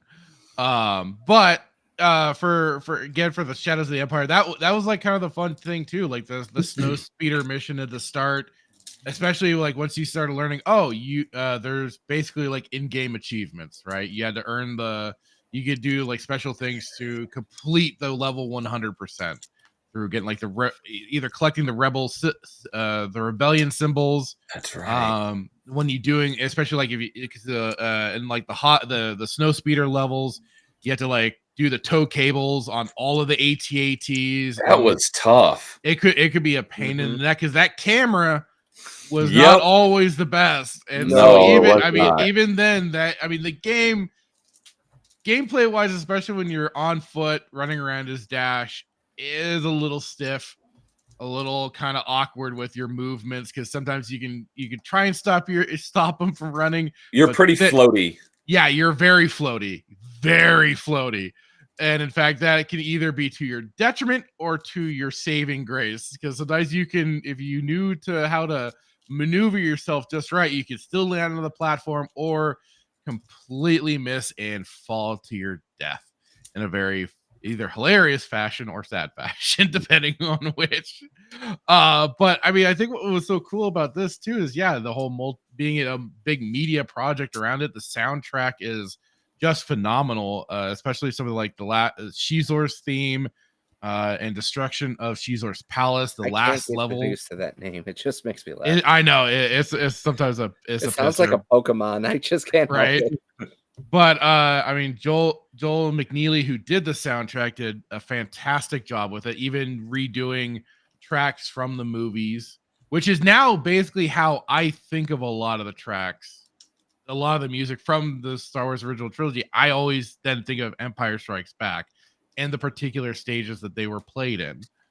So that was I think this kind of the amazing part. And then the book is also just a fantastic read because you also got on that end too, you got Luke, who's still kind of that in between point of he's rebuilt the lightsaber, he's still getting down the Force and everything like that. So that's the fun part. We learn how Chewie gets his haircut, Leia gets the Ubi's armor, and then just Shizor himself as a villain and being introduced to this new alien race, the Falene. I think that's how it's pronounced.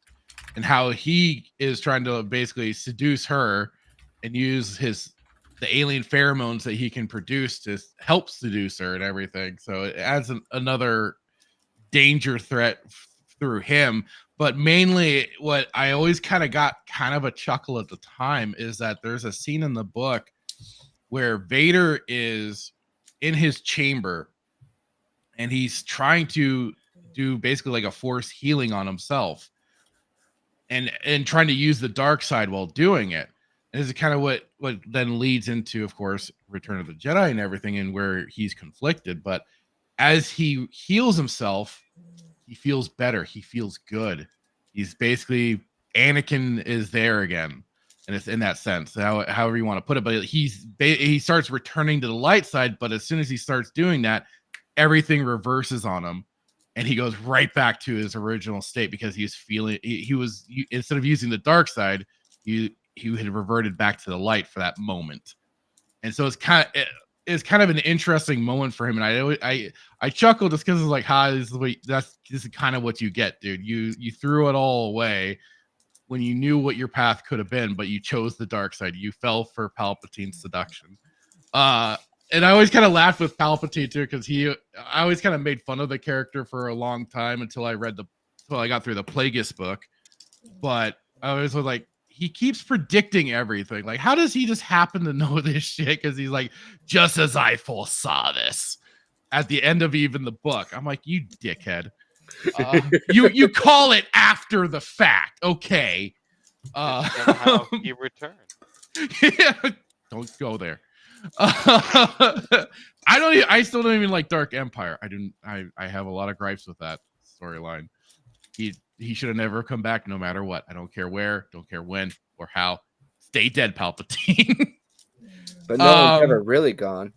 But Shadows of the Empire, like I said, this was just another fun game, and they had the sections in between for doing some light space combat too, which had its moments.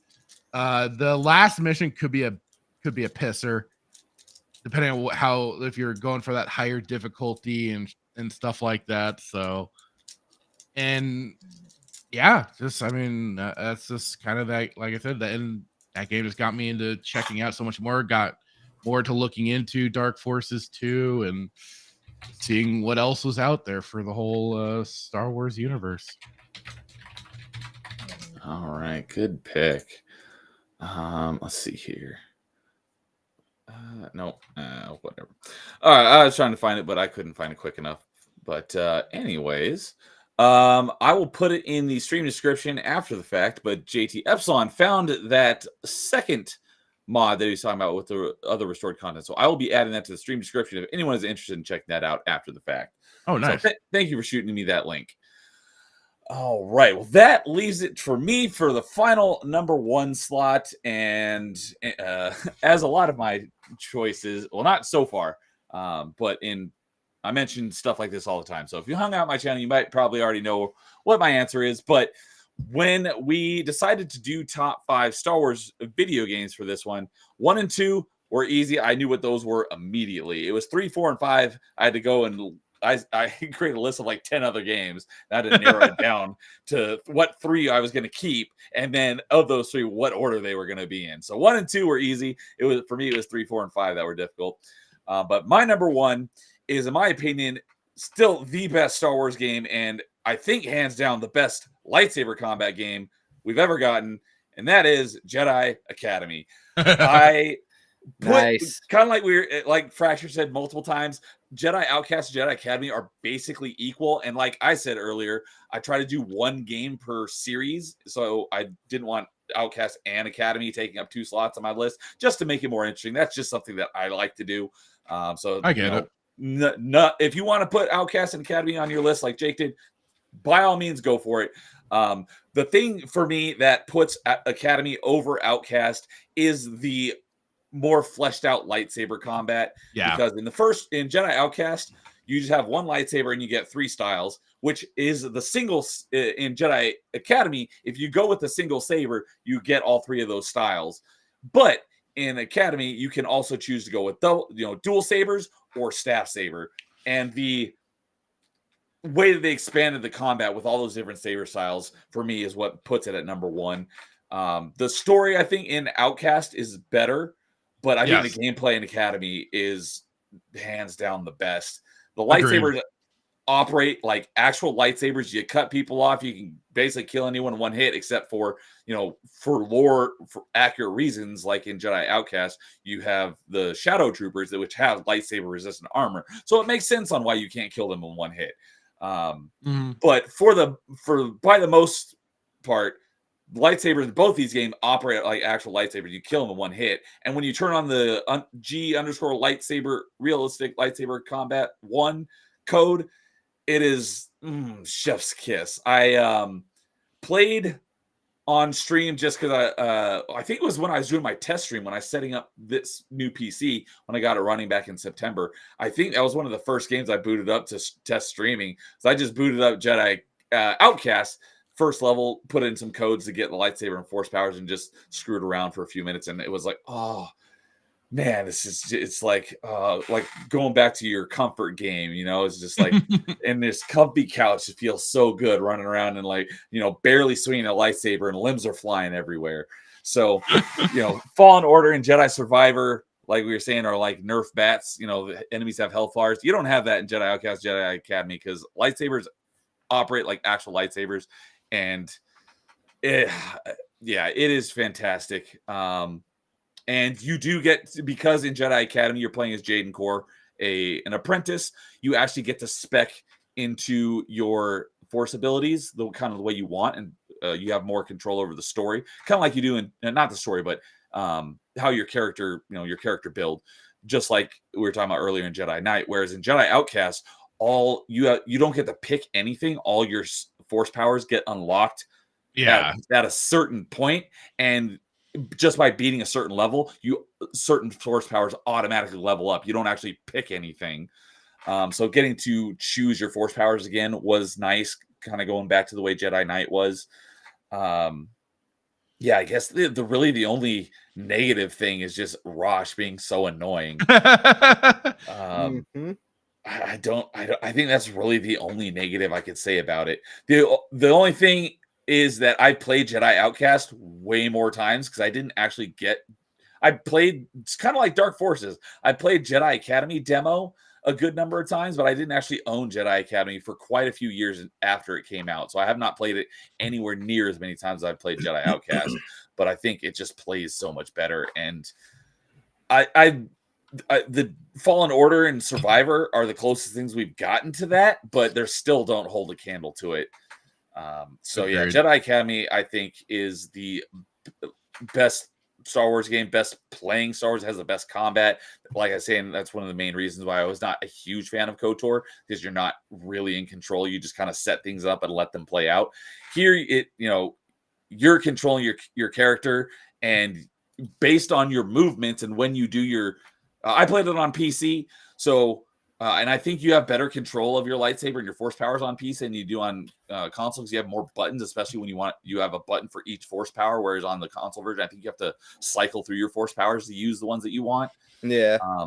But with the lightsaber combat, I think you have more control, and you basically every way you move forward, back, right, left, and which mouse button you're using and at what time will decide on what type of lightsaber slash you do. Yeah, So it's it like really its own combo moves and stuff. Lightsaber combat, because you're trying to do like he's blocking high, so you want to slice low, or vice versa. You actually have control of that stuff. And like Filter mentioned, it's based on Bushido Blade, which is, I never played it, but I've seen it. Oh, it's a blast. It's basically like that. It's I think it's 2D. I'm not sure. It might be. It's a 3D. It's a 3D fighter. You got like basically the arena map to run around in. And you have weapons that basically do one-hit kills. Yeah, and you one-hit kills, or like depending on the strikes that you get, you can damage limbs and stuff like that. And then if you're a cheating little son of a gun and play the character that has guns, you just basically shoot people and they're dead. Gun with Yes, with but gun. yeah, that's even worse than Odd Job and GoldenEye, right? But yeah, that was like the great thing. I mean, that's what I wish people would do more of, is like, yes, look back to certain games, look to other games, and maybe get some inspiration and ideas to spice up these games. Although I know like some are like in like copyright hell for whatever reasons, because the companies have it locked down legally, like licensing and stuff. Licensing, thank you, that's more of what I was looking for, like the licensing lockdown. Because like I hear how like BioWare has the licensing on the dialogue wheel, which is why you don't see that in other games. WB has the whole licensing on the Nemesis. Yep. That's one of my biggest peeves ever. Is I was watching a video that was talking about the Nemesis system recently. It's like, dude, if there was like a sequel to Arkham Knight with the Nemesis system, that would be freaking awesome. I keep harping on it, and it's like, WB, you have a system that would just help make such a amazingly top tier like superhero game. You don't even have to maybe do it as a licensed character. Maybe do something new, something original, or whatever. But do like something with it, anything with it, please. Or just they're like, knock off your licensing crap and let somebody else do something with it, please, for the love of God. They're like, if I'm not going to do anything with it, but you can't either. It's my toy and you can't play with it. Yeah, they've taken their toys from the sandbox and left. It's like, no. But I mean, I can only imagine like that for maybe like a Star Wars game, like a whole like bounty hunters and shit like that. Like the possibilities are all there. Yeah. So I had never played Outcast or Academy online. I heard that was a lot of people had a lot of fun with that. I just loved the campaign, and me too, playing through and taking out. I've never been big on multiplayer games like versus PvP. I love co-op and PvE stuff. I've never been huge on PvP, so I never went online and played it online. I know my buddy who was here earlier, he did it online. I never did, but I just love the campaign in both of those games. And yeah, the lightsaber combat just took it to another level in Jedi Academy. And yeah, Staff Saber for life. Well, I mean, we all did a Staff Saber run because I played through it all with each style. Who didn't want to LARP as Darth Maul for a bit? I mean, come on, that was like the whole that was why they put the Staff Saber in there anyways, was to give you your Darth Maul fun run to do that sort of thing. Yeah. But I mean, the base game I never played multiplayer. It was always, like I said, the mod movie battles 2 that I played the freaking hell out of. And I mean, they kind of tweaked things a bit for that lightsaber combat. Still just as deadly and stuff like that, but definitely added a little more kind of movement and stuff like that you had to be aware of. Maybe tried to overcomplicate it a bit. But I just remember spending so many hours playing that mod for Jedi Academy with some friends, and how I met some friends and stuff like that too. It's just a wild thing. Yeah, I've heard that was a good one, but yeah, I never even played it modded. So, but I forgot to mention at the beginning of the stream my Star Wars video game shirt. Thought was very apropos for tonight's stream. Xbox is the Empire, and you got a Star Destroyer with the Kinect is the bridge of the Star Destroyer, and you got the PlayStation is the Millennium Falcon. You got the Wiimote as the X-wing. So Empire is like the X-wing or something. So, what was that? You both talking? I said it should be like the Hi-Fi Rush developers for like the Rebels now. Xbox going after all their own people. Yeah. And what was that, Carl? I said AT&T is the real evil empire. Down with the telecoms. So, all right. Well, that wraps it up for all of our top fives, but we're not quite done yet. Jason, you want to get us on this next section? Yeah. Pretty quick. Yeah. So, obviously, after we're done talking about our top fives, we like to do the group top five. This one was actually one of the easier ones to kind of get together because later on in there we had a lot of sames. But we did have a tie for our number five. Number five was a tie between Republic Commando and Jedi Outcasts. And then because of that, we also had a tie at number three, technically. That was going to be Rogue Leader and Shadows of the Empire. And then number two, with Nerdy Neo bringing in Jedi Academy, that is our number two, is Jedi Academy.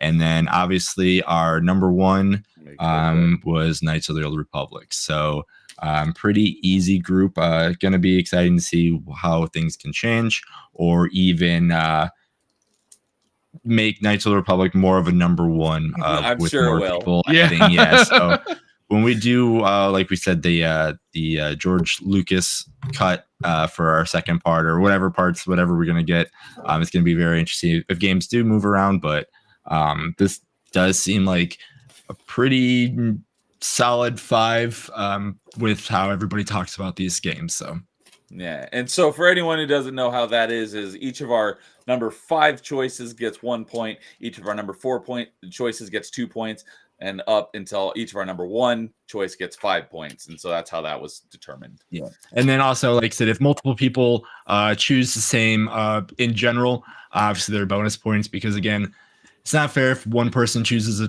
5-point game, we'll say, and then 3 people choose 2 points or a 1-point game. Like, come on, like, is more people like this game, so it should deserve a better spot on the list than just one person with 5. So using how everybody voted and this crazy math thing that we're gonna do, it's easily made it for top 5, or technically 6, but top 5. Cool. All right, and Paul's coming in. He's like, "You're all still going?" And Fracture had a perfect response. It's Star Wars, naturally. It's exactly it. It's Star Wars. This coming into this one with this group, I'm like, this is for it was crazy how long the comedy movie one lasted. The last time I knew coming to this one, like, this is going to, if this doesn't blow any of our top 5s time wise out of the water, we didn't do something right. So. And we lost one of our panelists after 2, so this easily could have been another hour. So easily another 2. Yeah, definitely. So, all right, Jason, thank you for the group rank. Couple last things before we head on out here. I dropped a screenshot in the Discord because I saw so I knew that there were a few canceled Star Wars games. I didn't realize how many Star Wars games had been canceled. So I took a screenshot, dropped it in our Discord chat, asked everyone to take a look at it, and wanted to know what your most disappointing canceled Star Wars game is. And I'm going to leave what my actual number one, or at least up until today, was going to be my number one, because I'm pretty sure someone else is going to mention. But I did not know that this was a thing until today, and it makes me sad now, because it definitely would have been my number one disappointing canceled Star Wars game for all these years if I'd known it was ever planned to begin with. And that was there was going to be a Star Wars Jedi Knight 3 called Brink of Darkness, which I had never heard of until today. What? And I was like, and then sad at the same time because I was like, yeah, oh, it's canceled before I even knew it existed. And I would have been over the moon excited for that game back in the day if I had known that it was coming. So curious from the rest of you guys, if you took a look at that list and what game on that list would you have been most excited for? I mean, now that you mention it, yeah, I didn't realize that there was gonna be a Jedi Knight 3. If naturally, that's kind of where I definitely would lean right there. But I figured you would as well. But I was always kind of curious about the Star Wars 1313, just because that was gonna be kind of going into the whole underbelly of the of Coruscant and stuff like that, and then the underworld stuff. And I could have. Was that the one that was going to be kind of featuring also like an Imperial agent sort of character too? Or am I thinking of a different one? Well, I mean, there was. I know this was like going to be also Eclipse in Force Unleashed. Yeah, but like 1313, I thought also had like a kind of another Imperial. Maybe I don't know much about it, but but sort of situation. But I know it was going to be another like thing. Also, Boba Fett was going to be featured in it. Yeah, he was going to be a main character. Okay, so that's where I got things mixed up. Yeah, but no, that was very another much looking forward to that game as well. I think. Oh, that's what I forgot to mention for my another one. There's a few mentions. honorable mentions I forgot to bring up, but the GameCube Bounty Hunter game. Oh, because I was going to bring that up, and that was going to be on our last section before we head out here. But yes, good honorable mention. So, but yeah, 1313 was one that I was very much excited for, and that was my number one most anticipated and one of my most disappointing canceled games of all time. Until I found out there was going to be a Jedi Knight 3 today. Yeah, that, and I can see like the Force Unleashed 3 just because none of us brought up the second game that I could recall. Like we all talked about the first game for sure, but the second one just was like, it really is just kind of that bastard child that you just don't really want to talk about that much, just because it was. We talk about KOTOR 2 being like a rushed project.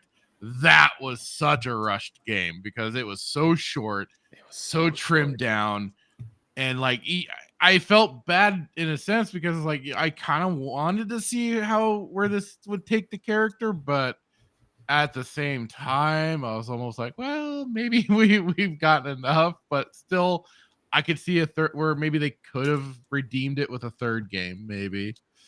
I know a lot of people would say like, what's a game that you want a sequel to? And a lot of people would say Force Unleashed 3. So, and Insidious Bliss is coming in saying, hello, TIE Fighter wins. That is all. What's up, Bliss? Good to see you, buddy. So, Carl, do you have a most anticipated canceled Star Wars game? Most anticipated canceled Star Wars game. That's a statement. Yes. What game would you have been most excited for had it actually come out? I know, it's just the way you said it. It just was funny to me. It's like that's an oxymoron. Yeah. One thing I can recall, Battlefront 3 was supposed to be a massive game from everything that they were talking about, and it was supposed to be like the next step. Like you could go from a ground battle to a space battle. There was a lot of demo footage of it out there. Yep. And KOTOR 3 is like easily like the easy one to say, and those are the other two ones that a lot of people, Battlefront 3 and KOTOR 3. And we did kind of get a KOTOR 3. Was it good? Sort of. From a certain point of view. We didn't get what we wanted, but we got something, which is better than nothing at times. Yes, not always, but it wasn't terrible. Yeah, but Battlefront 3, it's kind of funny. It's also Battlefront 4 is on here too, so that's even more funny. Yeah. Oh yeah, I see I that. thought that was funny. It's like they canceled a 4 when a third got canceled and it didn't even come out yet. How does that work? They Yeah, were but- already planning a sequel. No. But that's the unfortunate reality was Pandemic Studios gone too soon. Yep. Freaking EA. Yeah, Every But- time. they couldn't handle the greatness, and that's why they made 2 inferior Battlefront games. So, and JT, do you have any games that were canceled for Star Wars that you were looking forward to? Imperial Commando. I figured someone was going to mention that. Oh, maybe. Oh, there it is. I see that. Yeah. Yeah, sequel to Republic Commando.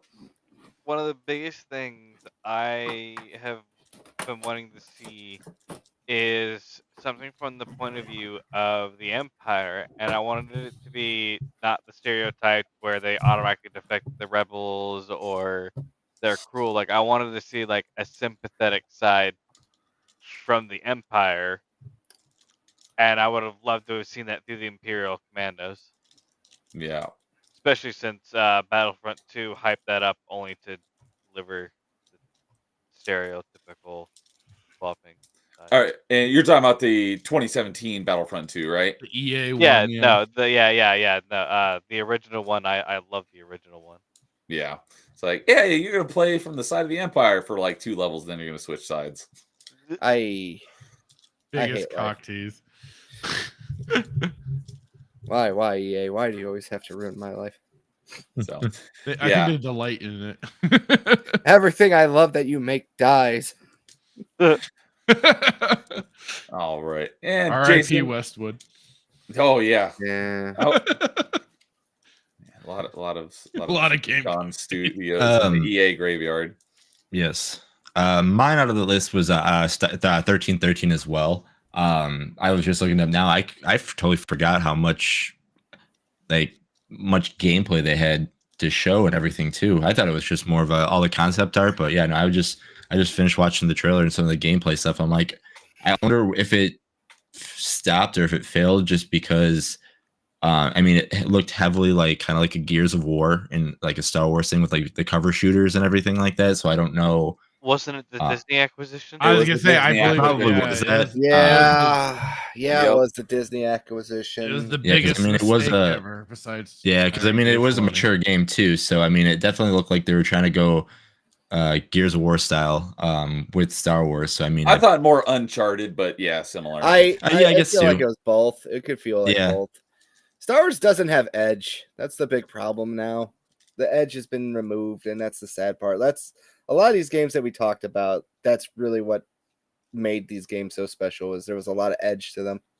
Well, and each game was trying something slightly different in a way. I mean, look at how they changed up lightsaber combat for Outcasts and bringing into some the squad commands for Republic Commando, the turn-based action RPG stuff being what it was for BioWare, but bringing that to such a big level in a big way for Knights of the Old Republic, for all the dialogue options, light side, dark side, and all that stuff. Yeah, we've kind of seen the morality system stuff, but they kind of tweaked things in another way. And hey, they gave us both the Jedi and the Sith code.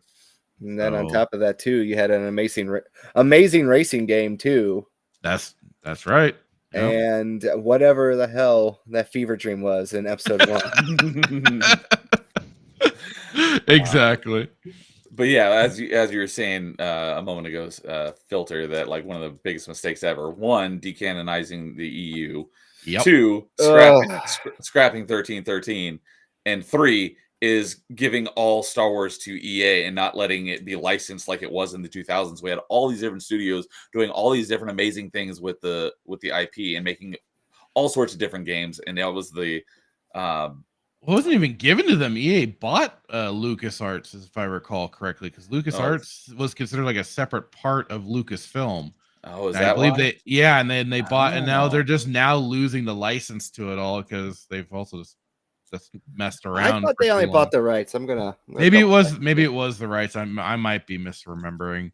It just feels like that because they've had such strict control over the whole thing, and honestly, with the way they run all these company. So that They surprised signed me. an exclusive deal only Okay, for okay. 10 years, All right. and it was 10 years of misery. Yeah. 10 years of nothing, a freaking desert. Fractured, I really don't like Bob Iger. You don't have to remind me why. But yeah, that whole era of almost all the games we talked about today is like the golden age of Star Wars games because so many people could make Star Wars games and do all sorts of different interesting things with it. And then EA put out Fallen Order, Jedi Survivor, Squadrons, and the 2 Battlefront games. And a 5 phone games game. in A 10 phone years. game. It took them a long time even just to finally squeeze out things like Squadrons, Battlefront 2, and that was like whatnot. the end of their life. Yeah, this has been at the end of their life, and they finally got out the Jedi Survivor. Fallen Order was there for the longest time, along with Battlefront 1 and 2. It's just like it's just been those 3 games plus the mobile shit games. So only now did they finally like kind of amp it up a little, just a little bit, not a lot, but a little bit. And now we get Ubisoft. I was just gonna say that. Yeah, finally don't have a stranglehold on the license. First thing we're getting is a Ubisoft game, which looks very mediocre. I hate this. I hate this so much. I'm hoping we can get a return to good Star Wars games, but I'm not holding my breath. We will once Bob Iger leaves, and he's never leaving. Yeah, it's like when is that going to happen? The ride never ends. Just look at it this way: we still got all the old games to still play and go back to and enjoy. Yeah. To bring it back to a positive note, we've still got the tried and true classics. So they find some way to ban the old games to make you buy the new one. Don't give them ideas. For once, I'm trying to be a positive source. And you got to take us right back down. I'm just glad it's not me for once. I will say at least I have them on disc, so I'm okay. That's good. Yeah. It's like you're playing, like your N64, and it's like, no, this game is detected as banned, and it bricks your console. How is that even possible? It doesn't even have an internet connection. It's just Bob Iger. Your phone and break my stuff. Your phone has alerted us to your N64. We are sending out a radio wave to shut it down. In 5, 4, 3. No! Disney Corp has your IP address. We are not going to block you out. Hey, Dios mío. And for our last little segment before we head out here, Star Wars games that you are looking forward to playing. Could be something that you've never played before and is 30 years old. Could be something that you're just looking forward to playing again because it's been too long, or heck, maybe you beat it yesterday and you want to play it again right away. Doesn't matter. What Star Wars games are you looking forward to playing? And for me, the first thing, I know I might get some groans, but I am looking forward to giving Jedi Survivor a shot now that it is on Game Pass. It won't be anytime soon because I'm still working on my recovery, but I'm at least looking forward to giving it a try. It's funny because the guys I was mentioning earlier, they were talking about how the story in it is great. I'm like, that's probably the worst part of the game, in my opinion. What I've heard. But it looks like the saber combat is better than it was in Fallen Order. And I thought Fallen Order was okay, but obviously it doesn't live up to Jedi Academy. And next one is one that I mentioned way back. But I was trying to save it for this part, is the total conversion mod for TIE Fighter with the updated graphics. I'm very much looking forward to giving that a shot at some point, but I need to get myself a joystick so I can play it. And then lastly, as Fracture just mentioned a few minutes ago on a honorable mention that he forgot to mention, is I never got around to playing Bounty Hunter, and I always wanted to. So I'm looking forward to getting to that at some point. I'm hoping that is also in the RetroArch GameCube release, but even if it isn't, it is already on RetroArch via PS2, so I'll play it that way when I get around to it. If it isn't out on GameCube for RetroArch yet, but if I have the option to play the 2 versions, I'm going to do the GameCube version because I was a GameCube kid and I've never had a PlayStation. So those are the Star Wars games that I'm looking forward to playing at some point. What about you guys? I'm looking forward to Star Wars Eclipse. Do we know anything about that yet? Not much, but I've enjoyed that game company's work. So I was gonna say, isn't that the David Cage one? What company is it? Oh my God! They're French, so they don't matter. Oh, It's the same people who did Detroit Become Human. Yeah, that's David Oh, Cage. yeah. Quantic Dream or Qu- whatever. Quantic Yeah, Dream, yeah, that's it right. is. Yeah. Yeah, Okay. I could see where at least for that aspect, just because that guy really is this kind of a weird auteur type. It It'll could at be least be interesting. it'll be at least kind of interesting. Yeah, Yeah, all we've gotten was that one trailer with all the people playing the drums, right? that's been it as far as I've noticed. There was yeah. like one trailer, and I thought that game silently got canceled. I'm not even joking. I forgot that game existed. It got kind of squashed for I a don't- moment, and then it was like, and then David Cage was even coming out. It was like, no, we are still working on it. Yeah, I don't think it got It's canceled, just but got I a did long forget about time. it as well. It just has a long. Apparently, they already have it set for a long production time, so they're supposedly at it. It's just been the one that, especially, has been going in and out of development. The quote unquote development hell or just like uncertainty is the KOTOR remake, which I keep doing my my dance of cancellation to Please keep don't it. happen. Please don't happen. Yeah, I don't want people any of like- that Sam Maggs content that she did for rewrites making it out. Into the Like I world. said, man, I don't like being that guy because I don't think anyone should have to suffer the job insecurity and stuff like that. But it's just like, damn, this is one I would be okay with, I guess. Oh, And I like, hate saying that. oh no, that got canceled again. It's like that's a good thing. You already have the original. Go play that. Exactly. I don't know. After I played Detroit Become Human, I also don't think I want to play that other game. You're I'm not sorry wrong. if you like it, JT. I'm sorry. I'm not gonna say that it sucks to you, but I just like, whoa, man, I did not like that. I'm very aware that I like that game.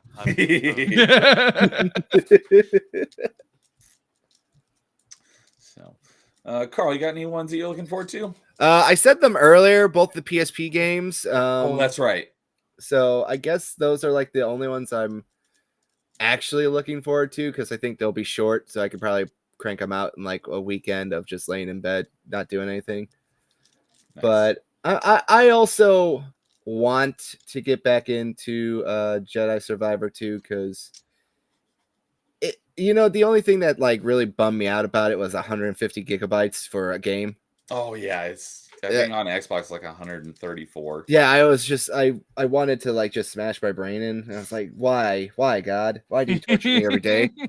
Was it? Yeah, I think it was Jedi Survivor. It had some controversy because even if you bought the disc copy, you still need the internet to install it because they didn't bother fitting the entire game on the disc. Yeah, it's like everything. Geez. But like when I played it originally on the PS5, and now I just re-downloaded it on the Xbox. The combat is much better, and that's like a good thing to say that it is much better. But besides that, I don't know, everything we've been talking about tonight. I mean, I just want to play everything again. It's just like all these good memories are back. I got that dopamine hit really good from tonight's conversation. That's for sure. Yeah, for sure. Hook it into my veins. Yeah, exactly. What's up, Kay? Good to see you. I'm assuming Hello. the Helldiver stream just got over. Good to see you. And we are just about to wrap up. So I think we got Jason and Fractured, or was, yeah, because Fractured was talking about KOTOR Yeah, remaster, I mean, but not that he's looking forward to it. Yeah. And I mean, it's funny. Like, you could do some unintentionally, like, hilarious stuff with Detroit Become Human. It's at least worth a playthrough just for the goofy stuff you can do in that game. Oh, Jesus, man, you ain't lying. I'm very mad right now when you say this, so I'm just going to shut up. Really quick, just quickly for Carl and JT. Heavy Rain, yes or no? Jason? Jason! I don't. I've never played it. I never tried. Okay. It. Don't. I'm a huge fan of Heavy Rain. You liked Heavy Rain? I liked Heavy Rain. Okay, I I never didn't played mind it, but it's basically the spiritual predecessor to Detroit Become Human, right? It's made by the same company. I played Yeah, the it's the other same one, company. the Beyond Two Souls. I thought that one was like just okay. Like it's not one I don't think I'll ever play again, but I don't regret playing it either. Okay. Never change, JT. Like what you like. I generally do mean that. So, So, Filter, did you say any games that you're looking forward to playing? I mean, yeah, like kind of like you said, the total conversion mod, I definitely need to fully check out and everything. I plan on rechecking out the General Tantor's Mysteries of the Sith remastered. Oh, okay. Just to see, because he's now updated like the scenes for the new character models and stuff I like remember that. you showed that on Saturday Night Sith a few weeks ago. I want to check that out, but of course, I'm gonna be looking forward to getting back to KOTOR 2, continuing my playthrough. So yeah, that's what I'll be looking forward to doing. Nice. Kay is saying Heavy Rain is worth a playthrough. It's cheesy, but it can be fun. It's so bad it's good sometimes. Well, Detroit's the best part of the game is playing as the detective robot. That's like the best part of the game. Is that Clancy Brown's character? He's partner. He's your Yeah, partner. Connor. Thank you, Okay. Connor. It's because he has like unintentionally just hilariously great lines. It's especially like I like his delivery. dogs. Yeah, the delivery. His delivery is great. Just fantastic. It's like Clancy Brown, the drunk, and then like an autistic robot. and Clancy Brown himself is just freaking erratic and everything because it's like a very bipolar individual with his autistic robot. I know. It's just hilarious. I know. There's like that whole going to Canada stuff in the game, and I'm like, what am I playing? Yeah. You can end that real quickly if you don't want to have to deal with that through the game. I can too. It's called I eject the disc. Well, there's that too. Absolutely. That's I was gonna one say way of there's a scene where you're running across a highway and Oh you can god, I figure out remember this scene. You can figure out the rest from there. The favorite part about that is like every time like if like Connor goes bye-bye and a new one shows up, he gets more annoyed each time a new one shows up. Like, well, it's like there's just so much that does not make sense for the storylines. You are too. not even kidding. Because it's like, how does a guy that's basically spending all of his time getting high in his house, who has bills that aren't being paid, but yet somehow he still manages to pay off his robot to get repairs? And his child bot to get repairs. That's the part that annoyed the shit out of me even more. Now you say, stop doing this. They're gonna make me swear and mad. I'm about to go to bed. I'm having a good time. I'm sorry. It's not your fault. It's that game. I hate you, David. You and Kojima, I hate you both. Back to Star Wars. Jason, what about you? Do you have any Star Wars games that you're looking forward to getting around to? Or yeah, I'm looking forward to finish Fallen Order and then trying out Survivor because again, haven't done that. And then I think after that, this KOTOR game that we're talking about, I should probably play that. It sounds pretty good, so trying to give that game probably a try. All right.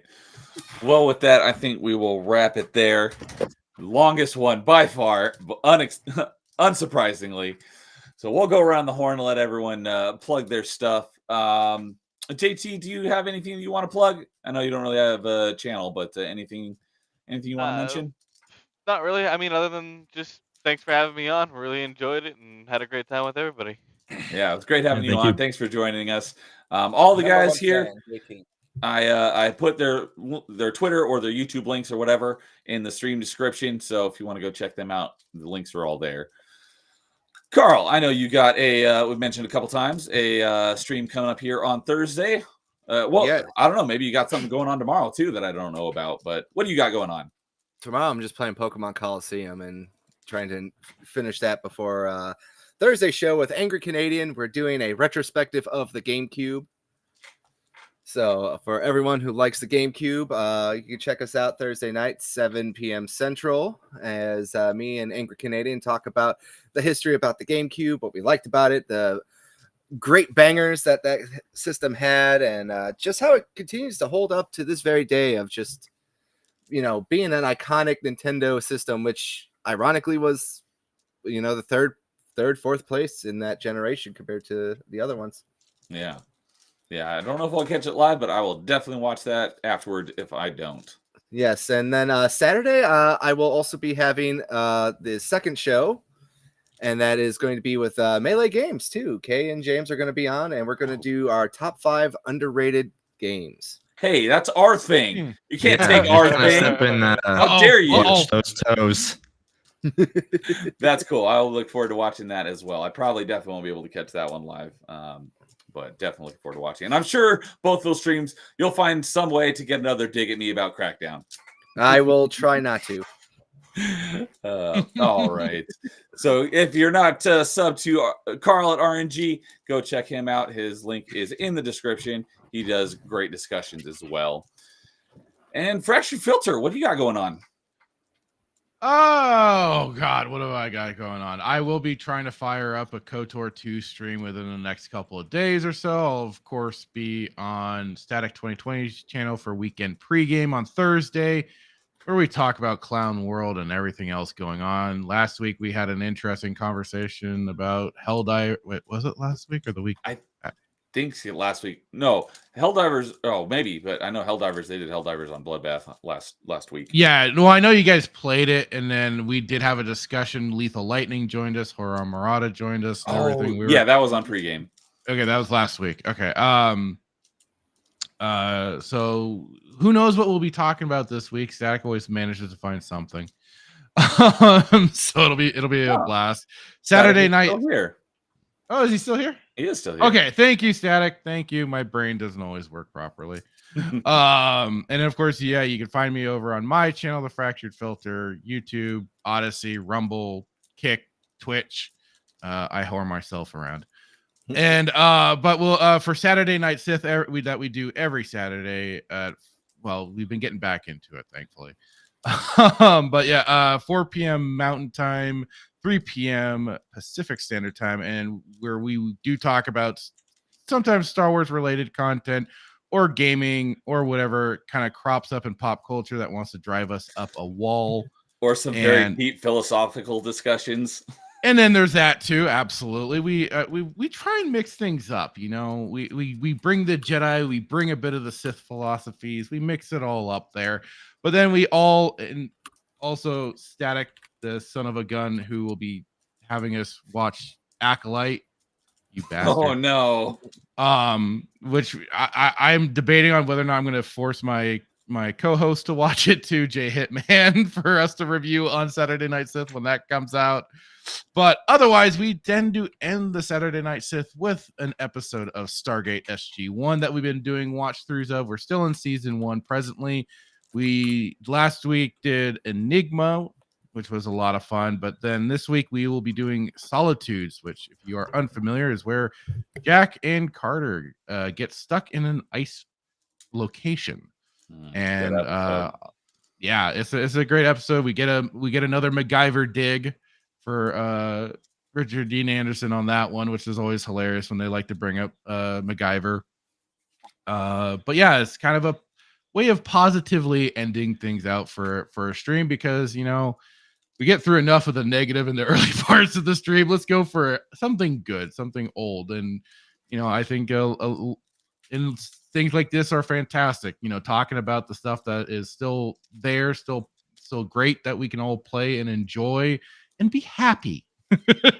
Don't always have to be some cynical snots like me.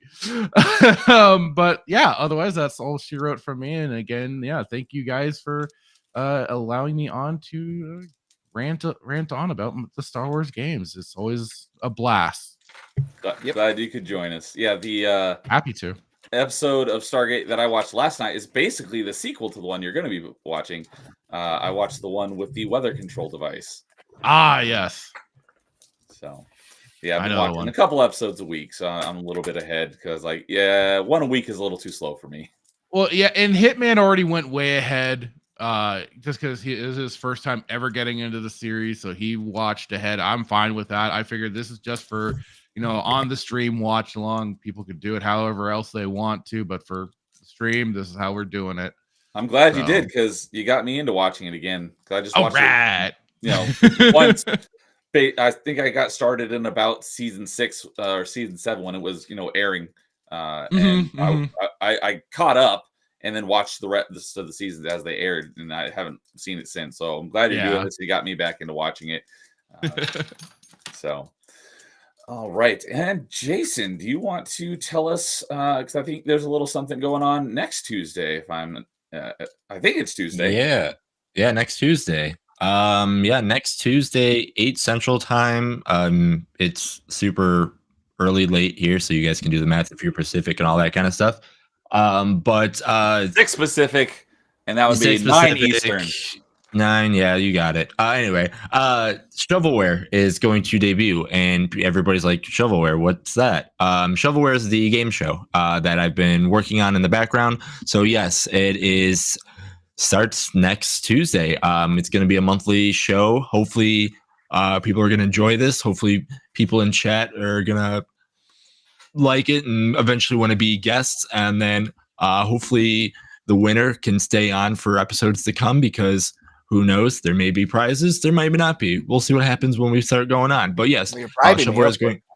Yeah, Shovelware is going to be a Jeopardy style game show. I have everything all set up and ready to go, and honestly, cannot wait to see how it goes. It's going to be kind of a short term or short like time frame live stream because again, it's just going to be 30 minutes, 40 minutes, kind of get in, watch it. Hopefully, people, if they can't catch it live, can easily just put that on their watch later thing. But again, we'd love to see you there live. Hopefully, not helping the contestants cheat, but we'll see how that goes on the first episode. But yeah, we're gonna hopefully have some fun and start the game show next week. Yeah. I plan to be there as long as I'm off work by the time because I'm in charge of a project because I'll be traveling again. So I won't be here. I'll be on hotel Wi-Fi using my backup mic. So it's a lot of ifs. I think I should be able to make it, but I may have to bow out. But I'm hoping that doesn't happen. So I'm very much looking forward to that. Yeah, so it might be at 8, and if Nerdy Neo has to drop out, just message me saying like, hey, if Neo has to bow out, I would like to show up for the game show at 8 o'clock Central Time, 9 Eastern, 6 Pacific, 7 Mountain if you're in the mountains, and then we can put you on there. Sound cool. And you want to go ahead and tell us about our next top 5, which I alluded to earlier? And then, next top 5 is going to be top 5 Star Wars characters, and that will be one of my exclusive ones on the channel. So, yeah, come on by in 2 weeks from now, same time. And then we're going to have some fun talking about more Star Wars characters to finish off the month of May in the Star Wars month. And then I think we had some ideas for the one after that too, but we're still kind of penciling that one in. Oh, I got tons of ideas. I've had a few people give me some suggestions lately as well. So yeah, I gave you one too. Yep, Carl gave me one. So yeah, anyone else out there? These shows are all about you guys. So if you guys want to come on for future episodes of Top 5, or you've liked some of the topics we've had and you want to discuss those, let us know. And like we're always open to doing a part 2, part 3, however many we need to do to get everyone on to talk about the topics that that they want to talk about and rank their top 5 whatevers. So let us know and we'll make it happen. Because I'm sure we'll probably have to do at least a part 2 on Star Wars games, maybe even a part 3. And I'm looking forward to talking about top 5 favorite Star Wars characters on Jason's channel in 2 weeks. So I think we are pretty full on the next one in 2 weeks, but I'll have to talk to you about that behind the scenes. But let us know and we'll make it happen sooner or later, but we'll make it happen. So thank you, everyone on the panel, for joining us and staying for this ridiculous long time. Appreciate you guys. And everyone who came and hung out in chat. You guys are all awesome. Appreciate all of you guys. And dude over on Rumble as well. Thank you all for joining us for another episode of Top 5. We will see you again soon. And we will catch y'all later. In the meantime, game on.